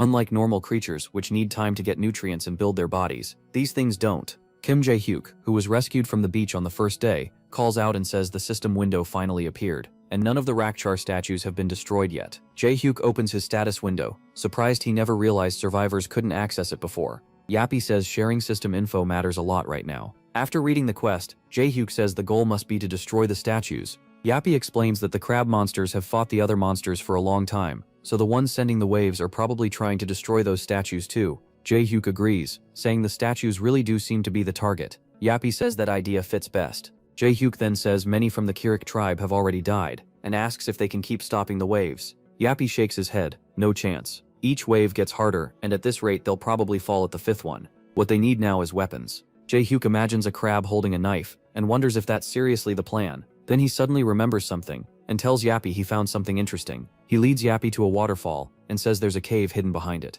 They go inside and come out the other side, finding a place with tall buildings and proper roads. Jae-hyuk blurts out that the Kirik tribe may have been Wei-di at the same time. Leon stands deep underwater, and realizes this isn't just the ocean floor, it's a place with remains of an ancient civilization. He says there's a ruined world down here, as he looks around. He recalls that Poma's power was cut off when the boat flipped. MC figures that happened because they entered another being's domain, likely a god or some evil deity. Leon coldly orders it to show itself. A voice laughs and calls him Lionheart, the god's hound with a lion's heart, heir to the Dragon Slayer, the one who killed more demons than anyone, the Knight of Knights, the King of Kings, and protector of the Radiant Kingdom. Yet now, it says, he stands there weaker than ever. Leon asks if it knows him. The voice answers that any demon would know the Lionheart. He was a legend, even among them. It says many heroes came here before, but none were strong enough to beat it. Then it mocks him, asking if he'll be any different. He answers that a filthy demon has no right to judge his worth. With a booming laugh, the demon finally appears and thanks him for defeating Malice, saying that gave it a chance.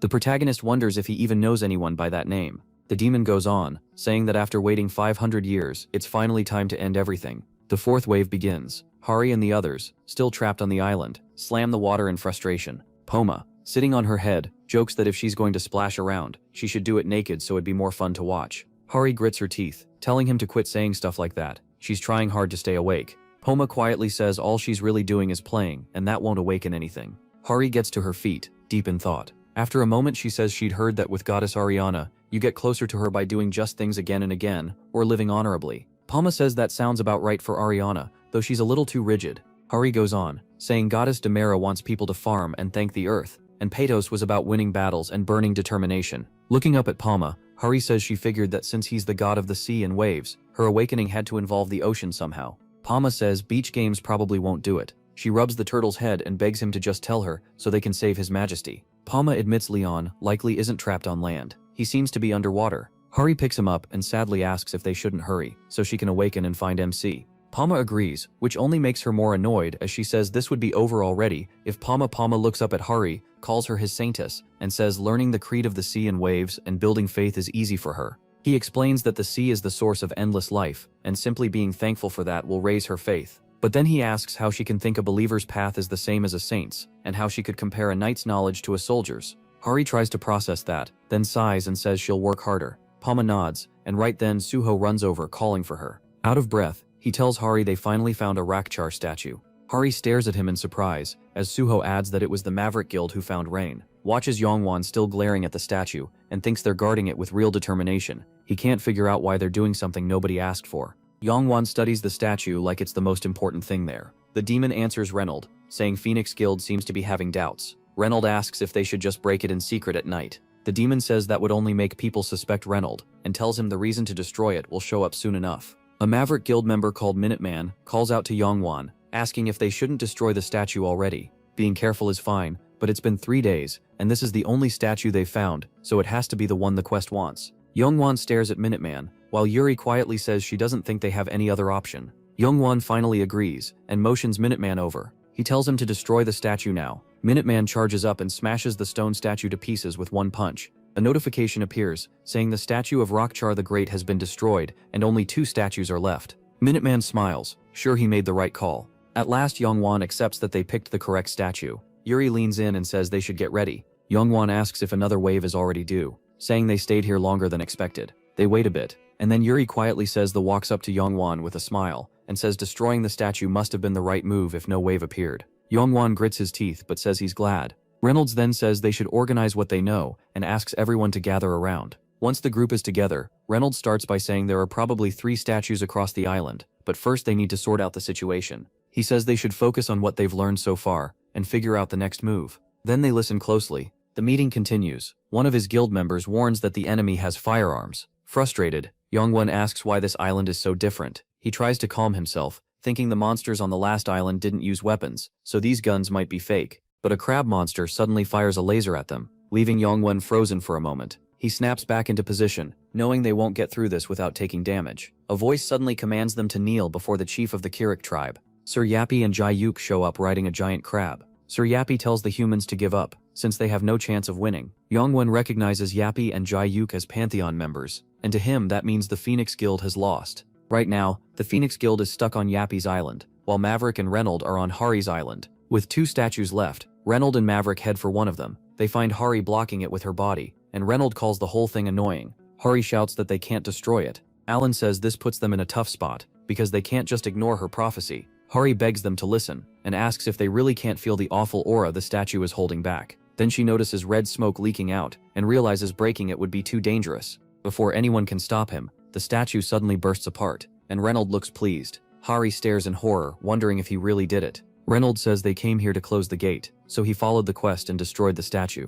That horrible aura pours out, and Hari can only watch. The ground starts shaking, and someone asks what that was. Everyone can feel something bad is coming. Then a monster rises from the sea. It roars and orders them all to submit. Rakchar, the demon of chaos, has awakened, and his presence overwhelms every living thing. Everyone stares at Rakchar in terror, as guild members start falling under his control. His chaos aura fully takes hold, bringing weakness, panic, fear, confusion, and hopelessness. Rakchar roars again and says he smells something foul, but it isn't time to eat yet. Gosong shields the others, while Rakchar says he first has to deal with the ones who sealed him here, and tells them to enjoy this tiny bit of hope while it lasts. Then he sinks back into the sea, and the whole area is tainted by chaos, giving every living being the status abnormally deranged. Their eyes turn red, and they start attacking each other. Hari tries to calm them down and begs everyone to resist the abnormal status, but Alan suddenly swings at Hari, and she barely avoids it, yelling at him to wake up. Alan screams that dying is the right thing, and he'll help make it happen. Then he rushes her, but Minuteman slams into him first. Hari nervously thanks him, only for him to turn and punch her so hard she's sent flying into the water, struggling to breathe. Hari realizes she couldn't even react, and starts wondering if she'll die here. She remembers Jeovrik telling little Hari that her parents died saving the world, that they were heroes. He patted her head and promised she'd grow into someone honorable. Hari now struggles to understand what being a hunter of justice is even worth, and wonders what it means to be a god saintess when she's nowhere near as strong as Jeovrik, let alone his majesty. At least Jeovrik died with honor, doing something that mattered. Then Poma appears before her. He calls her name and tells her not to try to grab the whole ocean. No matter what, all she can hold is a handful of water. Poma tells Hari to fill her heart with faith, and to accept the greatness already inside her. Hari doesn't understand him at all, but he urges her to listen to the ocean. If not before, then now. The flow of the sea, the corals' whispers, the ocean's great song. Poma kisses her forehead and calls her his mortal, telling her that if she really wants immortal power, she can't try to seize it. Infinity isn't something to grab, it's something to wear around yourself. She is already inside that infinity. A strange light wraps around her, and when she finally relaxes and closes her eyes, she opens them again with sudden clarity. She knows what to do. Looking around for His Majesty, she finds him at once. She moves her hand and splits the sea in two, using the divine law, sea-splitting. The city beneath the water is revealed, and she finally sees Leon standing there. He turns to her, sees her, and tells her to come. Hari wakes up to him, praising her. Well done. She snaps back to herself and screams, but the protagonist tells her to stay still. They're on Stallion, MC's Pegasus. Hari asks if she was really in the water, and MC says he's glad he didn't have to watch a water saintess drown. Hari then remembers Rakchar's return, and everyone going mad trying to kill each other. He says he knows, and explains that normal people can't stay sane in front of evil, that great. He has the Pegasus land. When they reach the island, the protagonist draws his glass and announces himself. The King of Lionheart's aura pushes back the status effect, and people slowly come back to their senses. Daesung walks up. Relieved MC is safe. MC tells him he did well holding things together. Daesung reports that some soldiers and trainees are missing, though he heard Poma kept them safe, and asks him to check. He says he can already sense them, then orders everyone to leave the gate, and says the Saintess's blessing will let them walk on water if they trust it. He tells them to run for the gate. Alan asks what will happen to the rest. Leon says they'll save as many people as they can to move, but the monster appears in front of them, calling them parasites and saying he'd been waiting for this. He says the moment has finally come. He starts forming a fireball, but suddenly stops when he senses a Grail Knight's aura. Then Yappy appears on a crab right in front of him.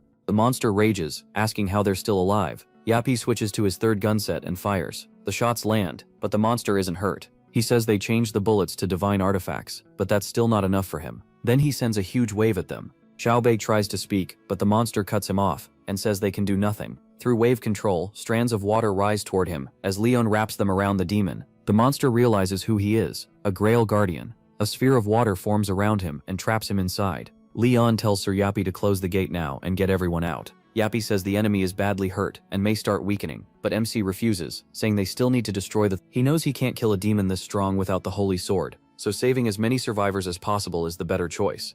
Then, Yappy says they should take the island's people too. He explains the Kikirik tribe isn't made of NPCs, they were sealed here to guard the demon. Leon asks if there's enough time, since the demon is close to breaking free. Yappy says he'll use the Kikirik tribe's final option, and with the Saintess's blessing, everyone can cross the water. Hari urges them to move fast before the great demon is fully released. He looks over as the demon breaks out of the water prison, and swears he won't escape him. The protagonist signals Stallion, then charges with sword in hand. He cuts off several limbs before pulling back onto Stallion. The demon mocks him for buzzing around like a fly. That ticks MC off, and he calls up his divine power, rushing in while remembering the Lord of Chaos, screaming as fire burned him. The demon fires back that he'll kill Leon first. Right then, giant crab monsters clamp onto the demon's remaining limbs, and he struggles to get loose. He takes the chance and strikes with divine punishment. Flames of war. His eyes change color as he declares glory to Lionheart. Leon unleashes divine punishment, flames of war, and the demon screams out the protagonist's name in agony. The knights can hardly believe a human could hold that much power.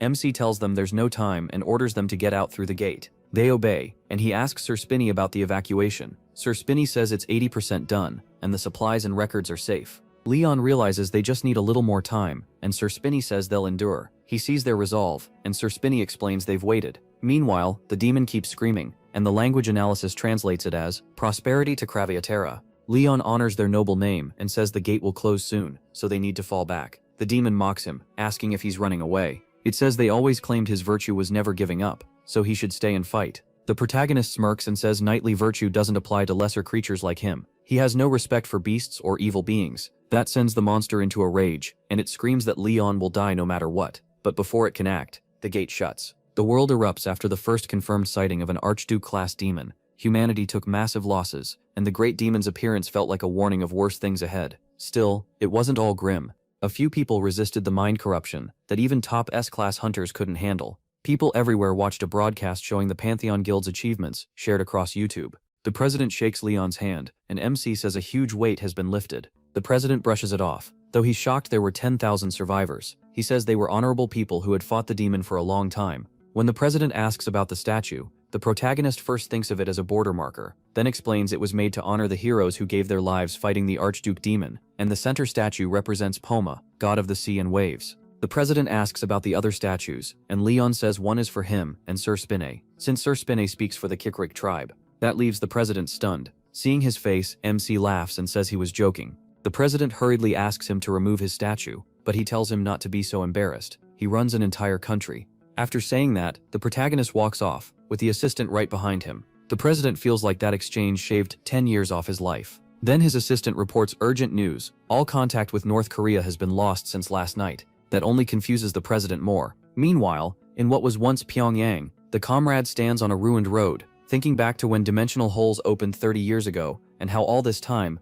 the only aid they got came from South Korea. He kicks a man into a heap of unconscious bodies and grins. Soon he says, they'll become the strongest nation by using demons for their own gain. His aide tells him the mage is calling, so he picks up. Reynolds says the preparations are finished. At once, the comrade orders everyone to speed up the summoning. When the great demon appears, the comrade is shocked by how badly it's hurt. He asks if the summoning was done right. The demon apologizes and says it needs time to recover, and the other great demons will need more time too. Then it adds that, luckily there's plenty of food here, which shocks the comrade. Back in a dungeon, a red-haired girl smiles at a white-haired girl and says she's told her everything. She adds that she isn't hiding anything now. The white-haired girl finds it interesting that demons can enter any gate, so if that's true, they can also send them wherever they want. Later, while the people of Kiruk build new structures, Hari calls for Sir Yappy. She knows they can breathe underwater, but still asks if it's really safe for them to live there. Yappy assures her they'll be fine as long as they have a nest and a place to breed. Looking at the kitten and all the crabs working around them, Hari realizes food may be the real problem. Then Yappy tells her they've been signed up for the Pantheon Assurance Service to help them adjust to modern life. He says it covers all kinds of support, including legal and paperwork help. Hari thinks about joining too, only to learn she was already enrolled and has been using the service since last month. She completely loses it when she hears the bill is 19 trillion won. Right then, Leon rides over. He tells Hari to get on the horse because he needs to head back to the guild. That catches her off guard, since MC had said before that this was a king's horse and only the queen and Sir Yappy could ride it. When he notices her hesitating, Leon gets down and holds out his hand, telling her to come. But instead of sitting right away, Hari feels awkward and a little upset by how he's acting. Then he gives her an envelope with property rights inside. He says it's only right for a king to grant land to a knight. Even if her faith hasn't been fully proven yet, Hari barely manages a quiet thank you, but the protagonist cuts in, telling her not to act so strange or like a servant. He says she doesn't need to behave like a noble, but she also shouldn't put herself beneath others. Blushing, Hari finally climbs onto the horse with Leon. After riding in silence, she finally asks if that means she's a noble now. MC says yes, and her face lights up. In the Pantheon's order though, she comes after the Queen, Sir Spinay, and Sir Yappy. Right away she calls out to Sir Yappy, saying he should treat her like a noble now. Instead, he smacks her with his whip. Leon gives them a sidelong look, clearly judging how childish they're being. Later, in Queen Beatrice's workshop at the Pantheon Guild, he stands beside her as she confirms the test worked, just like he thought. Demons really are using gates. The protagonist thinks back and realizes he's been suspicious ever since the Jeju Island Gate. What looked like a noble quest was really about saving corrupted barbarians and killing a righteous knight. That makes it clear to him that the system and its quests aren't truly good. They're controlled by evil forces trying to steer the awakened. Leon tells Beatrice that Earth is now ruled by mana stones, and people won't stop chasing quests, even if they know something feels wrong, whether for money or other reasons. Since demons are clearly on the move, he asks if Beatrice can control gates too, because he's heard she can. Beatrice explains that she can control virtual spaces that have already collapsed, but she needs a way to judge which gates hold survivors, and which have demons. Then she smirks and suggests using one of Leon's holy relics as a beacon, which means she'll need a huge amount of mana stones. MC likes the plan, but wonders where to gather that many, though he already knows there are plenty of places to get them. The news spreads fast, and before long everyone is assembled to raid every gate in South Korea. Soon after, the Pantheon Guild is active across the whole country, bringing 1,000 warriors, including 4th-rank fighters and knight trainees, along with 2,000 from the Kirkuk tribe. They divide into 20 teams and head for gates all over Korea. The Pantheon Guild moves with incredible speed. Most guilds clear only 2 gates a month, but this one wipes out more than 20 in just 4 days. Meanwhile, beastmen complain to Leon for killing their leader, since they believed he would save them. He mocks them, saying beasts pretending to copy human society are unbearable, and they'll all be destroyed. Because of that, one guild ends up controlling the gates across the Republic of Korea. After all the gates are cleared, Jinso's eyes go wide at the massive pile of items stacked in front of him. Yappy says the sorting is done. The total value is 38.3 billion won, and the auction price should be around 12.7 billion. That money is enough to keep them comfortable even after opening a gate. Leon then turns and says the next gate mission will be handled by a small team of elite warriors. He also orders that no one report anything about this operation, Jinsu and Hari are told to keep it hidden from the association too. As long as the protagonist isn't doing anything against the nation, no one objects. Then the protagonist steps into the center of a magic circle, and it starts glowing brightly. Using the sacred sword, Beatrice chants a spell and sets the coordinates. Everyone watches as streams of energy gather, and a man-made gate suddenly opens. The sight leaves everyone in disbelief. Leon is impressed, while Beatrice smirks at all the shocked faces. Once they enter, they arrive on a battlefield, where warriors are already fighting. Somho helps Kim Jae-hyuk while scanning the area in confusion. MC quickly realizes the gate has a problem. It split the warriors up again. Then a loud roar echoes out, and a huge army of orcs charges at them with weapons raised. Before they can strike, a knight named Babel slips past and cuts one down. He tells Kim Jae-hyuk and Soho to stop standing around and fight. This is a battlefield, not a playground. Then, out of respect, Basil kneels to Leorn, who quickly recognizes him as Valtoric's orc shredder, a company commander. Even so, he immediately demands an explanation. Basil says they're in the middle of Ryam Valley, and we're transporting Seryoja's holy relic. At that, the protagonist understands what's happened. It has already come to pass. The Grail Knight of Dreams and Death, Zarya of Twilight, had failed his final mission. As he follows Babel, Leorn is filled with regret, wishing he'd learned more back in Paradise while he still had the chance. Still, he knows the past is done, so he focuses on figuring out the situation now. His gaze shifts to Seryoja, who is unfolding his fantasy territory. With sword in hand, Zarya gathers immense power. The orcs cry out in pain, and collapse almost at once. Leorn steps forward and tells Zarya the orcs are pushing in. The moment they see him, Zarya and his knights bow deeply, greeting MC as the first knight of goddess Ariana. He remembers that knights who drink from the Holy Grail awaken into their peak form. Since he became a Grail Knight so young, he can tell at once that Zarya now looks old before the king's eyes, meaning this is the height of his current self. Noting that Zarya hasn't changed much, Leon tells him to rise and explain everything.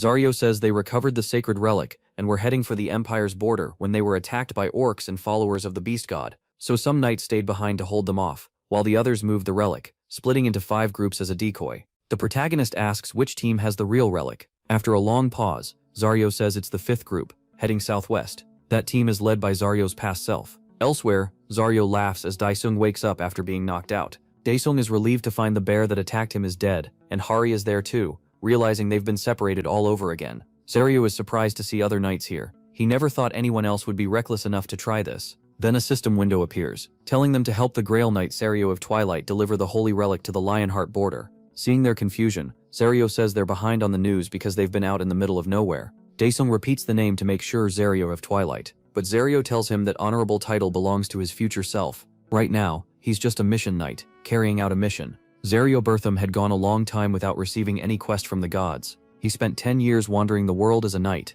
then another 15 years waiting for the gods to finally give him a quest. He was a great knight, not the kind with special powers to turn a battle by himself, even though many chosen by the gods did have those gifts. Even when others mocked him, his refusal to quit earned their respect. Then one day, a woman appeared, but Zaryo Shell kept going. Even with the whole world laughing at him, he never gave up. By age 100, he finally became a Grail Knight, the oldest person ever to do it. Back with Leorn, Zaryo Shell tells the knights to raise their shields. A wave of orcs and monsters rushes straight at them. As the battle breaks out, the shield bearers avoid the orc strikes and cut down monster after monster. Leorn quickly sees their teamwork is on a whole other level. Then a boulder troll appears, and MC tells Suho and Jaeok to watch closely. What they see next is the level they need to reach. Leon gives the sign, and Zara with the other knights charges in to strike. Suho and Jaeok think it's too risky because the path is so tight. Zara ignores that and rushes ahead with a spear in hand. His horse vaults over the shield line, leaving Suho and Jaeok staring in shock. Using Dear Holy Flame, Zara drives his sword at the enemy,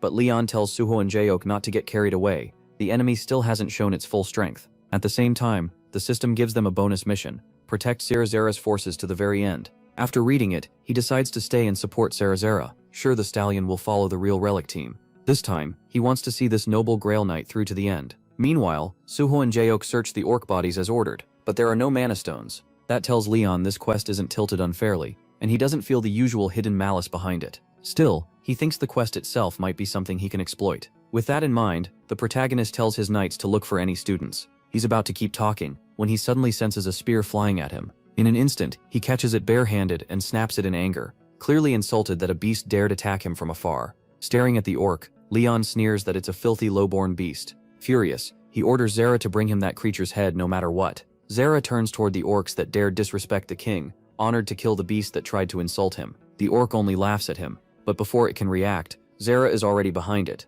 He instantly smashes his staff into its head. The hit hurls the orc into the ground, hard enough to scatter rubble. The beast can barely believe that kind of power is real. Zera stands over it and demands to know how it dared invade Heaven's land, where only the king should rule. The beast shows no fear, warning Zera that he came alone while it brought a whole army. Even so, Zera couldn't care less about an army of trash. A faint smile crosses his face as strange energy spreads around them. Before anyone can react, Zera calls on the goddess of dream and death to punish the faithless. The goddess appears behind him, gathering that same power in her hand, and suddenly the orc's body split with countless cuts. Meanwhile, with the team carrying the real relic, Zera warns Daesung to stay alert, since most beasts out at night are monsters. Since it's too dangerous to stay exposed, he says they should head for a nearby cave. Carrying the heavy relic box on his shoulder, Zera leads the way. Stella feels bad watching someone as noble as him do that, but Zera says that right now he's only a mission knight. No one really understands what he means, but they make it to the cave. Once inside, Zera uses divine power to seal the entrance with a plant-like barrier. After they settle in, Stella carefully asks if he can watch over the relic box for a while. His answer surprises her. Zera says she should give the orders, because a kingdom knight outranks that only confuses everyone more. They still don't understand how Zera's past and present connect. Seeing that, Zera explains the goddess rewarded him. After all his years of effort, Plethu gave him a power when he became a Grail Knight that lets him summon a version of his past self into the real world. The Zeria, standing here now, is 85, the age when he received his mission from the gods. He also warns them not to expect too much strength from him, because he's far weaker than the true Grail Knight. Then a terrifying roar echoes out and everyone jumps to attention. Zeria's smile vanishes. He tells them to stay quiet because the threat is very close. Daesung and Hari grab their weapons, ready to fight, but the noise above them gets louder. Suddenly the ceiling caves in. Zeria yells for everyone to move, and a demon servant drops down from above. To stop it, Zeria drives his sword into its open mouth, but the monster claws his back. That's bad, because its poison is deadly. Stella tries to help, but Zeria orders everyone to retreat and get out fast. Hearing that, Hari runs to Daesung and calls to him, then freezes in shock when she sees a deep poisoned wound on his arm, and realizes he can barely stand. Hari quickly wraps Daesung's arm, and he apologizes for failing her. She ignores that completely. Her only concern is the poison. Blaming herself for not stopping it, she tells Daesung to wait. Then Hari draws her sword and heads towards Zeria, who's still fighting the monster. He spots her, and yells for her to stay back, warning that it's too dangerous. But then he's stunned as she keeps walking, her sword pouring out powerful energy. Hari remembers a past trip to the gate, when Leon told her she had been chosen by the divinity of war and fire, and must not treat that gift lightly. He had formed a flame in his hand, and explained that divine foam flows like ocean currents, and moves with her will. Remembering that, Hari swings her sword, pouring both water and fire into the strike. She unleashes a massive slash that badly wounds the giant monster. Zeria can only stare in disbelief. After the monster goes down, Zeria makes an antidote, but there is only enough for one person, because the Empire Dark Mage's Chimera got burned by Hari during the fight. As soon as it's finished, Daesung drinks it. Then Zeria hides the entrance even more carefully, so nothing can track them, no matter how sharp its nose is. Not long after, Zeria collapses, as the poison from his own wound finally weakens him. Everyone rushes to help, but he weakly says that even if he dies, his past self will still guide them. That clone was blessed by the Lady of Death, and even received a gift from her. As Zeria draws his last breath, he tells them to treat that other self like just another tool to deliver the relic to the King of the Lionheart. In death, he sees the Lady of Death devouring his soul. At the same time, the second Zeria finishes off the orcs, and Leon praises how cleanly he handled it. Realizing Zeria had tried to bait out their leader but failed. The orcs are oddly patient, and since they ignored that provocation, their leader must be someone with real pull. MC starts thinking fast. Could there be an orc champion? They're rare warriors chosen by the orc god, and they unite the tribes and start huge wars. It's still early, but Leon suspects an orc chief may be here. Later, he speaks with Zeria alone and tells him everything that happened. Zeria clenches his fists when he learns he had already died and gone to heaven. His hand shakes as he realizes the protagonist fought evil alone for 200 years. Crushed by guilt, MC tells him there's nothing to apologize for. From that, Zeria figures that if an orc killed him, then the great chief is probably here. He agrees. The champion chosen by the orc god is on this battlefield, and is using this as an experiment, with loot only a side goal. But Leon has a new purpose now, to stay beside his friend until the very end. Later that night, in the orc camp, the protagonist starts a fire. Orcs live a lot like humans. They eat, drink, and sleep, which makes them easy targets for a night raid. Watching the camp burn from above, Leon smirks as the orcs die below. Behind him, Zeria shares everything he knows. He thinks MC's arrival has already changed the story of his death. If this gate really recreated the kingdom exactly as it was back then someone equal to the King of the Lionheart, the strongest Grail Knight, will surely appear. A few days later, a man in the orc camp screams in rage, Unable to understand how their enemies have kept attacking for 3 straight days, they have 10,000 orcs, yet they're getting hit day and night. What angers him most is that only 2 people, Zarya and Leon, are doing it and killing thousands. As he tells his underlings they need to act, the sliced corpse of an iron bear crashes into the tent. It was the toughest and strongest of them all. Then the champion of Hellcan walks in, the one who killed the iron bear. Enraged, it grabs the man by the throat, furious that the opening was supposed to happen yesterday. The man struggles, but he knows he's helpless. The champion may even be stronger than a Grail Knight, and it fought Grail Knights in its youth. The champion of Hellcan throws him down and orders him to ready the army for tomorrow's attack on the Grail Knights. Both the champion of Hellcan and the skunk's great warrior will take part. As it leaves, the man thinks they might actually win with 2 champions of the orc gods on their side. Then a loud blast suddenly rings out. The man and the other beasts with Hellcan's chief and find a giant spear with a letter attached to it. This challenge letter has been sent out every year since the Lionheart Kingdom began. Its message is simple: a duel. Hellcan's champion tells the man to accept. Sure, this is their best shot at killing the Grail Knight. Somewhere else, the knights thank Beatrice and her people for arriving in time and taking down the monster before things got worse. A worried female knight asks where Soho and Jahyuk are. Beatrice says their job was to support Syria Bertham and the main force, so if the king isn't there, then he must be with another relic convoy. Even so, she tells them not to panic. She put a tracking spell on everyone, so they should reunite soon. Beatrice assumes Suho and Jae-hyuk are with the king, but she can feel Daesung and Hari moving with another squad. What really bothers her is that Syria Spinny is completely out of range. At that moment, Spinny is drifting in space, checking the pull of gravity, and watching the gate fire off a satellite. The machine can only collect limited data, but what looks like a planet turns out to be huge valleys divided by a sharp imperial border. Then it catches a strong signal. It's coming from a Lionheart Knight. To Spinny's shock, the knight looks right at him. He removes his helmet and angrily tells Spinny to leave. Back on the battlefield, the horde marches forward, roaring. Jahyuk can feel the attack is about to start. He says this standoff matters. They need to study the enemy and learn what really happened. If his group holds here, the relic convoy will have an easier time. Remembering past transport failures, Jahyuk still has doubts, but Leon stays calm, trusting Beatrice and Spinny to manage it. With the protagonist's nod, Zarya steps out front. But before he can attack, the orcs start yelling, fired up because Hellcan is watching. Their noise annoys everyone on MC's side, especially MC. Then Hellcan's champion Balbazar walks onto the field and boasts that no one can beat him, demanding an opponent. Leon just grins and mocks him as a frog in a well, then tells Zarya to bring back his head. Following the order, Zarya draws his sword and declares Balbazar will die here. Balbazar doesn't even take him seriously. He attacks first, but Zarya slips past it and mocks him right back. Certain he has won, Balbazar slams down his axe and cuts Zarya in half. He lifts the axe in victory, as the knights stare in disbelief.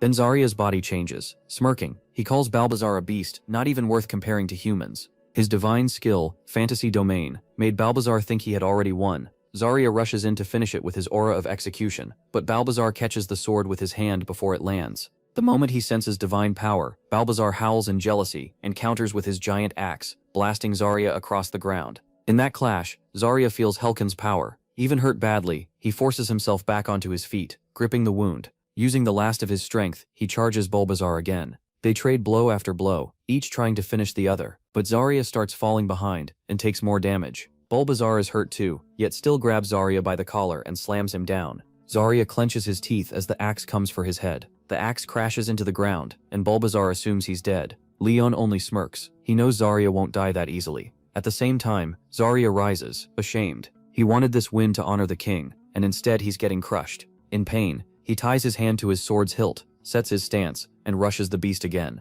Balbazar waits calmly for him to come close. The instant Zarya enters range, Balbazar's axe carves into his shoulder, mocking him as a weak human. Long before this orc campaign, when Leon was still a war knight, he stood with the other knights and asked Zarya his name. Once Zarya introduced himself, he recognized him as a royal knight who had served for 50 years. He then brought up taking down the orc champion, and Zarya agreed at once, only asking for the lowest rank possible. He wanted no fame, just to keep living by his own code. Back in the present, remembering that day, Zarya thinks of how Leon first came to him. He coughs hard, with pain tearing through his whole body. Balbazar decides Zarya is finished, and lifts his axe for the last blow, then stops when he sees Zarya holding it in place. Memories flash through his mind. Leon reaching out and calling him a loyal warrior. Power floods back into him, and Zarya swings while praying to the great lady who rules the end of all things. In an instant, he drives his blade through Balbazar's heart with the death-resistant power of great divine law. Before Balbazar can understand it, he drops dead. The field goes silent for a full minute.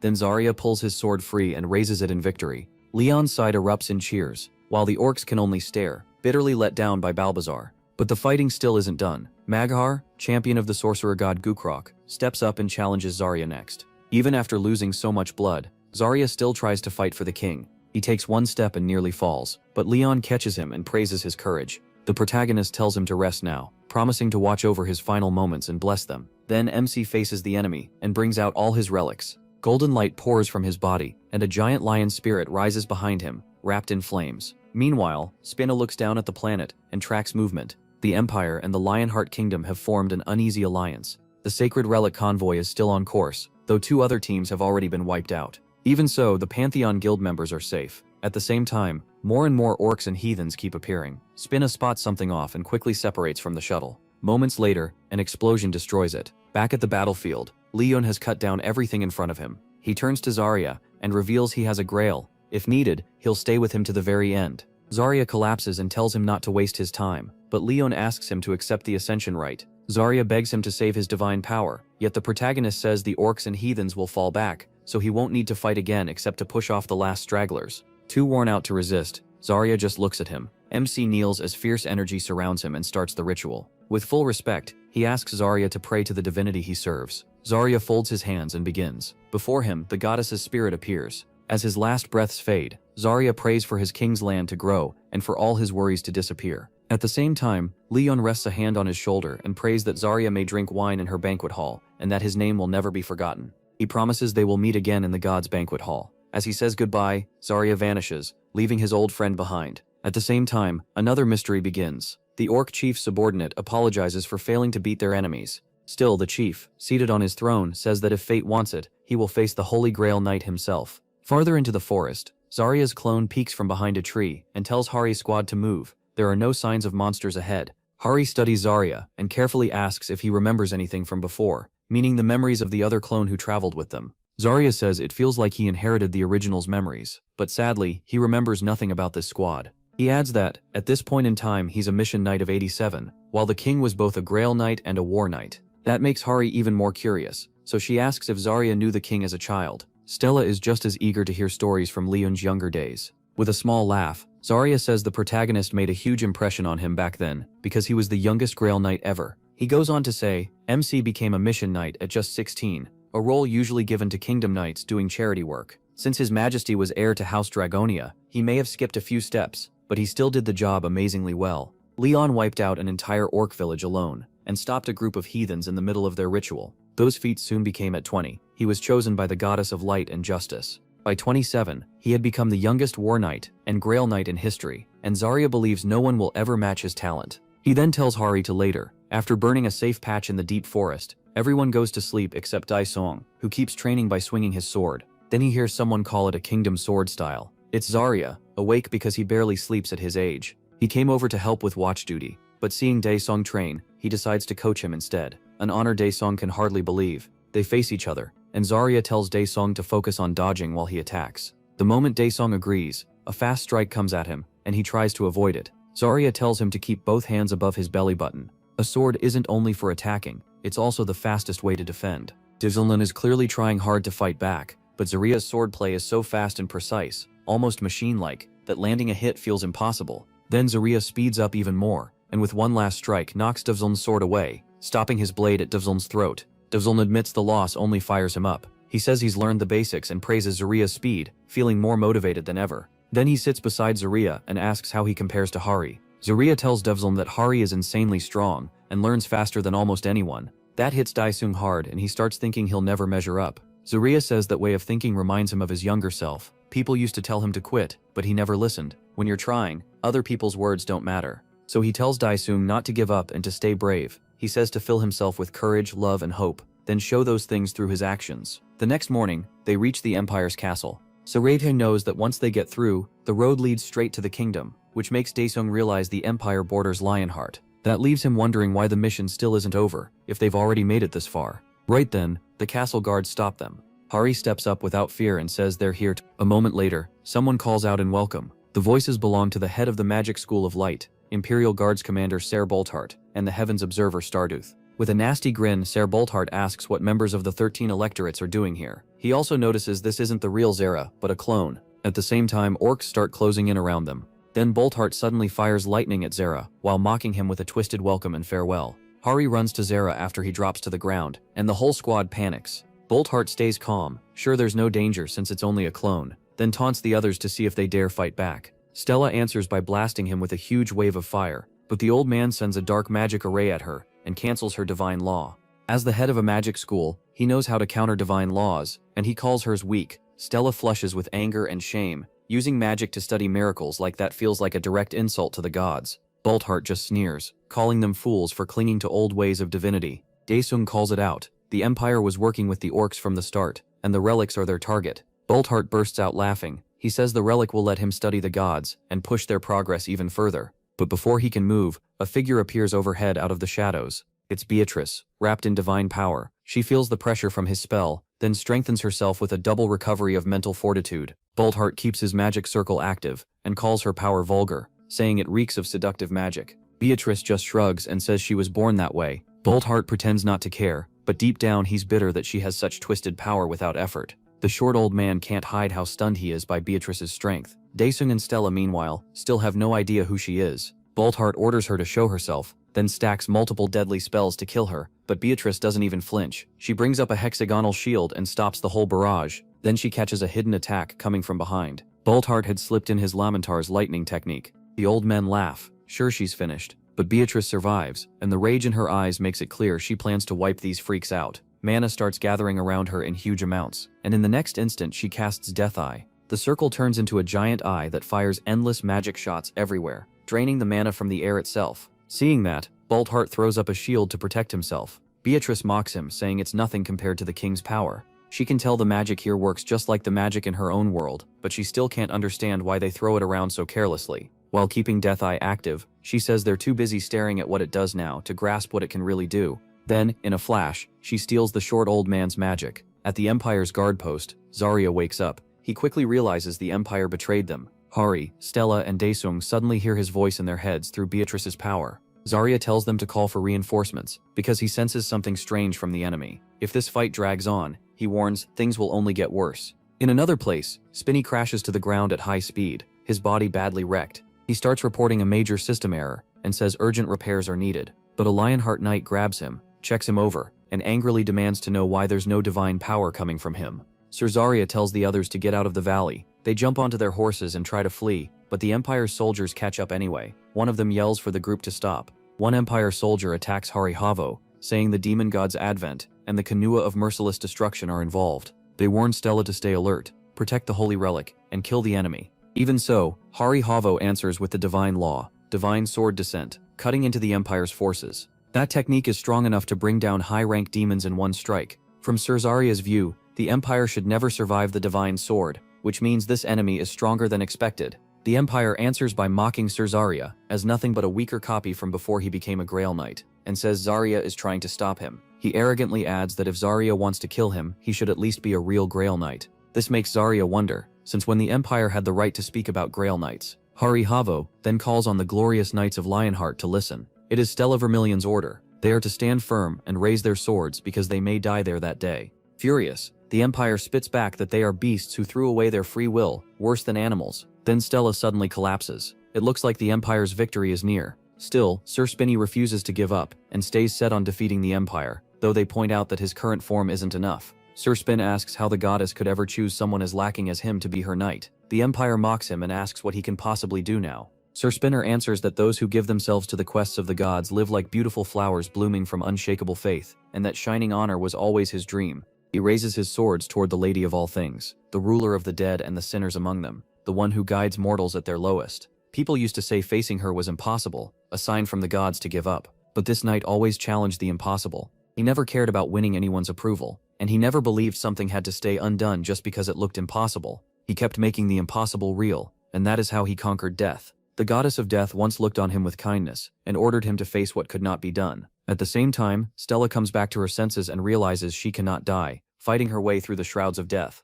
The Empire starts to see it's actually about to lose to a knight-errant, and wonders if its transformation into a demon failed. One teammate tells the Empire it's not over yet. Lionheart's border is still at least half a day away, so they can keep tracking them. The Empire agrees, determined to recover the relic no matter what. Stella rises again, and the Empire orders his men to kill her because no one there will be spared. Then a meteor shaped like Vulcanus suddenly appears, stunning everyone. He tells the Empire he'll burn it to ashes, the only mercy left for something tied to death. The Empire admits Vulcanus is arrogant, but Vulcanus asks if it even understands why it gets to call itself an empire. It's only because they allowed it. They let it proudly claim independence, and they allowed its pointless spread of territory. The Empire can hardly believe the power, the speed, and the endless mana, thinking no human should be capable of that. Still, it wants that power for itself, and is ready to pay the price. Vulcanus is stunned by that godlike pride, and says the Empire has no idea what it's like to gain everything just by praying. The flames of enlightenment keep burning. Sir Zarya enjoys watching the Empire get crushed, and even thanks them for arriving in time.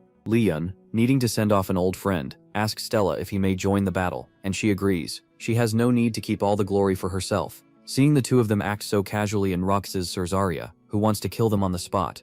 Zarya then asks if someone really summoned a meteor. Leon says it has nothing to do with them, since Vulcanus never shows mercy to evil. Zarya then demands to know why he's here, calling this the hour of divine punishment, the flames of war. Vulcanus arrives and greets the owner of Lionheart. Beatrice reminds the protagonist they need to gather everyone before the gate closes. Even though he has plenty to ask Vulcanus, the moment is too urgent, so Leon asks for something that can represent him. Vulcanus gives him a dagger, then leaves. MC realizes from this that Vulcanus is still alive and not in the god's paradise. Hari is glad to see him back and asks if he's alright. Someone gives the holy relic to Leon, and he thanks everyone for their hard work. He opens the relic box. At last, the final relic is theirs. After that, he tells everyone to move out. Meanwhile, at the Pantheon Guild on the Naju Plains, Park Soo-jin steps out of her car, wondering what was so urgent that she got called in like this. To her, the Pantheon Guild now feels more like a tourist stop, and with an item that amazing on offer, who wouldn't be tempted? Then she notices Yaga Spinny blocking her path, and the system scans her face,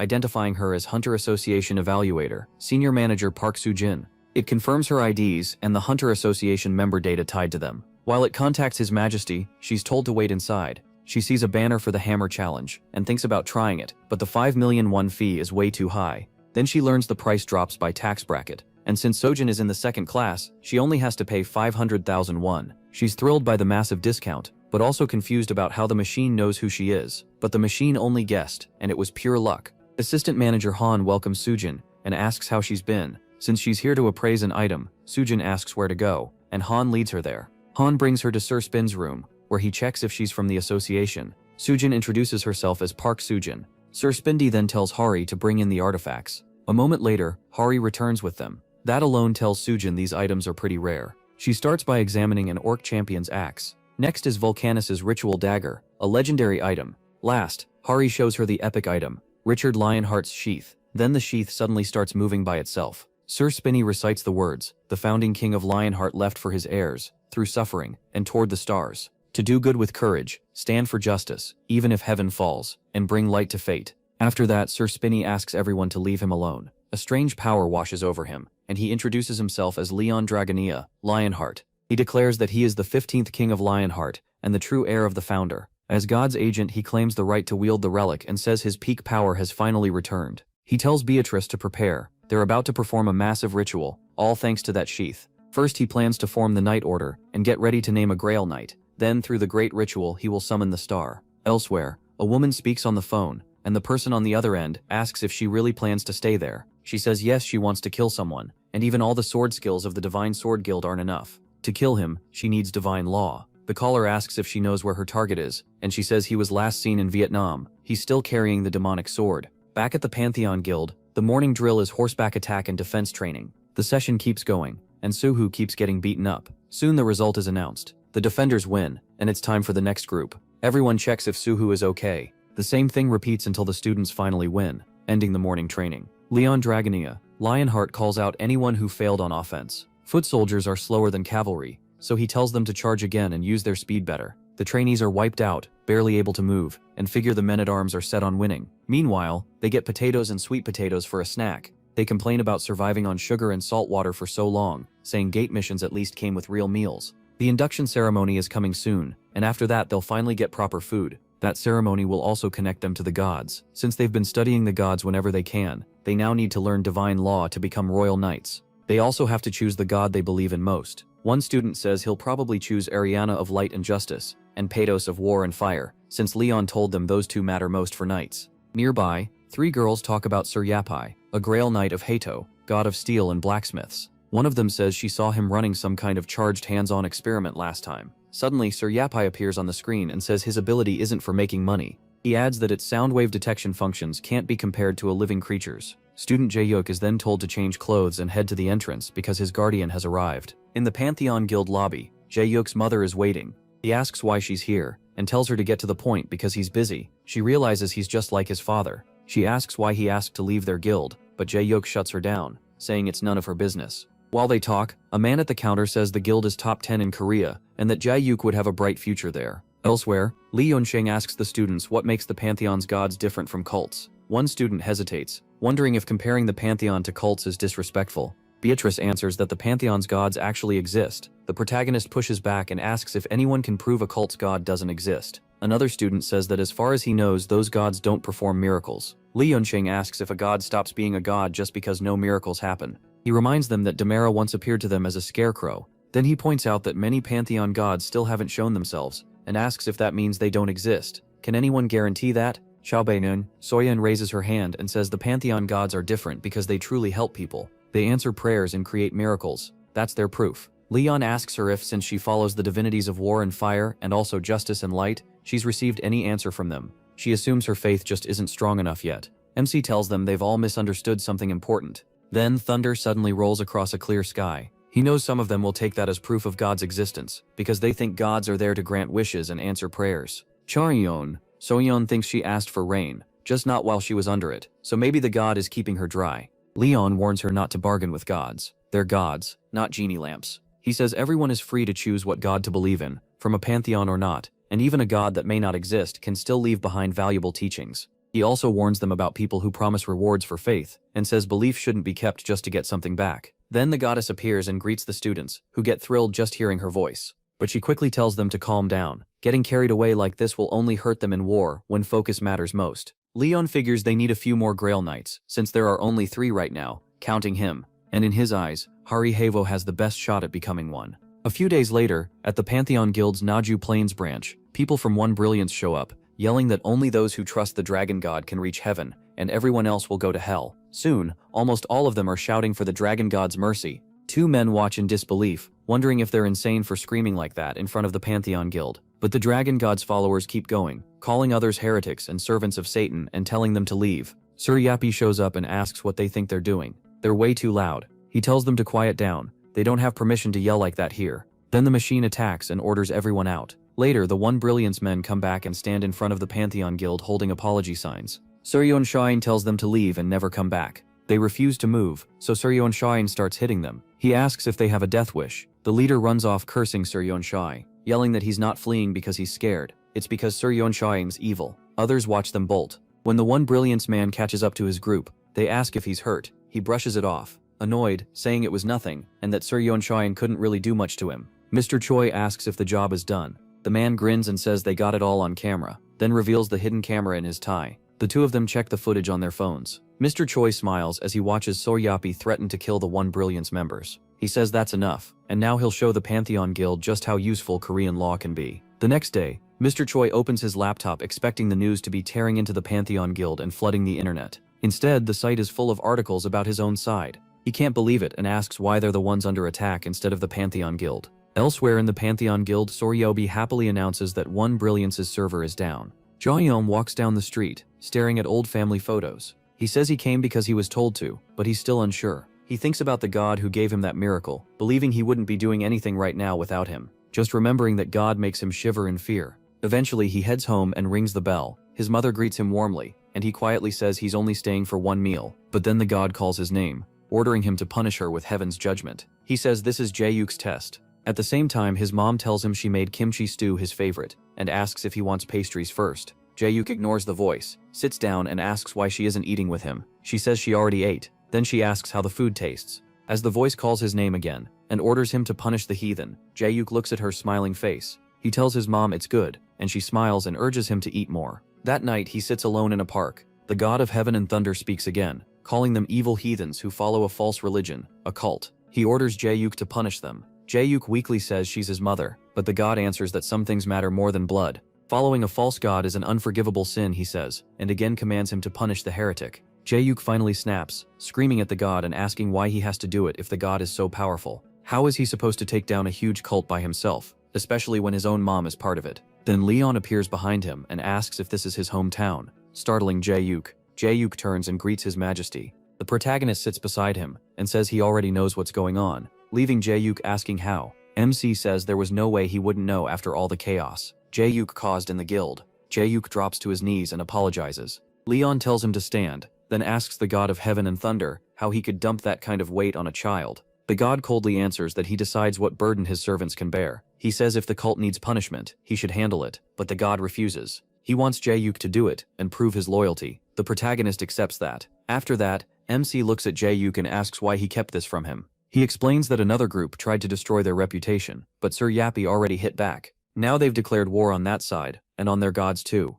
Leon tells Jae-yuk it won't be much of a fight. Jae-yuk quickly objects and asks about his mother, but he cuts him off, saying he's not some madman who kills people for nothing. He says he only plans to teach them a lesson. Then the protagonist stands and tells Jae-yuk to take him to their base. One Brilliance's leader, Park Yongshin, was born in 1990 and lived through the Great Cataclysm at just 12. Back then there was no academy, so people learned by surviving. Yunxing later became a well-known A-rank hunter, and in the winter of 2014, he met God at the Samchuk fluctuating gate. His whole party had died, after the gate suddenly got much harder. Then the system asked if he wanted to be saved, and when he said yes, the voice blessed him. That was the birth of South Korea's 7th S-rank hunter. Now Yunxing preaches that God is real, and shows proof every day. He tells the crowd to look at God's blessed warriors. He urges them to hear the gospel, before entering the gate. One of the warriors excitedly says the gate first looked normal, but once they went in, his system started acting strangely. They were meant to beat the boss and mine mana stones, but the system led them to a treasure chest instead, and that changed his whole life. The followers cheer and call it God's blessing. The warrior shouts that everyone should believe in God. Stuff like this happened all the time with One Brilliance hunters. Even the Hunter Association had to admit these miracles weren't random, and were somehow tied to One Brilliance. That made it easy for them to grow their power. Yongxing smiles as the crowd praises the dragon god. He says things aren't always what they seem, then talks about one hunter who raided gates to pay for his sick mother, and received a cure-all herb, and another with no talent who suddenly leveled up. Both miracles came after they proved their faith with donations, and Yongxing shouts that God rewarded them for it. He says anyone can be blessed if they show true faith, because they're all one family. The followers praise their god again. Then Yongxing notices Leon and Beatrice seated in the back. He's stunned that the leader of the Pantheon Guild showed up in person. MC clenches his jaw, furious at this cult, and the parasites using poor people to sell fake faith for money. Yunxing quickly recovers, welcomes this special guest, and says first-timers should be baptized. Then he calls Leon forward. He rises and mocks his nerve for summoning a king. Without hesitation, he walks up. He stops right in front of Yunxing and drops a massive pile of cash at his feet. Yunxing asks what he's doing, and the protagonist tells him to perform a miracle. Since Yunxing said donations bring miracles, Leon says he's making a deal with his god. Yunxing smiles, calling him disrespectful for trying to test God. MC fires back. If faith and loyalty get people into heaven, is Yunxin the one deciding who enters? Yunxin's expression hardens. He orders him to submit to the pastor and obey the gospel. Leon snaps that no true servant of God would place himself beside his god, then calls Yunxin's faith filthy and disgraceful. Yunxin sneers, acting like the protagonist thinks he's above everyone. He points straight at him and calls MC an unbeliever, a servant of demons, and says he must be driven out of the dragon god's holy place. The crowd joins in, shouting that he is a demon and should be thrown out. Jel Haiyuk, sitting beside Beatrice, figures his majesty can handle it. Yunxing laughs and calls Leon disgusting, when someone else in the back also yells that the protagonist is a demon. Jel Haiyuk stays seated while Beatrice can only cover her mouth in shock. MC Dragonea, Lionheart can endure a lot as king, but there are 3 things he never lets slide. First, insulting someone's parents, because that disgraces the whole family. Second, insulting the gods. To Leon, mortals have no right to do that. He turns furious that some filthy cultist would dare compare the king of the Lionheart to a demon. And that's the third thing, calling him a demon. He roars that they all deserve punishment, and the whole crowd freezes. He pulls out his pendant, forms a spell, and declares he'll punish every one of them for their false faith and vulgar mouths. Yunxing goes pale. The protagonist announces that the divine star will purify them all. At that same moment, an astronaut eating a meal spots a star rushing toward Earth and thinks the world is over. Using his pendant and Saintess Anjak's relic, Leon guides the falling star and declares the demons will be wiped out.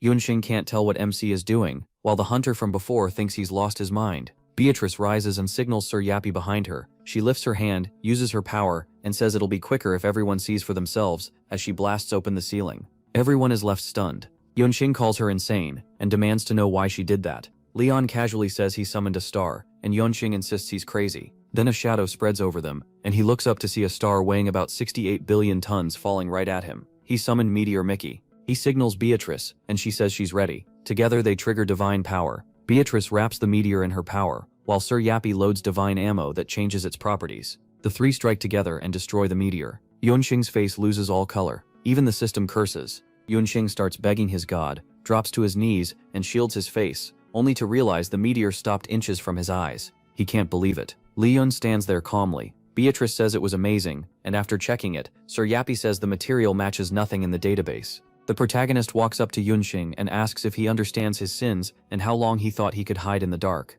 Then MC calls Jae-hyuk forward. He grips Jae-hyuk's shoulders, turns him toward Yunxing, and says now he can see what evil is clinging to them. Xiao Bei-hyuk is horrified to see a red, ugly demon attached to Yunxing, even as Yunxing keeps shouting that they've gone too far. Leon explains that this evil eats away at the mind. It's a parasite that latches onto people and waits for the moment to strike. Then Xiao Bei-hyuk hears his mother call out, and he sees the same kind of demon feeding on her. He demands an explanation, and he tells him this is the evil the god of heaven and thunder once punished, and that duty belongs to him. Jae-hyuk hesitates because it's his mother, but Leon tells him to trust his god and believe the result will be what he hopes for. After a pause, Jae-hyuk lifts his hand. At first it's just a small symbolic motion born from hope. He shuts his eyes and prays that his miracle will strike only the evil, and that God will spare the innocent. The demon feeding on his mother starts to burn, and she drops to her knees, calling to him. Jae-hyuk rushes over and hugs her as the demon burns away. His mother apologizes, and he holds her tighter. Leon praises Jae-hyuk, thinking this is exactly why the god of heaven and thunder chose him.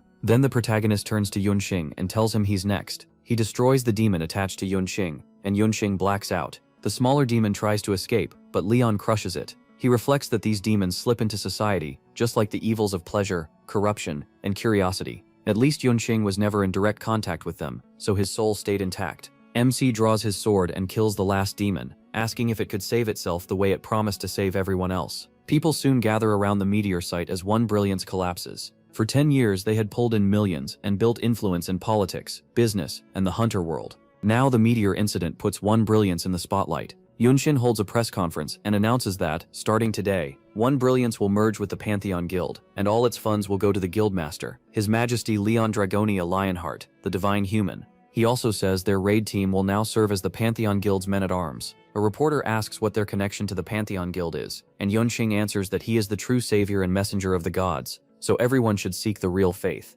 Leon looks at the noisy crowd and says the chaos makes sense. Earth has never seen anything like this before. He asks Sir Spinay when work can begin, and the robot says they still need to build the needed facilities, including the main one at Pantheon. The protagonist says they need 50 sets of armor and swords right away. Spears and horse armor can wait, though both kinds of armor matter just as much. Sir Yappy adds that they'll also need to expand the facility and deal with the legal side. Right then, the president of the Hunter Association calls, saying he's been trying to reach MC. Leon acknowledges both the president and the Ministry of Information and Communications on Science and Technology. The president greets him politely, while Mr. Kim nervously asks about the meteor. He calmly says it belongs to him. The president barely reacts when Leon adds that he summoned it, but Mr. Kim is left stunned. The president asks what the protagonist plans to do with the meteor. MC says he'll forge weapons and armor for his knights. Mr. Kim starts saying the department could use it too, but the president shuts that down and accepts his claim right away. He says Hari already told him a smithy was being built, and asks if that's where the meteor will be used. The protagonist confirms it. Then the president asks whether the facilities and legal steps to use the meteor are still being prepared. When Li Yunxing says yes, the president gladly offers the Hunter Association's help. He says they'll handle the taxes, permits, and any legal issues, even make a new law if needed. MC asks what he wants in return. The president says he wants a piece of the meteor, and a set of armor made by Sir Yappy. Wearing gear forged by the divine blacksmith would be an honor. He agrees and says he meant to give him one anyway. Still, he warns that artifacts from the Star Iron Smithy can't just be handed out. They may not be divine relics, but they're just as precious. The president asks once more if Hari will be getting a Star Iron Smithy artifact, and Leon nods. The president says that whenever Hari comes by the association, they'll inspect it or have it properly evaluated since she's still one of their employees. The protagonist agrees and shakes the president's hand. Then the president pulls out another file and says there's something more MC needs to see. He watches a video taken inside what looks like a gate, but the president explains it's actually footage of a battle in Vietnam that happened on Earth. He brings up the Wandering Demon Sword and Chon Ji-ho, its current host, then tells Leon the 6th demonic human is heading to Japan. Outside, Yeonsheng stands there with a sigh. Yuri asks if he's okay, and when he doesn't answer, she mocks him. If they already lead the tax and reformation plan, why even come to this meeting? Yeonsheng grumbles that it's all the protagonist's fault. He says MC has been changing him bit by bit, pulling him deeper into the Pantheon Guild. All of it is making his stomach hurt. Yuri smirks and says if he wants to be nice, he should stop pretending otherwise. She even suggests merging with the Pantheon Guild like One Brilliance did, but Yeonsheng rejects the idea. Right then Swa walks up and greets them. Yuri tells her she hasn't changed one bit. Swa says she knows they turned down their medicine, and Yuri answers that it didn't match their guild's image. Then they head into the meeting room. Inside, Jin Swa welcomes them. Youngwon notices Park Jung-soo and Kang Jin-song there too. Hwang Yeon-ha and Hwang Gyeom-chol are also present, along with other guildmasters. The old man Jin Swa teases Yuri, saying she's dressed all wrong. Youngwon quickly takes off his jacket and offers it to her. Jin Swa immediately asks when the two are getting married. Youngwon hurriedly denies it, insisting they're not together. Jin Swa starts shouting that by their age he already had 6 kids. The other guildmasters silently write him off as an old-school boomer. Blowing cigar smoke, Jin Swa declares that he'll kill Chan Jiho himself. Someone tells him he can't decide that alone, and Jin Swa snaps back, asking who would dare stop him from killing his own son. At that moment, the door opens, and Lee Yeon walks in. He heads straight for Jin Swa at the head of the table, and Yongwon thinks he is a boomer too. If Jin Swa is a boomer man, then the protagonist is the boomer king. MC makes the opening move by telling Jin Swa to give up his seat. Chaeon Jin Swa is Korea's greatest swordsman, a living legend, and the first-ranked guildmaster of the Divine Sword Guild. With all he's done for the country, and all the stories around him, nobody in Korea dares challenge him. That kind of power made him untouchable, and let his old man attitude grow even worse. But today, Leon walks in and calmly demands his chair. Jin Swa can only stare at him in shock. He asks if he's deaf, even though he's still young. Jin Swa slams the table and starts cursing at him. Before it goes further, the president cuts in and says Leon is 300 years old, leaving Jin Swa stunned. He explains that Grail Knights don't age in the normal way, so the protagonist really is 300. Jin Swa asks again if that's true, and MC meets his gaze without backing down. That is enough. Jin Swa gives up the seat. Youngwon thinks to himself that the boomer has fallen. Leon asks for tea, and Yongshik comes rushing in, shocking the other guildmasters. Swa looks him over and says the rumors were right. He really is handsome. Then introduces herself. Yongshik immediately scolds her for speaking out of turn, but the protagonist calmly tells him that's enough. Then he faces the president and says his time is worth more than gold. So the president gets right to it.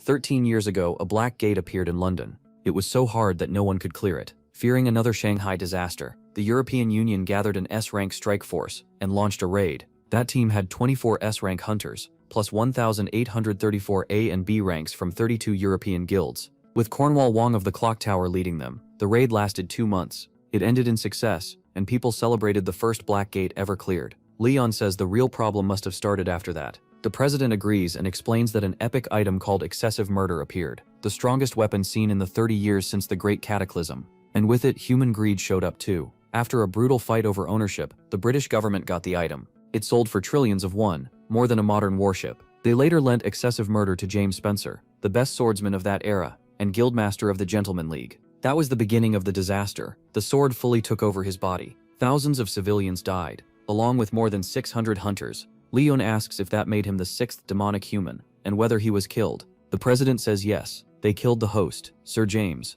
But the demonic sword got away, flying into the sky and disappearing. Since then, the same cycle kept repeating. They find the host and kill them. It happened in Mexico, Australia, Cambodia, Spain, and then Korea, 4 years ago, when the sword reached Jin Jiho, the heir to the Divine Sword Guild. The president tells MC that Chon Jiho is Jinso's son, and the grandfather of Chon So-yeon, who now belongs to MC's guild. After that, he shows him the list of guilds joining the raid on the demonic sword. They are Pantheon, One Brilliance, Divine Sword Guild, Golden Lion Guild, and Phoenix Guild. Another guild leader raises a hand and says he'll join too, but someone else hesitates, saying the whole thing feels wrong, and he doesn't see what they'll gain from it. The protagonist answers that they'll gain honor and fulfill their duty as knights and nobles. That duty is what gives the people something to lean on. Yunsheng starts crying and shouting praise at Leon, calling him their savior. Yunsheng closes his eyes, wishing he had nothing to do with this. The president starts to mention Japan's offer of 10 trillion won, but MC cuts him off and says they'll take it. He adds that Japan must have a king too,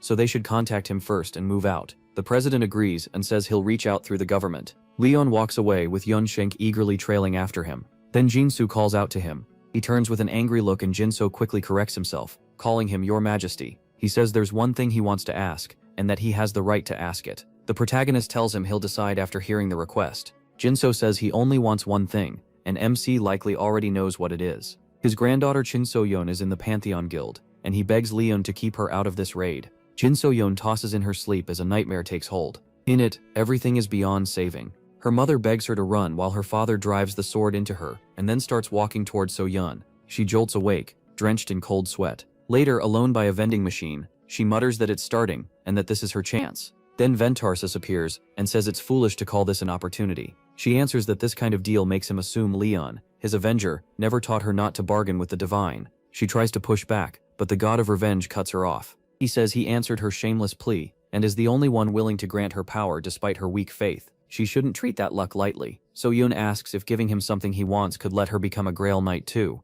Ventarsis laughs and asks if she's really comparing herself to his avenger. He says her achievements are nothing next to the King of the Lionhearts and asks if she thinks she could ever replace him. So-yeon realizes Leon must have borrowed power from Ventarsis too. Ventarsis tells her she's nothing right now, but he will help her get revenge if she gives him her soul. And the moment that revenge is done, her soul becomes his.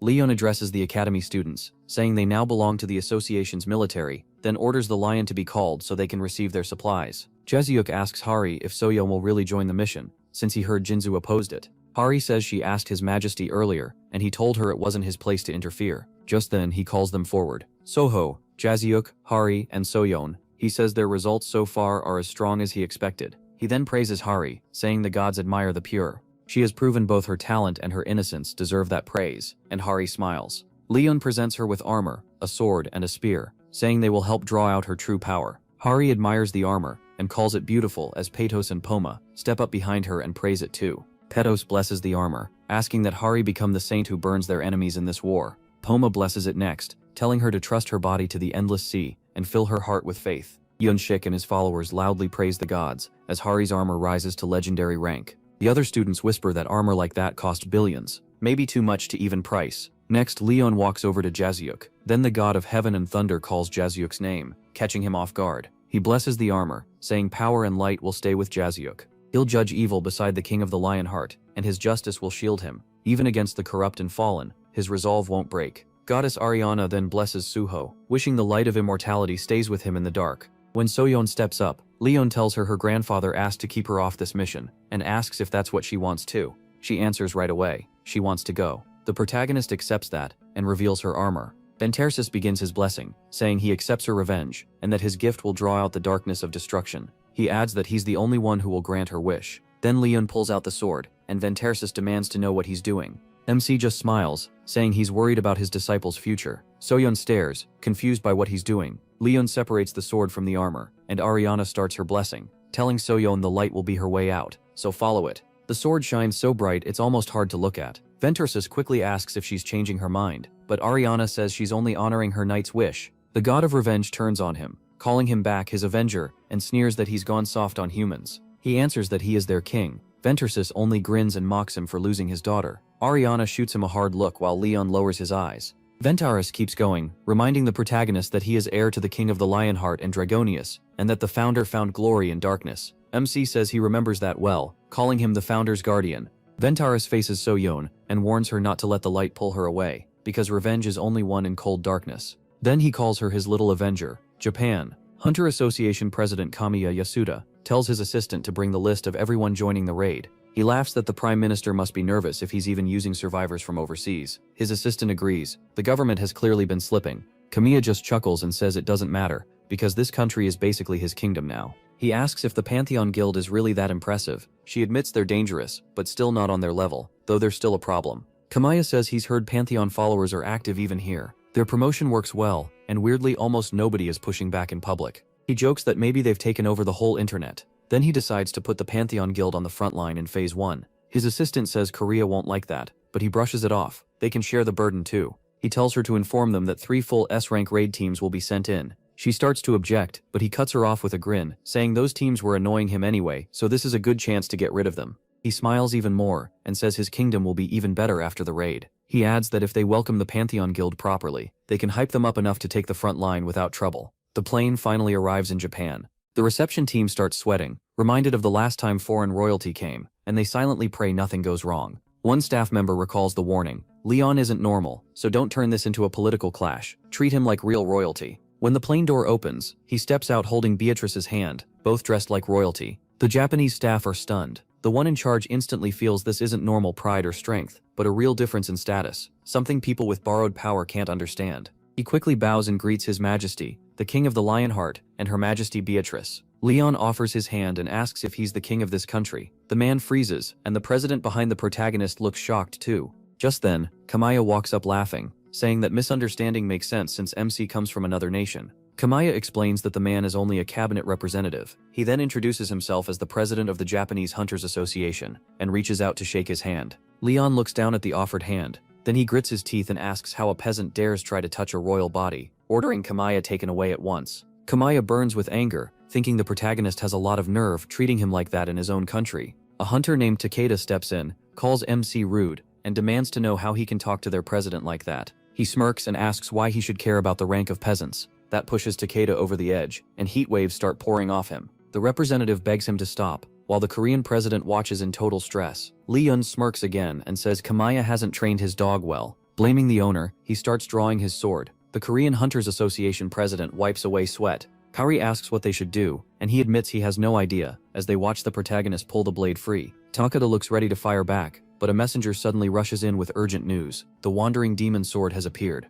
Leon immediately asks where. Still shaken, the messenger says the demonic sword is crossing the ocean on a sword. Meanwhile, Choi Jiho rides over the sea on his blade, splitting the water apart. He carves a path forward, and opens a dungeon in the middle of the ocean. He smiles to himself as demons start flooding out of the gate, and with a wide grin he calls So Yunqing's name. Security quickly puts footage on the screens. The demonic sword triggered a dungeon break at the Dragon Palace gate, then vanished underwater. Kamiya asks how anyone could even cause a dungeon break. Another person says it happened right after the demonic sword entered the gate. Kamiya and the guild leaders grow more uneasy over the sudden gate. Leon steps forward and calmly says a gate appearing like this isn't impossible. He says this is an emergency, so he'll share vital information, then asks Beatrice to explain. Beatrice steps up and calls for Sir Yarpai, who instantly hacks every computer in the room, leaving everyone tense and confused. Beatrice begins by explaining that 4 weeks ago, they raided the Western Sea Gate with Federation hunters. During that raid, they started to suspect something was wrong with the gate, the system, and the quests. Their conclusion was simple: gates can be made artificially.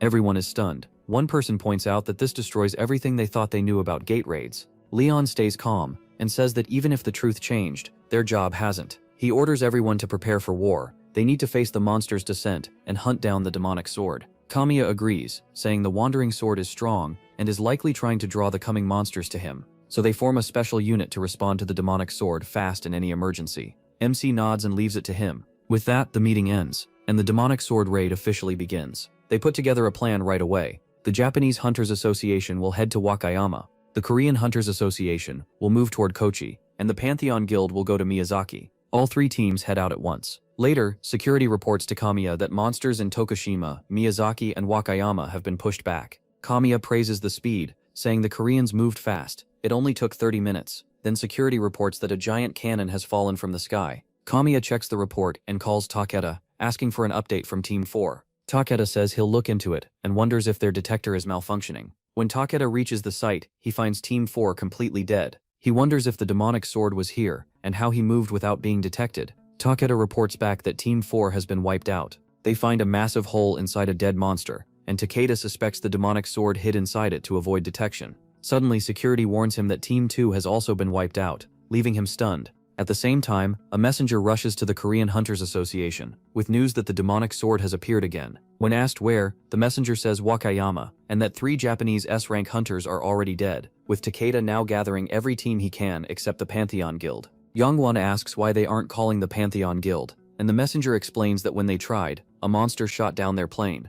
They then redirect their own plane to the target area. Once they reach Wakayama, Takeda thanks them for coming. The Korean hunters quickly assess the area, and Jinso asks if they were only meant to stall the demonic sword. Takeda says the demonic sword is far stronger than expected, and since 2 teams are already dead, it would have come for them anyway. The guildmaster points out they still have 100 A-rank hunters and 9 S-ranks, but before Youngwon can finish, the demonic sword appears. He walks in with crushing pressure, and announces that cruel slaughter and merciless destruction have arrived, proudly naming himself the Slayer Akasha. All the S-ranks draw their weapons. Maimontin Bear, on the lowliest ranks. As Jiho walks closer, they wonder if they've ever faced anyone stronger than the king. Then a voice orders everyone to attack, and the Japanese hunters rush in, surrounding him at once. Takeda tells them not to panic. Sure, no one could survive that much force. While Yongwon tries to stop the reckless charge, Jiho only lets out a quiet laugh. The moment Yongwon sees that grin, he screams for everyone to move, but they're already too late. Jiho vanishes and cuts through the A-rank hunters like they're nothing.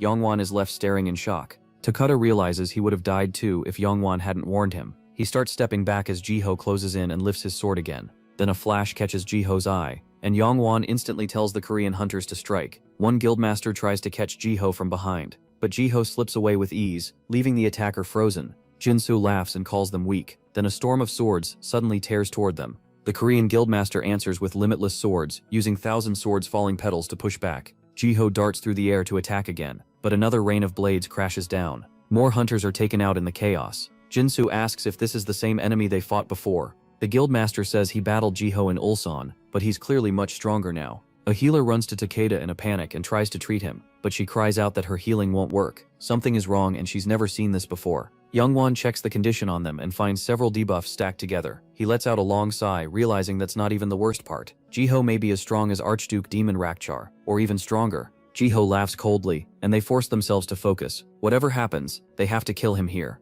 Jiho steps forward to face him, and the demonic swordsman laughs, saying he knows Jiho's fate, and asking if he's blood related to the vessel. Jiho glares back, and says he has no son like that. Jiho snickers and asks where his granddaughter is. Through clenched teeth, Jiho says that's none of Jiho's business, because tonight, he'll die by Jiho's hand. An aircraft heads toward the battlefield. Yunshik says it's lucky he kept a private helicopter ready, though he still wonders why they need to go when those monsters are already fighting. Smiling, he asks Soyeon if she's ready. She calmly says she was the one who wanted to come, then asks if he had his own reason too, since he brought a helicopter along. Yunshik blurts out that he's still begging for His Majesty's forgiveness. Suddenly the helicopter jerks and outside, Jinso and Jiho are locked in the air, their swords crashing together again and again. They keep trading the same deadly pattern, neither giving ground. Jiho smirks and then calls forth Massacre Lord Akasha's sword, turning his blade blazing red. So Yeon instantly shouts for her grandpa. A little later, Yuri wakes up and finds Yeonwon checking on her. She tries to remember what happened after the father-son clash and tells Yeonwon to quit yelling.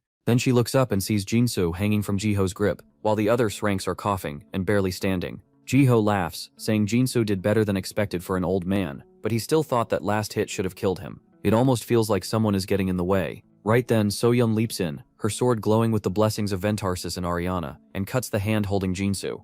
At once, the system announces that she has taken her revenge, and a new power surges through her. Facing Jiho, head-on, Soyeon thinks she's strong enough to beat him. Now, Jiho just laughs, calls her an amateur, and attacks. Soyeon doesn't budge and blocks the strike. Jiho admits her divine power is strong, saying many followers of Ventarsis died after facing it. But she's no knight and no orc, and with one blow he sends her flying. Looking down at her, he says she is nothing. Youngsik rushes in and orders everyone to protect Soyeon for Lionheart's sake. They charge Jiho together, but he turns and releases a blood-colored wave that blasts Youngsik, his allies, and Soyeon away. Jiho scoffs, saying even a dog hides from a tiger, yet these fools dare fight an immortal. Youngswan suddenly bursts out laughing in his face. He says that's the funny part. Next to the real one, they're all just mortals. Then he points to the sky, and Jiho sees Leon arriving on his Pegasus, shining like the sun. Long ago, there was a world guarded by gods, with kingdoms blessed by knights. Those knights were a nightmare for the immortal demons in hiding. They used divine law,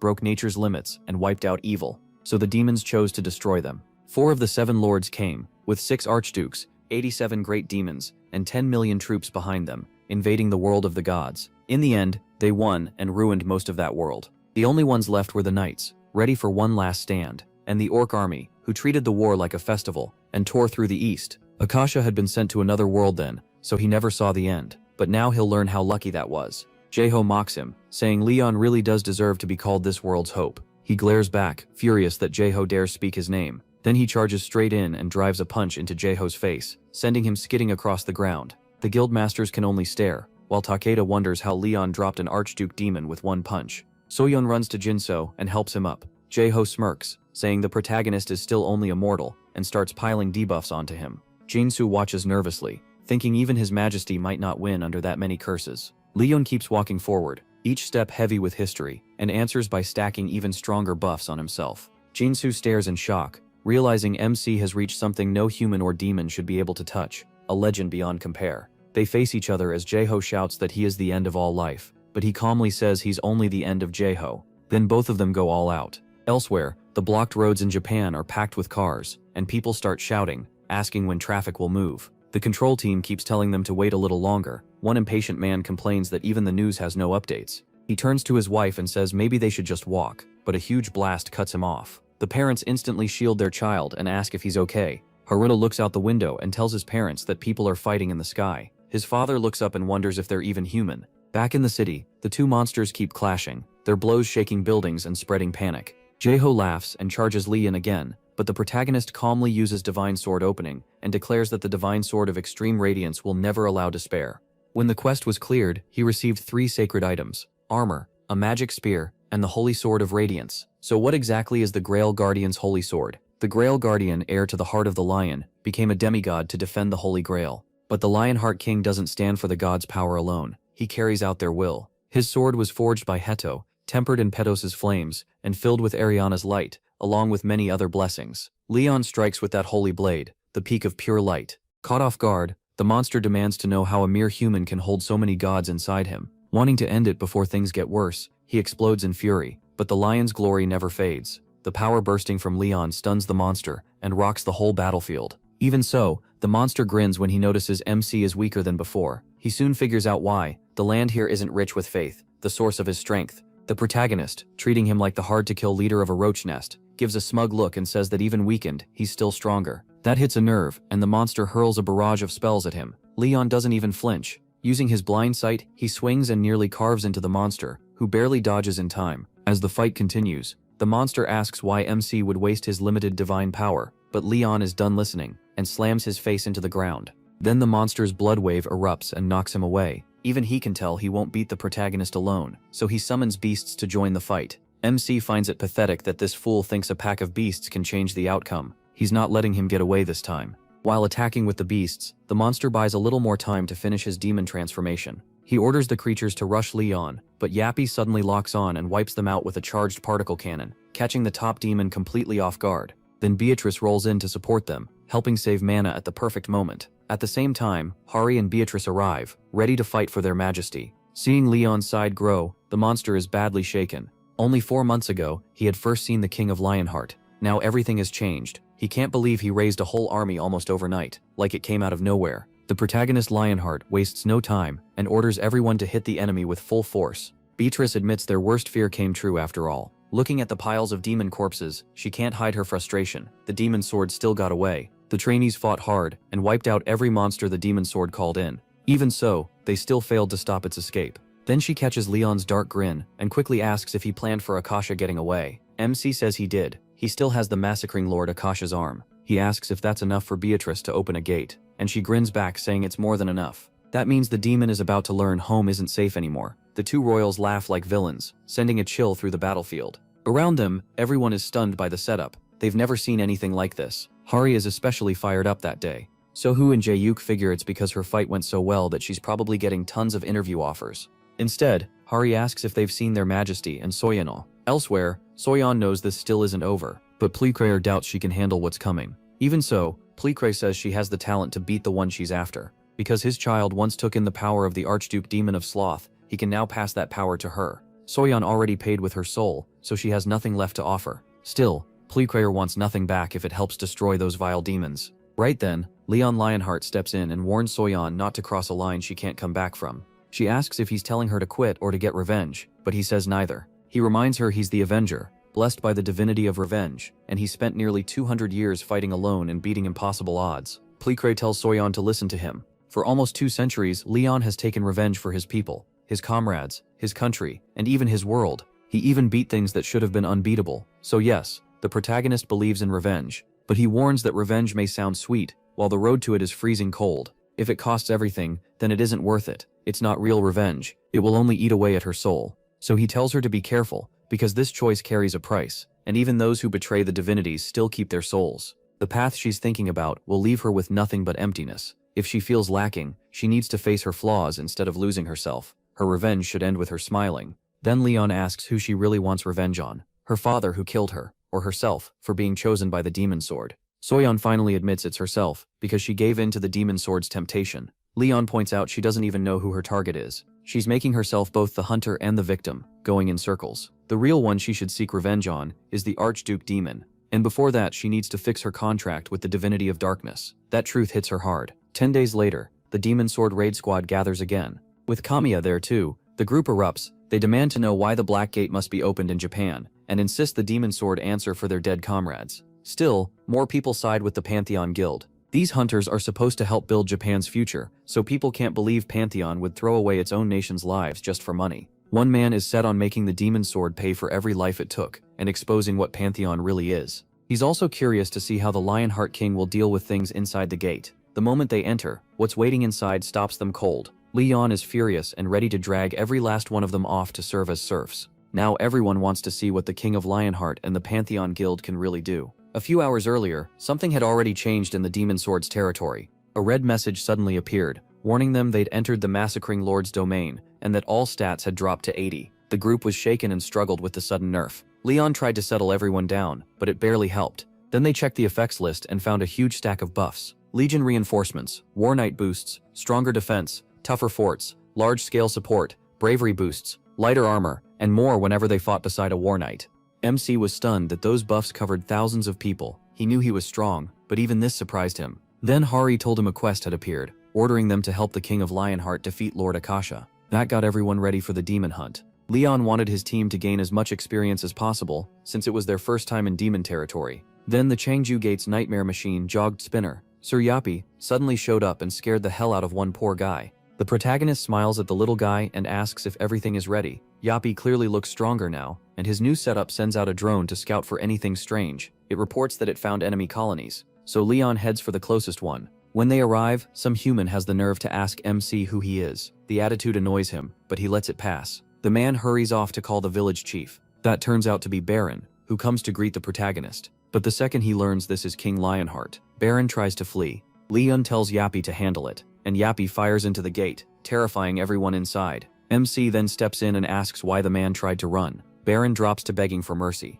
Leon says he came only to kill the demon, not threaten them. Hari reminds him that Baron used to be a sergeant in the Empire's army, and a devil worshipper tied to the great demon of massacre. That sends his anger through the roof. Back in the present, the protagonist learns Baron was given immortality in return for becoming Akasha's servant, though Baron claims he was tricked. In the end, everyone there had been enslaved by demons and forced to live with death hanging over them. The chief falls to his knees, begging King Lionheart to save them and forgive their foolish choices. Jae-yuk and Sohoo start to pity them, but Leon doesn't waver at all. Disgusted, MC asks how many people died because of him and demands an answer. The chief says he had no choice, and claims none of this would have happened if he had been there. The protagonist tears that excuse apart. He says blaming others won't erase their choices, and everything after that was the result of their own actions. He is ready to punish them harshly. Still, because they were once citizens under merciful gods, he chooses a different sentence, and for a second, they feel hope. Then Leon declares them all serfs for the next 50 years, until Tatar, the divinity of judgment, decides their debt is paid. The old man writhes in misery, refusing serfdom and even begging to die instead, but the goddess herself confirms the sentence as law, so they have no choice but to obey MC. After that, he and his team keep moving, raiding colony after colony, with 5,034 laborers, now following behind them. Sir Yappy then reports that a demon army is coming, most likely Akasha's men. The group gets excited. They finally have a real fight to test their buffs. Leon, though, has another idea. He decides to send the serfs to the front first. The new serfs are horrified when they hear the protagonist plans to throw them into the front lines. He tells them that even if they lose limbs or spill their guts, they still have to kill the enemies ahead. That's all their worth amounts to, on this battlefield. The serfs protest, asking how this can be fair. They never agreed to be sent out to die. Leon answers that they already accepted their punishment. Until it's over, they obey every order, so they can forget about freedom. Then the demon army arrives and gets confused by the townspeople standing there, yelling at them to get back where they belong. MC cheerfully orders the sobbing serf army forward, and they march on the demons anyway. At first, the demons think it's a mistake and prepare to slaughter them. But once the fight starts, they realize these serfs are far too strong. These aren't helpless townsfolk anymore. They're the King of Lionheart stormtroops. While the front line throws everything into chaos, Leon leads his squad around and hits the demons from behind. Together, they wipe them out completely. Baron can't believe he actually survived that battle. Sir Yappy reports that 3,243 enemies were killed, and 300 hostages were taken. Leon gives Beatrice a nod, knowing her help played a huge part in the win. Never one to miss a chance. Beatrice suggests taking 30 demons from each rank. The higher the rank, the better the prize, and she'd rather grab the best ones before anyone else does. But he says the demons all need to be wiped out for good. Beatrice hints that keeping a few demons alive could help her later by giving her more chances to open demon gates. That gets through to the protagonist. After a short pause, he decides they might as well hunt down even more demons. Then the black-haired man steps in and makes a request. He says they should get a few demons too, since they also paid a price in this fight. Leon refuses at first, and asks if they can promise they will not be swayed by a demon's tricks. The man cannot give a clear answer. Even so,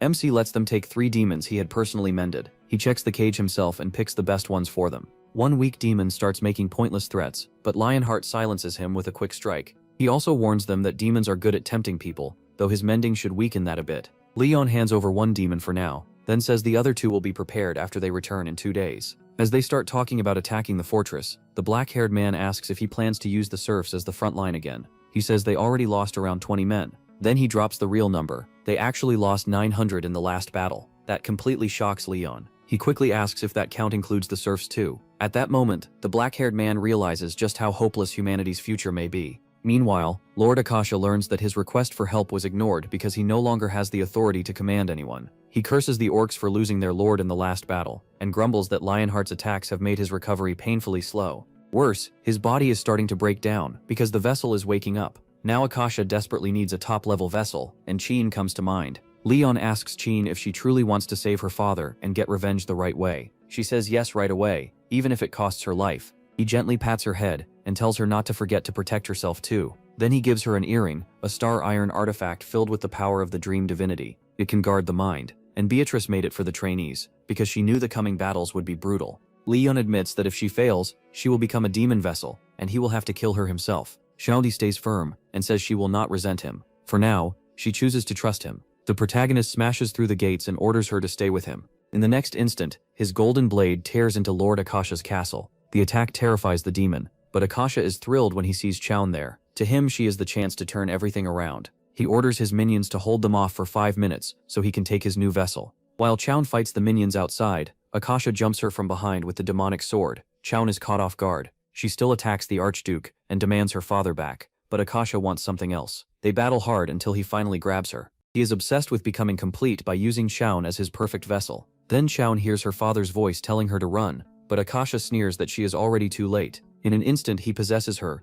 and takes full control of her body. He knows how dangerous her potential could have become, and even though he lost his old essence, he is thrilled to gain such a strong new body. Now all he wants is to escape and grow stronger again. But Leon is done letting things slide. He plans to finish it here. A fierce fight breaks out at once between MC and Akasha, with Akasha enjoying every moment in this new body full of promise. She carries the sword skills of every vessel she has possessed. She knows Leon is human, but his skill is sharp enough to match a demon. He suddenly laughs and tells Akasha that learning many techniques means nothing if she mastered none of them, just what he would expect from a parasite. Akasha snaps at the insult, calling the protagonist a mere human who has only lived 300 years, then slashes at him with the demon sword. MC stays calm and says she copied the weaknesses along with the techniques. Then he slams her into the ground and pins her under his foot. Akasha taunts him, asking if he can really kill his beloved knight, but Leon reminds her his justice does not bend. Without hesitation, he lifts his blade to strike with full force. With Chaun pinned under his boot, the demon keeps trying to shake him, asking if he truly has the nerve to kill his beloved knight.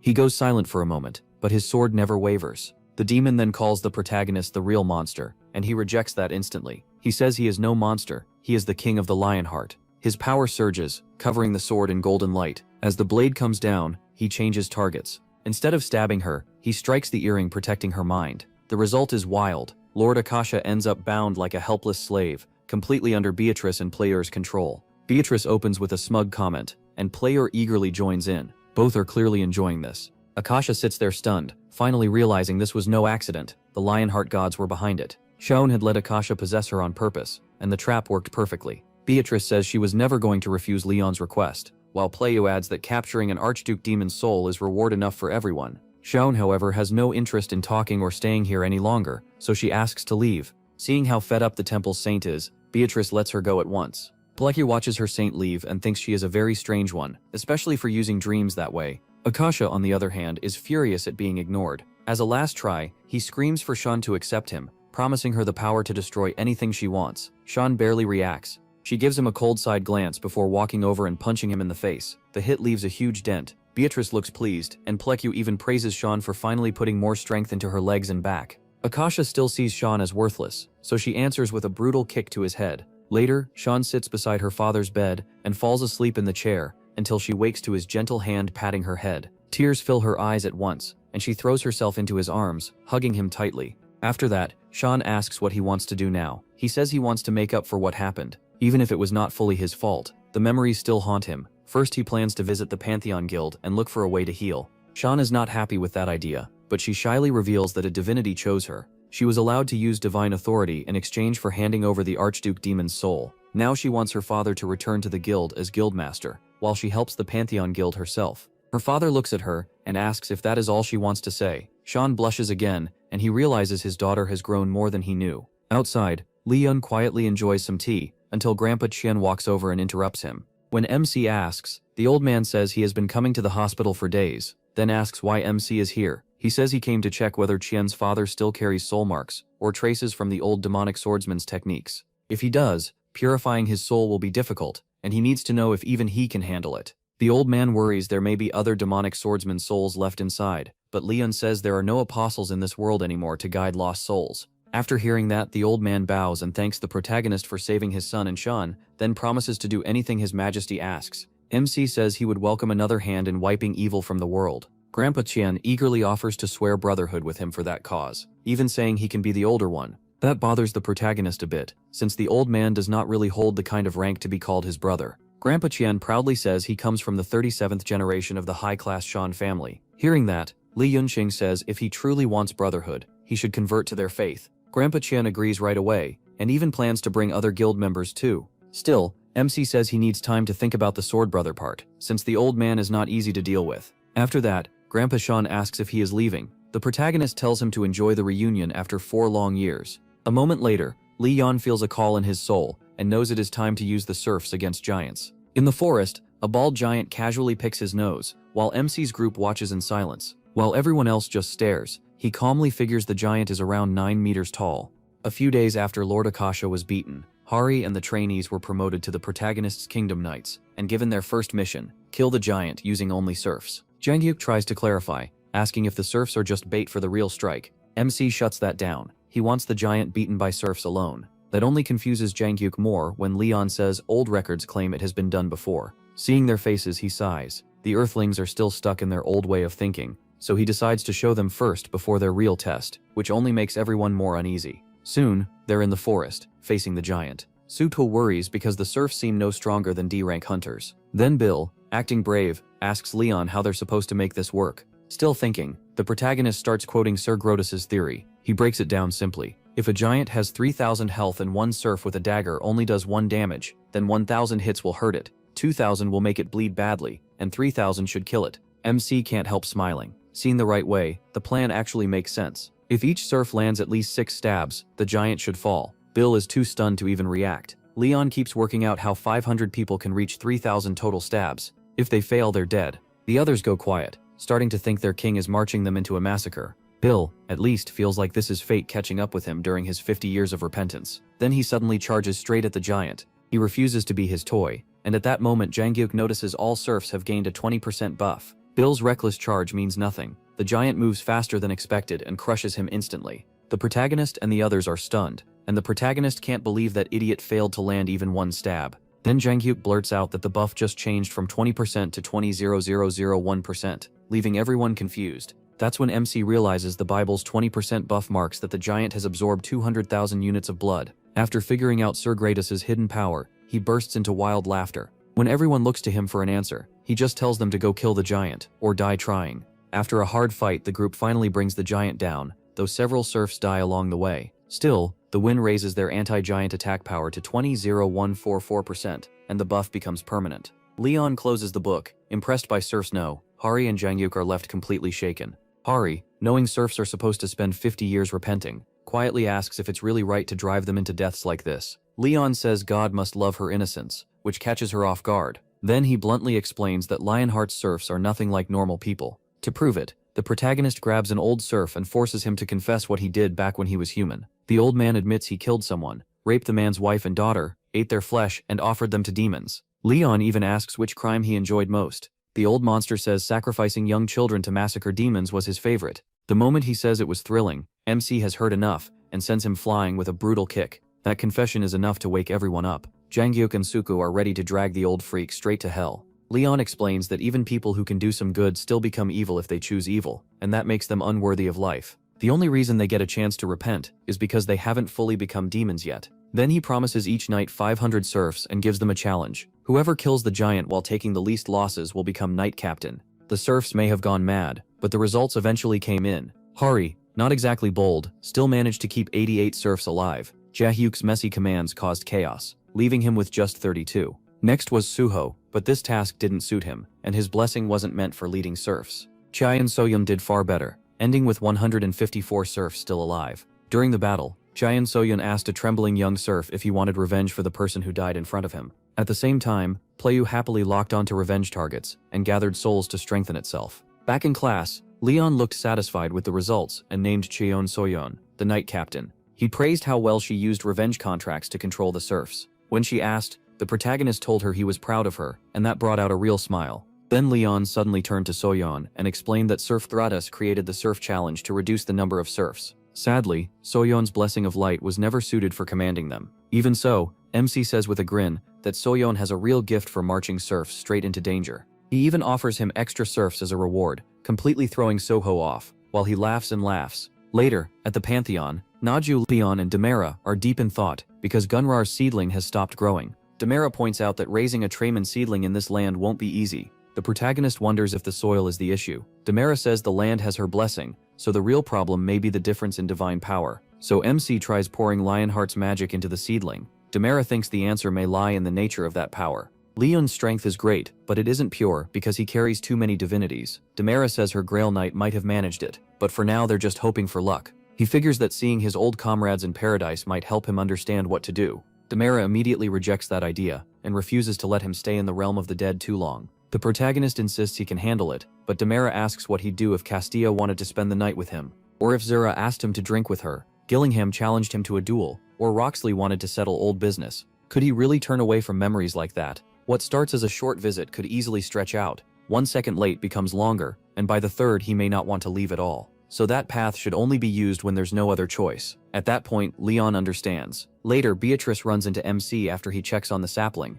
She asks what kind of power it has, and he says it's the sapling of his old friend Gunrar, the sage of the woods. He explains that Gunrar spends a lifetime preparing a seedling, which grows into a saint tree, the heart of the forest, and the only way tree men create new life. Leon says he wants his friend's people to flourish here. With a saint tree as the center of the temple of Ermine, the forest and tree goddess Demera would be able to descend here. When Beatrice asks more, the protagonist explains that if Demera came down with her full divine power, she could wipe out most demons with ease. Beatrice thought divine strength came from the size of a god's faith alone, but MC says it mostly depends on the god itself. As an example, the lion heart inside him is like a saint tree that creates divine power on its own. It's basically a perfect anti-demon force that cleanses corruption, which is why demons can't go near a saint tree. Beatrice quickly sees how valuable that would be, and an idea hits her, since demons love hiding among humans. Soon everyone gathers near the field. Leon plants the sapling himself and leaves the rest to Beatrice. She gladly takes over. Then a new gate suddenly opens, colorless like a void, and the sheer energy of it freezes everyone in place.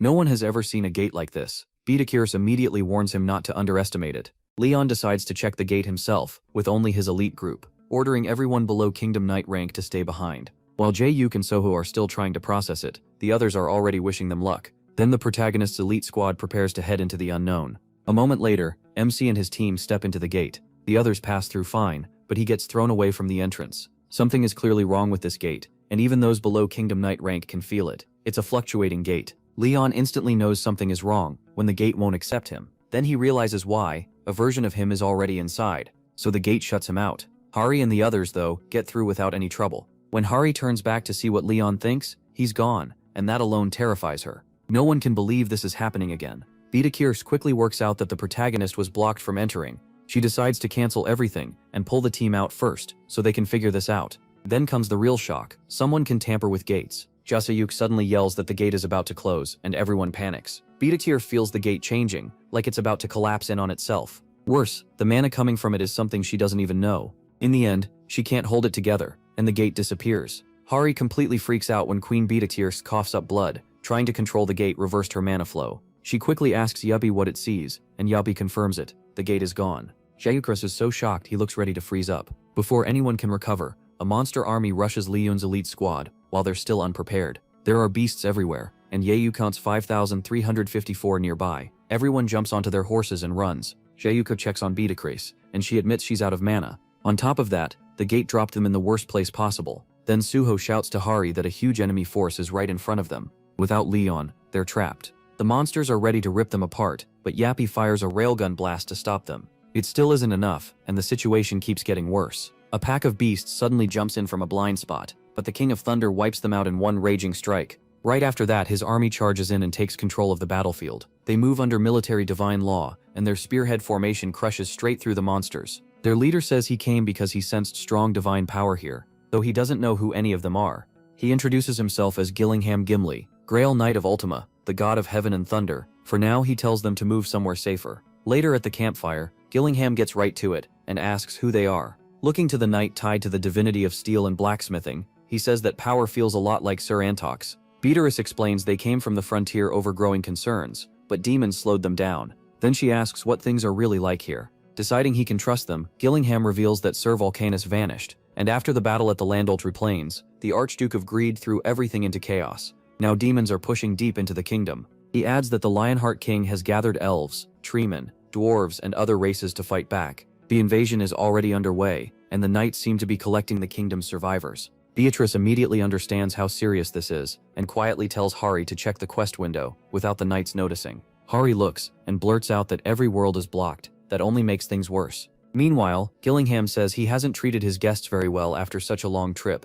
but he promises they can rest until dawn. The next morning, Hari and the others head out and are stunned by the sight of a huge castle. Gillingham proudly calls it the Pantheon, the last shrine of humanity. The group is left speechless, because they're about to meet a Lionheart King they've never known. This is Leon Lionheart's 63rd year on the throne. A powerful demon named Malice appeared, but by the next year he was dead. Then Chaos Demon Arts bring disaster. Gillingham dies, the king dies, and 980,000 demon worshippers fall alongside 1,330,000 soldiers and the Empire's 13 electors. Manon, Grail Knight of the divinity of sea and waves, and Killian, Grail Knight of the goddess of life and fertility, also die. Around 3,000 of the 14 Kingdom Knights fall too, along with 270,000 soldiers and 10,000 knight-errant. Altogether, 22,700,000 people from the Empire and Kingdom lose their lives. In the winter of the 66th year, the second raid on the demon army begins, and it ends with the Empire's collapse, the Elven Forest burned down, the Mountain Dwarves slaughtered,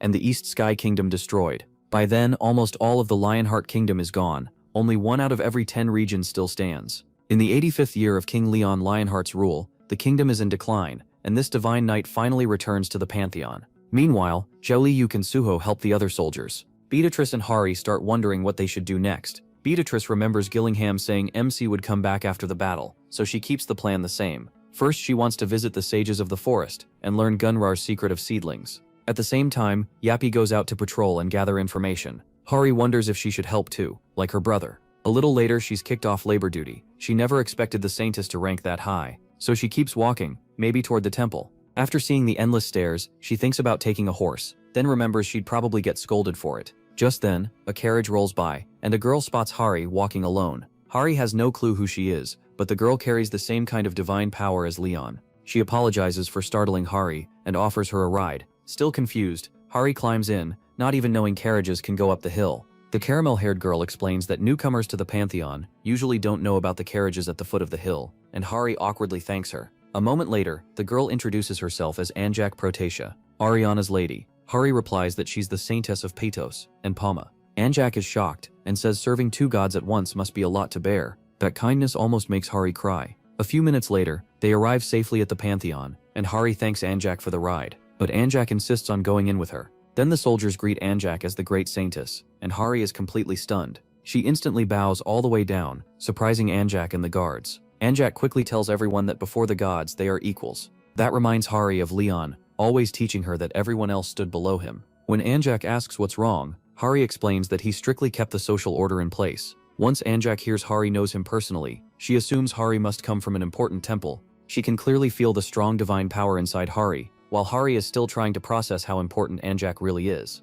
Then Anjak suddenly asks for Isabel. A maid says Isabel is in her room, taking in moon energy. Anjak tells them to get the ritual ready, and stop panicking. That excites the maids, who start wondering if their king has returned in victory. Anjak only tells them to hurry and care for the tired king, who's been out killing evil things. That makes Hari think this must be Leon from the past, created by the gate, and she starts wondering what he'll be like as she follows Anjak. Then someone announces that the protagonist Lionheart has entered the castle grounds. The Bloody Night King has returned from killing the evil beings. The moment he walks in, Hari is shaken to her core. She's finally facing her king, but this Leon feels nothing like the one she knew. This isn't her MC, it's fear and terror in human form, like death itself. The whole room fills with bloodlust. A hand suddenly lands on Hari's shoulder and startles her. A honey-eyed girl named Isabel tells him to stop scaring everyone. A maid quickly reminds Isabel she's speaking before the king, but Isabel snaps back that she's the king's sister-in-law and Dina's first hunter, which leaves Hari stunned. Then Isabel tells Leon to drop the act and join the ritual already. The golden bath is prepared, and Anjak invites the protagonist to get in. MC begins taking off his clothes, and when his shirt comes off, Hari stares in shock at the black bruises spread across his body. When asked about them, Leon casually says they came from tearing apart the demons of pursuit. Their screams stuck to his skin like a curse, though they can't really harm him. Isabel says it still looks painful, but he brushes it off. To him, the real issue is that he's deeply sinned against the goddess of purity. While the ritual goes on, a girl named Karina Dragonia suddenly barges in, the commander of the Northern Army and Duchess of Dragonia. She's also the protagonist's daughter, and she quickly congratulates him on winning the battle. Her sudden arrival catches everyone off guard. Then the Duchess of Dragonia calmly announces that the Northern military has officially withdrawn from the alliance, effective immediately. Leon refuses to allow it, but Karina argues that the North makes up a major part of the alliance, so pulling out will weaken the whole force. MC sees no reason to stay here, while Karina tells him the continent is already ruined now that the capital has fallen. Even if they gather every last serf, they don't have 30,000 men left. The enemy still has over 10 million troops, and that number grows every day. So Karina dares to ask the War Knight, who leads all knights, and the Pantheon's agent, whether they truly have any chance of winning. Leon demands to know what she's really suggesting. Karina says the duchy was destroyed after the empire fell. 30,000 people lost their homes and families. She also reveals she's pregnant, and says everyone left in the north is still suffering. That's why she's set on revenge, and says they all should be. Even if she can't kill every demon herself, she'll butcher everyone that mocked the dead and settled on their land. He lowers his head a little, and asks if she hates him for attacking the enemy's main army, instead of protecting the duchy. Karina tries to ease his guilt. She says he made the only choice he could, because the whole kingdom mattered more than just one duchy. When Leon asks what she means, Karina shows how far her hunger for revenge goes by revealing the mark as proof. The sight hits the protagonist hard, and the disgust on his face says everything. He explodes when Karina admits the entire northern region made a contract with the god of revenge. That made her the Grail Knight of Ventars, Duchess Dragonia, and commander of 30,000 Avengers. Leon throws her out at once and disowns her, but Karina makes it clear she isn't living just to survive anymore. Isabel questions that choice, and MC says it's already too late. After making that contract, Karina only has one end waiting for her. Isabel keeps working, drawing the darkness out of his flesh. The protagonist wonders if he chose wrong. Isabel says no, though she's surprised he'd even ask. After all, this is the same MC who once kidnapped her little sister, the Priestess of Purity, and both of them secretly wanted that. As she tends to him, Isabel asks why he isn't acting like the man who once ordered the Northern Army to do something so ruthless. Then Leon suddenly looks toward the unknown visitor, catching Hari totally off guard. At the same time, Yappy listens in as the workers talk about star iron. They're running low and need a new star. They wonder if the Great Saintess has said anything yet. Yappy quickly records the talk and saves it so he can study their movements later. While that happens, the blacksmith stays locked in on his work until he suddenly feels that something is wrong. He detects a rat nearby, and it turns out to be little Yappy. The blacksmith asks who he is, but Yappy tells him to calm down. A second later, Yappy fires glowing ropes, making the blacksmith realize the intruder is just a cute little priest. That makes him laugh, which only irritates Yappy. The blacksmith says there's no reason to fight since they serve the same god. He introduces himself as Antak, the Grail Knight of Steel and Blacksmith, and asks if Yappy knows Antak, guardian of the mines. Later, temporary shelters are set up for the trainees on the edge of the city. Hanhari comes back to check on her group with food, and Sutu is excited to see her. She lifts the basket and says the temple gave her what she needed for work. When they ask, she admits she also met King Leon. Everyone is stunned, but Hari quickly explains this is him from the gate, not theirs. Hari then asks if they've learned anything. Jae-yuk says the capital and other regions have already fallen, leaving this city as the last one standing. But Hari heard about the final battle from Ventarsis, so she thinks this gate may be tied to that war. Jae-yuk says he wishes they could read the quest. Somicha then asks if anyone can still connect to their divinities. The divine laws still work, but the connection feels weak.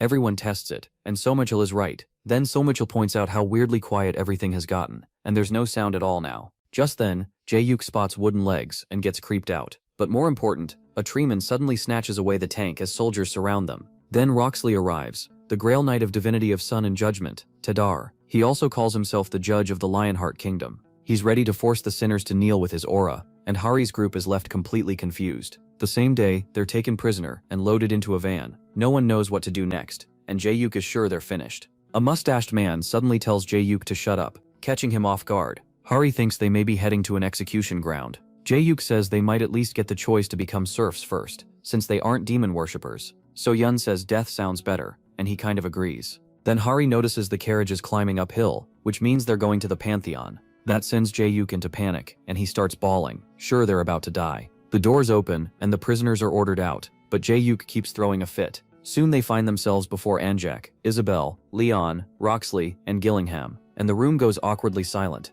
A tub of holy water sits between them, and the protagonist orders Roxley to throw them in. Roxley draws his blade and commands the sinners to get into the holy water. Shaking all over, Jae-yuk wonders if they're about to get waterboarded or something. Roxley's furious yelling sends Jae-yuk jumping in first, with Suho and the others right behind him. Leon confirms they aren't demons, since their bodies didn't melt. Not only that, Anjak says they all carry divine power, so they can't be demons. Gillingham agrees he doesn't doubt them either, but Roxley still isn't convinced. He knows demons can use all kinds of tricks, and even though he trusts MC's closeness to the gods, he still knows nothing about these people. Jae-yuk realizes they all think he can't be wrong, and that scares him. According to Gillingham's report, there were two more, a woman with the divinity of dreams and death, and another worldly being with the divinity of steel and blacksmithing, strong enough to be called saints. After hearing that, Leon says he'll handle the questioning himself, and tells the others to step back. He then relaxes a little, and lets Roxley manage this part. By the protagonist order, the hall is cleared so he can speak privately with Hari and the others. Just as MC calls Hari forward,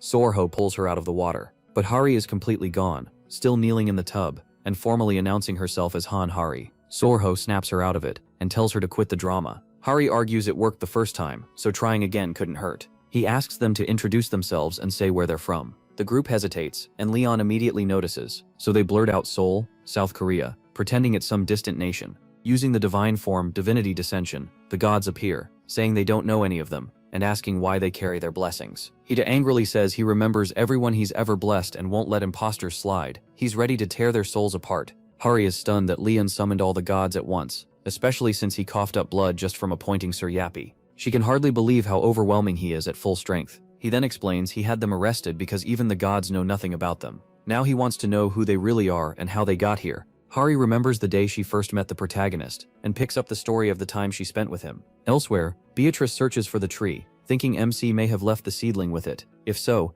MC's wish matches the tree's. The tree recognizes Beatrice at once as the lady from the far future, and says the seedling came from the realm of the dead and can only grow there. That is terrible news for Beatrice. Later, the tree says they need to leave a gift behind. Even if they're only copies from the past, if she can carry it, they'll help her, because it feels right. When asked what she plans to do, Beatrice says she wants to give it to the king of the Lionheart. The tree agrees to hand it over to Leon Dragonia, Lionheart. However, it demands a sacrifice from a god, and that god's saint. Meanwhile, Sir Yappy shows off his skills, leaving Antok and the others frozen in shock. He is fully fired up, blasting lightning everywhere while working non-stop, activating the third slot below, reaching 62% polishing completion and multitasking all the way to number 14. The others are sure Yappy is going all out, while he keeps polishing and processing without a break. With number 157, Yappy makes a basic Lionheart breastplate, then even produces copies of the original. What Yappy pulls off is so wild that he seems almost unreal. Sir Antok can't help praising him, calling Yappy an incredible rookie.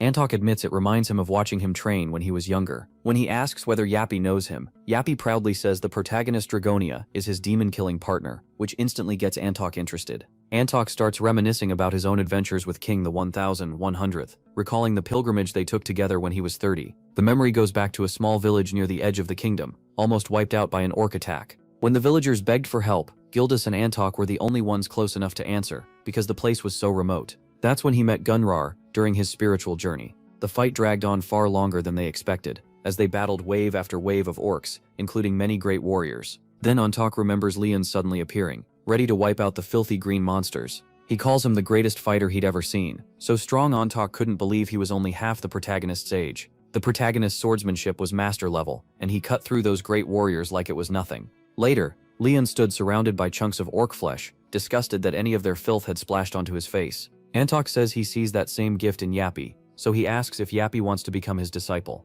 There's a brief pause before Yappy starts bouncing up and down, amused by the idea of taking Antok as a mentor. It turns out Yappy still looks down on mortals. Antok asks if Yappy even knows who he is. Yappy confidently says he knows the Grail Knight of Steel, but adds that Antok is still just a mortal and nowhere near his perfect programming. That throws Antok for a second, then makes him laugh. This little tin can really thinks he's a man. Antok gets ready to show Yappy what he can do. After that, Antok keeps forging with Yappy beside him. He admits Yappy's work is near perfect, way faster than anything he can make. The second Antok brings down his hammer, Yappy points out a flaw that would make the weapon unstable. Sweating hard, Antok explains he isn't only making weapons. Then he suddenly speeds up like he's having fun now. He finally says forging is art to him, steel shaped from the soul, brought out through perfect skill. Still, Antok says passion matters more than technique alone. With hard work and bursts of passion, Antok happily finishes a suit of armor. That makes Yappy realize Antok's method might recreate Leon's armor, the thing he couldn't do before because he was missing that last 0.01.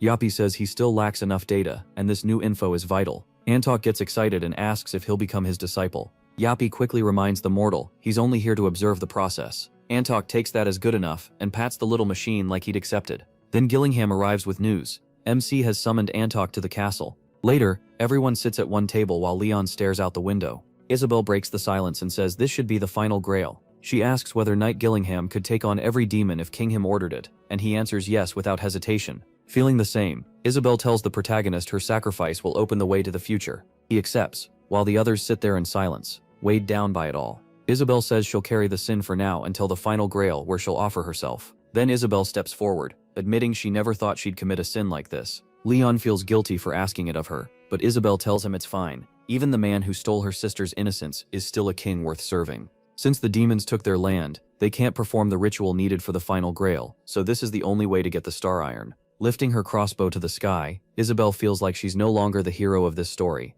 Apparently the goddess of the moon and purity was never meant for battle. For her followers, Isabel had granted strength to those forced to live in loneliness. With that, she pours everything into the arrow, ready to show her best shot, the kind a true archer never misses. But in her heart, she apologizes to the moon for what she's about to do. It is unthinkable for a moon saintess to shoot down the moon, the greatest sin her goddess could allow. The lightning arrow tears up into the sky as the whole city watches. A moment later, it pierces the moon and creates the Milky Way. Gillingham can only stare, too shocked to believe it's real. In that instant, Leon calls out to the great saintess Anjak, who launches divine magic into the sky. Gillingham watches the plan work, as Antok guides the moon fragments toward them. Then Isabel suddenly collapses into MC's arms, coughing blood and saying it hurts badly. Even so, she explains Dina's kindness cut the recoil in half. Leon grits his teeth, praises her sacrifice, and vows to carry her burden from here on. Then Gillingham warns him that the moon fragments are changing course. Antok is barely keeping them on track. Apparently some huge mana source is pulling the fragments away, and Antok can't fully control them. And just then, Beatrice realizes it's the same mana that shut down their gate before. The moon fragments are being dragged even farther from their side. Holding Isabel, who had given up so much for this, Leon is furious. He immediately orders a squad to recover the fragments, refusing to waste the chance Isabel bought with her life. Later, after the moon pieces fall to the ground, Anjak says coming here right away was the right call. The recovery squad has reached the site. At Beatrice's signal, Yappy sends out scouting drones. A few flying drones make Anjak curious about his disciples' little tricks. That annoys Yappy, who says Anjak is just a supplier of technology, not smart enough to call himself a master. That makes Anjak laugh, impressed by how sharp the tiny machine is. Anjak then says Beatrice must have noticed how quiet it is. It's hard to believe the demons would pass this up. They're probably hiding and waiting to strike once work on the moon fragment starts. Still, he joins Yappy and the soldiers to dig out the star iron. Suddenly Yappy detects enemies rushing in fast. A swarm of monsters charges toward them. Just like Antok expected, he warns Beatrice they still need more time, so they have to hold the monsters back as long as possible. He tells Yappy to start taking them down. Beatrice steps in to stall the horde by using Lamontar's rage, unleashing a blast so strong it shocks Antok. Even nobles usually can't cast great magic like that. Beatrice explains magic had to evolve in a more destructive way to fight against divine law. Even so, she tells Antok to hurry because more monsters could arrive any second. Antok and the others work twice as fast, like their lives depend on it. In a few minutes, Antok shouts that they're done. But right when they think they can relax, he spots a fireball dropping straight at them from above. Stunned, Antok yells for everyone to move. The group freezes for a split second as a cloaked figure watches the fireball slam into the ground. Yappy, also called Sir Spina, instantly senses a monstrous presence nearby, and it's Colossal, the demon lord of wisdom and pursuit, the same one who once destroyed Sir Jagspiner's world. Colossal rises into the air through the rumbling blast. while Yappy manages to shield Beatrice. She orders him to report the damage, and he quickly says 30 knights are dead, along with the entire cavalry. From the full activation of divine law, bodies cover the ground, and there are too many injured to count. Caliculi, demon lord of wisdom and pursuit, mocks the weak mortals and warns them not to resist an immortal like him. This monster tells them to accept their deaths. Antok recognizes him as the caster of Frisner, with the great demons backing him up. He asks Beatrice if she has any plan. Beatrice mentions a spell that could connect them to a distant realm, but Yappy is certain it won't save even one of them. She still agrees, and Antok realizes they have no choice left except to beat this bastard. So Antok thanks everyone for what they've done for the gods and the kingdom, and then he steps forward alone, leaving the others confused. Antok says it's time to honor their vow to protect the kingdom, even if it costs their lives. At once, everyone understands it is a death order, so they choose to follow Antok anyway. Antok also says Yappy is right, but some things in life matter more than the odds. His god objects, warning most mortals couldn't survive a descent, but Antok says he'd do the same for anyone, no matter who they were. Interestingly, the god admits he loves Antok for his unshaken faith and fierce love of life.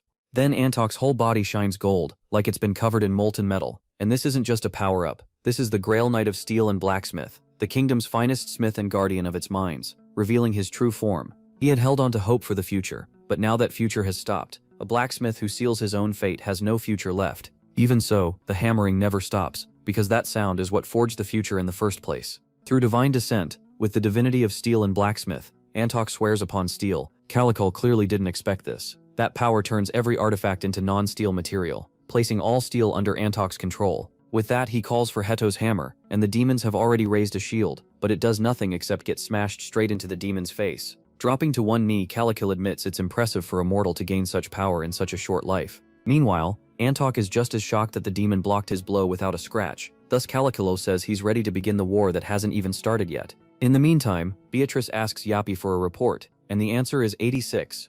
For Yappy, dragging this out is nothing new. He's seen worse before. Beatrice asks if he has any idea to buy them more time, knowing the demons will figure things out sooner or later. Yappy says he does have a plan, but the success rate is only 2.7. Beatrice decides that's enough, saying a mage usually trusts reason, but tonight she's betting on a miracle. Meanwhile, Calicul praises Antok's raw strength for breaking through spell after spell with only a hammer. He starts to understand why the demons fear the strongest species in this world. Looking at the so-called lowest Grail Knight, Calicul wonders how terrifying the man at the top must be. In the end, he admits their strongest knight might kill a demon lord, but Antok still hasn't reached that level. As Calicul unleashes a barrage of spells, Antok orders Steel to defend, raising Heitingho's anvil while standing firm with his huge hammer. Antok spits back that the demon's lack of faith is exactly what twisted them. That hits a nerve and angers Calicul, but Yappy suddenly cuts in. Yappy triggers the self-destruct, priming the force reactor core to explode. Antok yells for him to stop, but it's too late. The choice has already been made, and a massive blast tears through the battlefield. Walter, the man who once saved the Emperor and led the Silver Knights, still remembers who destroyed his empire. They're the same demons that invaded his land and ruined his world 20 years ago, and now he's sure the end has come. About 23 years earlier, the Emperor summoned a demon monarch, and that mistake led to his ruin. Not long after, the regions fell one by one to the demons. The Lionheart King later crushed the demon monarch's army, but that was only the start. Walter expected the demons to come back even stronger, and he was right. Then the ground starts to shake, and they realize it isn't a mana storm, it's the sound of a war already in motion. At the same time, Calicul, the demon lord of wisdom and pursuit, laughs at them for relying on nuclear power. Sure, it can't hurt him. Then one of his subordinates reports that a gate has opened, showing the explosion was only a decoy. Even so, Calicul calls the plan stupid. A gate with that little range can only move a handful of people, leaving most of the knights and soldiers behind. His irritation spikes, and he starts casting a spell at them, but a spear suddenly shoots in to stop him, and when they look up, a large force from Leon's side is already charging in. Calicul doesn't hesitate and fires back with a powerful spell, badly wounding the whole group, including Antok and Beatrice. In another area, Antok's injuries are so severe that the blast leaves a huge round hole in his upper stomach, and he needs help right away. Even so, he tells Beatrice to take him to the blacksmith. When they get there, Ser Spine says Antok is dying fast, but Antok already knows. From the day he accepted this mortal fate, he understood it would end like this. As a steel knight born from iron, he always knew his time was short. With one last chance to leave something behind, he names Spinna his first and last apprentice, and begins his final lesson. As he works the forge, Antok tells Spinna about his life, how he set out on a quest, met the future Lionheart King, and trained under a master smith he could never surpass. Still, even if he never outdid his teacher, the knights who carried his swords and spears used them to protect the kingdom. Though his body weakens and his sight fades, Antok keeps pouring everything he has into the steel, determined to leave proof he lived. He tells Spinny to do the same, to put his will into metal, forge weapons for the right people, and shape the future with every strike. During that final lesson, Antok completes one last creation, carrying all of his teachings in it. A while later, Leon arrives just as Antok breathes his last. He asks whether Antok has any final words for his son Aaron, but Antok already taught him with love and honor, so there's nothing left to add. Instead, he asks the protagonist to lift him so he can see his people one final time. They break down at the sight of their great leader, reduced to this. Even at death's door, Antok tells them to look after the king. With those last words, he goes limp in Leon's arms. Everyone bows their heads for the man they honored so deeply. Later, inside his tent, one of MC's men tells him Gildas is outside. Leon lets them in, and Gildas enters with Galvaron, both greeting him with proper respect. But he pulls Galvaron close and reminds his godson to just call him uncle. He asks about Aaron, and Gildas says that even after hearing of his father's death, Aaron stayed on scouting duty, just like Antok would have. Then Gunnar walks into the tent without warning, catching everyone off guard in the best way. Gildas teases him for taking so long because of his weight, and as the two trade jokes, the protagonist can't help but smile. It brings back the days when they trained together, and he realizes these old bonds are a gift. Antok may be gone, but they still have so many good memories of him, that grief doesn't need to be all that's left. As he pours wine, Leon admits he always figured Gildas would be the first to go, and Gunnar agrees. Then, MC says Antok's final moments were full of honor, so they should send him off with love and respect, as friends. They raise their glasses to Antok, their fallen friend, whose legacy lives on in the weapons he made, and the people he shaped. He then asks Gunnar about the finished item, and Gunnar says it's flawless. The blacksmith's divinity blessed it, and the sages approved it too, though the essence still has to be added. Leon is relieved that the preparations are nearly done, and grateful as always for what the sages have done. Then he steps outside the tent, where a huge army waits for him, along with Walter and Anjak Pertesia. After greeting them, the protagonist asks Walter if he's certain the demons are advancing, and Walter confirms it. They've also confirmed survivors from the Demon of Sloth at the Landolchie Plains, the Beast God's heathens, and the Empire's corruption. The enemy count is around 10 million, an army on a terrifying scale. Leon knows the last battle is close, and if they want to win they need to be ready before the demons reach them. Soldiers line up battering rams before the Great Gate, preparing for the coming assault. Meanwhile, Hari, Suhu, Jaihyuk, and Chan ask to help, but MC shuts it down and orders them to stay on standby. They're stunned, but his choice makes sense. Leon belongs to the past, while Hari and the others are people of the present. If they fight inside the gate, they'll die for sure, and he refuses to throw their lives away. Still, he does have another task for them, and sends them to the room of the first hunter of Dina, the goddess of the moon and purity, one of the kingdom's strongest figures, and the sister-in-law of the Lionheart King. Her name is Isabel. Harry and the others are clearly shocked to see her, and Isabel notices right away. She explains that the pantheon has many gods, but one stands above the rest. Among them, the 7 gods are the strongest. Even with her eyes damaged from the earlier attack, Isabel calmly uses magic to open a chest. Inside are relics tied to shields, sea, waves, war, flames, heaven, and thunder. She explains that water, fire, and lightning have long been seen as nature's fury. There are other gods too, she says, but these relics are the ones that matter now. Hari can hardly believe it as she looks at the divine relics, left behind by past Grail Knights and Saints. Even after seeing them, the group is still confused about why Isabel is showing them this. Then Isabel tells them the truth. They're meant to inherit these relics, but the relics still haven't accepted them as owners. She says the future should be left in their hands, because the king believes they must survive this war no matter what. Isabel knows she'll die soon, so she's sure they'll use the relics better than she can. But earning the relics' approval is up to them. She then turns to Chon and asks for a favor later, something only Chon can do because of her divinity. When Chon agrees,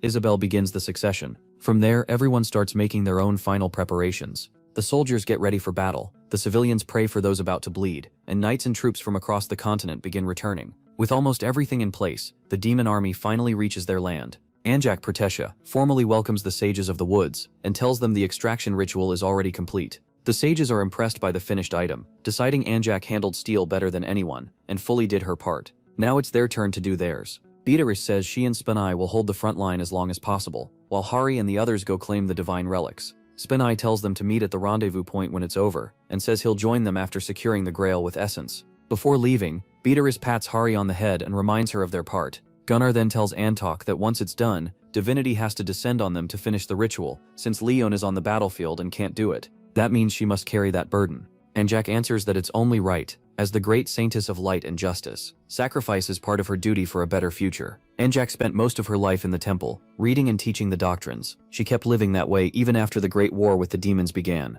The only difference now is that she prays for the dead, not the living. As she comforts lost souls, she feels sad that she can't help the people the way the knights can. Even so, the little saintess of light and justice gladly offers her prayers for the king. The castle is ready for war, but the enemy just keeps coming. Their forces stretch farther than the eye can see, and the demons have even built a temple on the ashes as a cruel joke. Now even the Lionheart Kingdom, land of the Guardians, is down to its final fortress. The demons think the long-range weapons can't hurt them right away, but an explosion suddenly goes off and kills some of Leon's men. The energy rising from the bodies is poison, so the soldiers quickly cover their mouths. More attacks are coming, and the troops move into formation, while the priests rush to purify the poison in the northeast first. Leon stands atop the castle with Aren, and unleashes flames on the demons. He tells Aren to be proud of his father, who gave his life bravely and returned to the gods' banquet hall. Then, looking over the battlefield, the protagonist thinks the kingdom's last chapter will only look like the same tragic ending its descendants always feared. Moved by how grim it all is, MC prays to the goddess for help, hoping the soldiers fighting through fear and grief can carry on the Lionheart legacy. Mothers hold their crying children, young men keep the fight going, and the knights clash on to leave some hope in all the bloodshed. Leon, crushed by his people's pain, calls on the goddess for strength. She answers. He feels her behind him, promising to stay with him to the end, and giving him the power to move as he wants. Then a strange new force rushes through his body. Fueled by grief and fury, he keeps driving his sword into the ground. As he does, he calls out the names of those who stood with him from the start. Aren, son of Antok, the great Grail Knight of Steel. Gildas, the hero who slew the Horned Giant. Galvaron, guardian of the Oak Forest. And the rest, all warriors who never stopped fighting. Leon declares men like them would never accept the demon's insult, so they have to rise against an enemy already acting like the war is over, because it isn't, not yet. He slams his sword down again and again, pouring out his anger and pain, trying to light that same fire in everyone else. Then he demands to know who he is, and the whole battlefield answers as one. He is the half-god, the Pantheon's proxy, the guardian of the Grail, and the king of Lionheart, who defeated Malice, Lord of Chaos. Steady now. Leon says victory is coming, and tells his soldiers not to fear or retreat. Their weapons will burn bright, and this battlefield will turn into a graveyard for the demons who think humans are easy to crush. He tells them to fight to the very end, no matter the price, no matter who falls, even if it's their king. His words set everyone ablaze, and the final battle erupts. Calicle steps forward to lead the demon army, ordering them to bow before him, and calling them low creatures not fit to stand near him. He says evil came before even divinity, and he won't spare a single one of them. With that, he forms red fire orbs, packed with evil energy, and fires them at the defenders. Leon gives Roxley the signal, and Roxley instantly answers with divine punishment, flames of war, and manifesting sun to crush the attack. The protagonist tells him to focus on any orb fragments that could strike the Pantheon, and Roxley wipes them out with ease. The demons, now even more enraged, rush the castle walls, sure that once they get up there, it's over. But the soldiers above were ready, and rain arrows down on them, stopping their advance. At the Pantheon Fortress City's southern gate, Gildas smells the meteor shards, and realizes even the fragments are poisoning the land into a wasteland. Restoring it will take ages. He also hears roaring, and knows the demons have broken in through the eastern gate. The knights on the roof stay alert, and keep fighting. At the same time, Aren takes on Doomgore, the great demon of massacre and destruction, proving some knights don't need to be Grail warriors to be monsters in battle. He vows to kill Doomgore himself, knowing Leon and Roxley can't leave their post. So Aren jumps high and charges straight at him. Inside the castle, Hari and the others finish syncing with the relics, but Jae-yuk still doubts himself, feeling unworthy to use them. He even thinks about quitting, convinced this war was never theirs, and only Spino and the king will make it out alive. Even so, after killing 3 lords already, he believes he'd beat most enemies without much trouble. Hari understands why Jae-yuk feels that way. Leon always wins. He wiped out every demon before and later reached Hari's group at the Black Gate, so part of her thinks he'll win again. But then, a thought suddenly hits her. She remembers the final Grail plan had been abandoned. They only came to the gate to ask the king for help. Now, with 3 people at Grail Knight level missing from the fight, she starts to wonder if victory is even possible. Hari turns toward the robed figures and orders them to remove their hoods. The moment they do, a strange power spills out, and one of them laughs at Hari for noticing so quickly. Jae-yuk feels the danger and uses full expansion of divine power, but the cloaked enemies strike back at once and shut his magic down. Hari and Jae-yuk know they're in real trouble as the group closes in. One of them introduces himself as Ki, the archdemon of pleasure, and with a nasty grin he swings for Hari's throat to kill her. Jae-yuk throws himself in and shoves her out of the way, ready to die if he has to. But Gillingham appears just in time and blocks the strike, saving them both. Isabel is with him too. Leon had already planned for an attack like this. Quay is stunned, since he thought Gillingham and Isabel were still at the front. The two only smirk and tell him filth like him isn't welcome near them. Deep down, Isabel knows facing 3 great demons and an archduke won't be easy, but she's a saint, and she's not giving up. Gillingham, on the other hand, tells Isabel to cast her life aside. She agrees at once and activates Divinity Dissension magic. That line about throwing her life away rattles Hari and Jae-yuk, but Isabel cuts through it and orders them to help Suho and Chan, because the demons have likely slipped inside, putting the Holy Grail in danger. The two immediately run off. As they leave, Kie mocks Isabel's condition and doubts she can still fight, but Isabel coolly says not to worry, she can crush them with one finger. Kuei's face hardens, he wants them punished for that arrogance. He gathers a strange power around himself, shaking the ground. Elsewhere, Sotu and Chan are barely holding on, surrounded by demons, and getting pushed harder by the second. Chan is gasping, already near her limit. She loses focus, and a demon lunges at her head-on. But Hari and Jae-hyuk arrive just in time, and Hari unleashes Twist, burning the whole group down in one shot. They think it's over, but more demons rush in, and now a great demon appears with his followers. He orders Hari's group to move aside, but Jae-hyuk knows he has to hold this thing back until Spinny and the Queen arrive. Before he can cast, vines yank all four of them away. They panic at first, then relax when they realize the tree sage saved them on Anjak's order. She thanks them for guarding the chamber, and says the extraction is finished. Then she explains that this Holy Grail holds the essence created from the forest sage's wisdom and knowledge. Hari can feel its huge power right away. It seems holier than any relic she's ever seen. Meanwhile, the great demon keeps trying to break through the door, making it clear they don't have much time. Worried, Hari asks what will happen to them after the Holy Grail is complete. Anjak smiles softly and says, "This Grail was once a failed plan, but Leon changed his mind and brought them this far. This Holy Grail proves he still hasn't given up on the future." Hari starts crying. She doesn't want these kind people to die, yet it's still happening. Anjak comforts her and says the king entrusted the future to her, so she has to carry out her duty. Then she prays to the goddess of light for absolute justice. Her magic pours into the Grail, and a huge beam bursts from it and spreads across the battlefield. Once the Holy Grail is completed under the goddess's blessing, Anjak gives it to Hari. This power was first meant for the king of Lionheart, but when he saw even the smallest hope for the future, he changed course and chose to pass it to someone who could carry that future on. At that same moment, the gate opens and Spine and Beatrice come out. Beatrice quickly tells Hari to go, while Spine warns that the support structure is gone and the whole place will collapse soon, so they need to leave now. Hari's eyes fill with tears, and it finally sinks in that she really has to go. Fighting back sobs, she promises Anjak she'll never forget their sacrifice. As Hari's group leaves with Beatrice and Spine, Anjak loses her footing and falls into Gunrar's lap. In response, Gunrar becomes a tree, so Anjak can rest there in peace at the end. Then the building starts to split apart. Outside, Isabel and Gillingham, after defeating the demons and protecting the Grail, are left gasping on the main grounds. They gave everything, and as the building caves in, they're satisfied they finished their duty. The battle is moving toward its end, with the fight between the Lord of Wisdom and the Guardian of the Holy Grail nearly over. For a moment the battlefield quiets, but the demons have already breached the walls. Walter asks the king if he truly plans to keep fighting a battle they can't win, and Aaron is furious just hearing that. Leon, though, stays completely calm. He tells Walter there are still people fighting behind these gates. The knights haven't surrendered. Walter snaps back in anger, unable to understand why this must continue when only more people are dying. Even so, MC asks him to let them fight on for their honor, for the citizens Walter wanted to protect, and for everyone in this world who still carries honor until their last flame burns out. The world may be fated to end, just as the prophecy said, and this battle may be history repeating itself, but that doesn't make it pointless. Leon made different choices for the people from Earth, and for the self he'd become. Even if they can't outrun fate, they can still leave behind one seed of hope.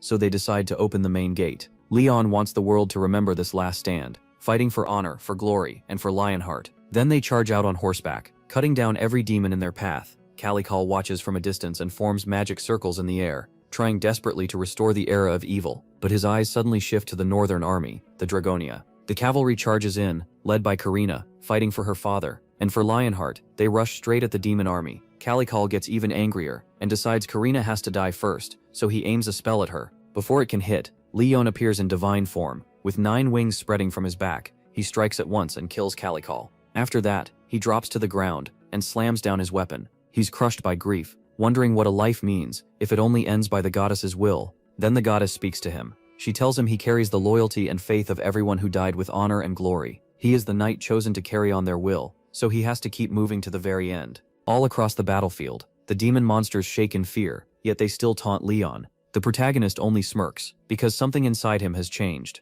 Now he doesn't just want victory, he wants them to feel shame and humiliation too. The war he fought alone for 200 years starts here. So MC cuts down the weak demons one after another. His fate is to beat every injustice and trial, and that fate ends in victory. Meanwhile, Hari and the others return to Earth. No one has much to say. Some cry, while others keep reliving the sacrifices they witnessed. The king, who had been waiting on Earth, only gives a quiet smile. At the same time, Spine watches the recording of the last moments he shared with Antok. Even after Hari's group came back, life didn't change much. Still, Hari slowly gets her bright energy back, and the rest of the group seems more grown up. The change isn't huge, but they are moving forward. As for the Holy Grail of the Moon, Leon is impressed when he sees it in the future. He never expected that asking Beatrice about the seedling would lead to this, though he remembers Gunrar and the Forest Sages were the ones who made the plan. It was like an arc, put everything on the one most likely to survive, so the future could be saved. Once the world was beyond repair and near collapse, the goal was to protect whatever still could be saved. The top priority was the Pantheon.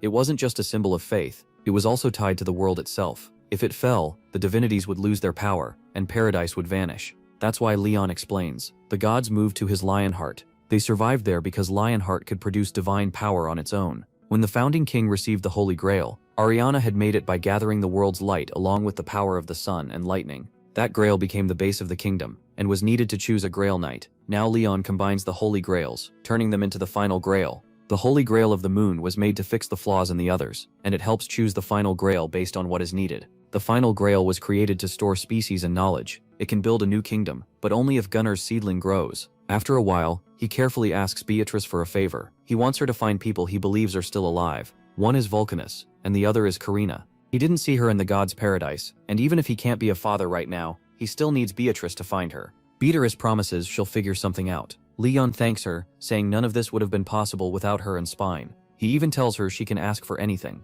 and he'll make it happen. Blushing, she says she'll tell him later. Meanwhile, in the Korean president's office, the president is furious about the open gates and is reviewing the terms of cooperation with the South Korean government. The government liked the rise of the Pantheon Guild because dealing with Leon alone was easier than handling the powerful 10-guild alliance. Pantheon's blessed crops had become a major export, a real golden goose, but the president was getting worried. Pantheon's power and military strength were growing far too fast, and the side effects of that were starting to show. At today's briefing, reporters asked what he believed about Ariana, the goddess of light and justice. When he dodged the question, people tore him apart in the comments on the recorded video. The president is losing it. Then one of his men rushes in with an urgent message from the United Nations. It's about the team sent to investigate claims that the Pantheon is violating human rights. The former One Brilliance Palace is now being used to mine star iron, and the laborers are hard at work, while Hari tells Spine that the government has called. Seeing her worried, Spine says he'll handle it, and tells her not to stress. They haven't done anything wrong. Hari then looks over at the workers bent over their tasks.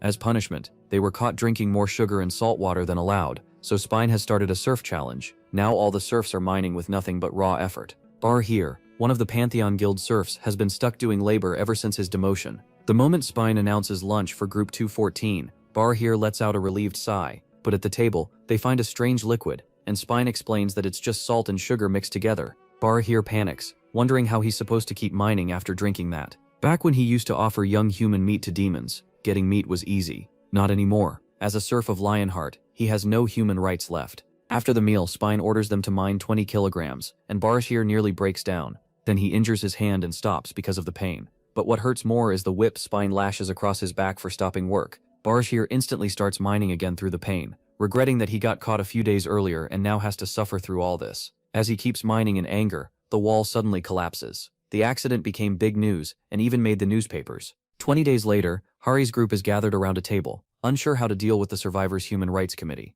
One member says serving people salt and sugar water goes too far, and even the second-generation night trainees are shocked by it. Still, Jatumi says it was only part of training, so the real problem is the serfsu who worship demons. Hari agrees, but the Survivors' Human Rights Committee will never accept that, since the serfs are obviously being treated badly. Meanwhile, at Incheon International Airport, the United Nations Survivors' Human Rights Committee arrives, and Kang Hyuk, head of the Korean Hunter Association, welcomes Louise, the committee's deputy director. But Louise suspects the Korean government may be working with Pantheon, so she refuses to let him sway her. She's defended survivors' rights against powerful countries and dictators before, so she isn't easy to intimidate. Hari arrives to guide them, and they head first to the autonomous district of Cruciteria. From there, they continue to the planned inspection site. Once they arrive, Louise quickly notices the people here have already blended in well with humans. Then she spots a statue of Leon, and wonders if it's part of their culture. After that, she asks Hari whether the Crucitarians have trouble with fishermen, since she heard they live by the coast. Hari explains that ManhwaCapped isn't just about fishing, they focus more on shipbuilding and heavy industry, and even the fishermen work together with the Crucitarians.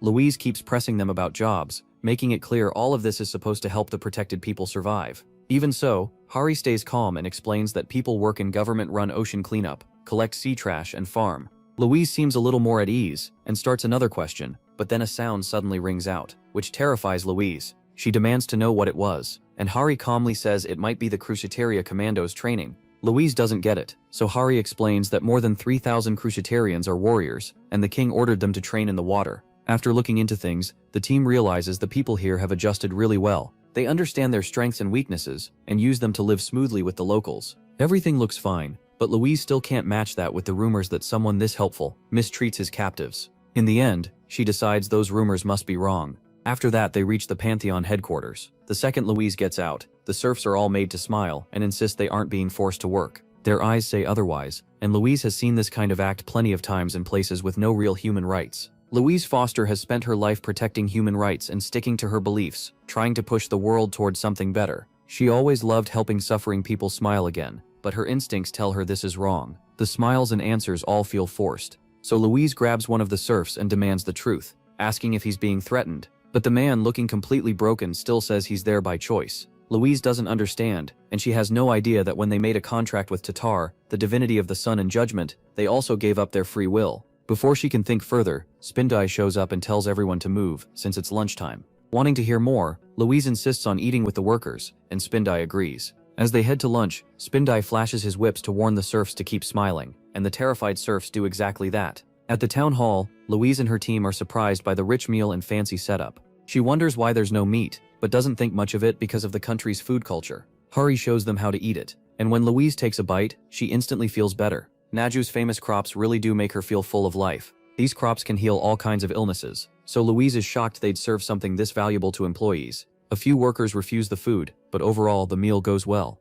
Afterward, Hari and Louise keep walking and talking. That meal was so good, the Human Rights Committee never realized those blessed crops act like poison on anyone with evil in their heart. Elsewhere, Dennis from the United Nations gives a report about sending the Human Rights Committee to the Pantheon. While speaking, he addresses the one listening as a great being. By then, the demon's followers had already slipped into Earth, not only as regular citizens, but also inside governments, and even the World Hunter Association. Their real plan is to bring Earth down, and the first move is giving orcs more and more rights. If orcs ever become the main species, Dennis believes chaos will break out for sure, so he tells the great being he doesn't think the government can stop any of this. The great being agrees, then tells him to sway the media and push Leon even harder. To do that, he shows Dennis footage of the Star Iron mine wall, giving way and killing countless people. Dennis also watches a recording of Leon telling his men to load the serfs' ballistas. After seeing all that, Dennis shakes with pain and anger. Now he wants to punish the protagonist, the king of the protagonist Dragonia Lionheart, but he still hesitates, worried they could get exposed. The great being calms him down and says the artifacts he handed over will protect Dennis during the inspection, but everything flips in an instant. 1 second, Dennis is ready to go after the king of Leon Dragonia Lionheart. The next, the whole Human Rights Survivors Committee is hanging from pillars while civilians shout for them to be burned alive. Spina orders the knights to start the trial, and without waiting, they step in with fire. Even in 21st century South Korea, the stakes are raised.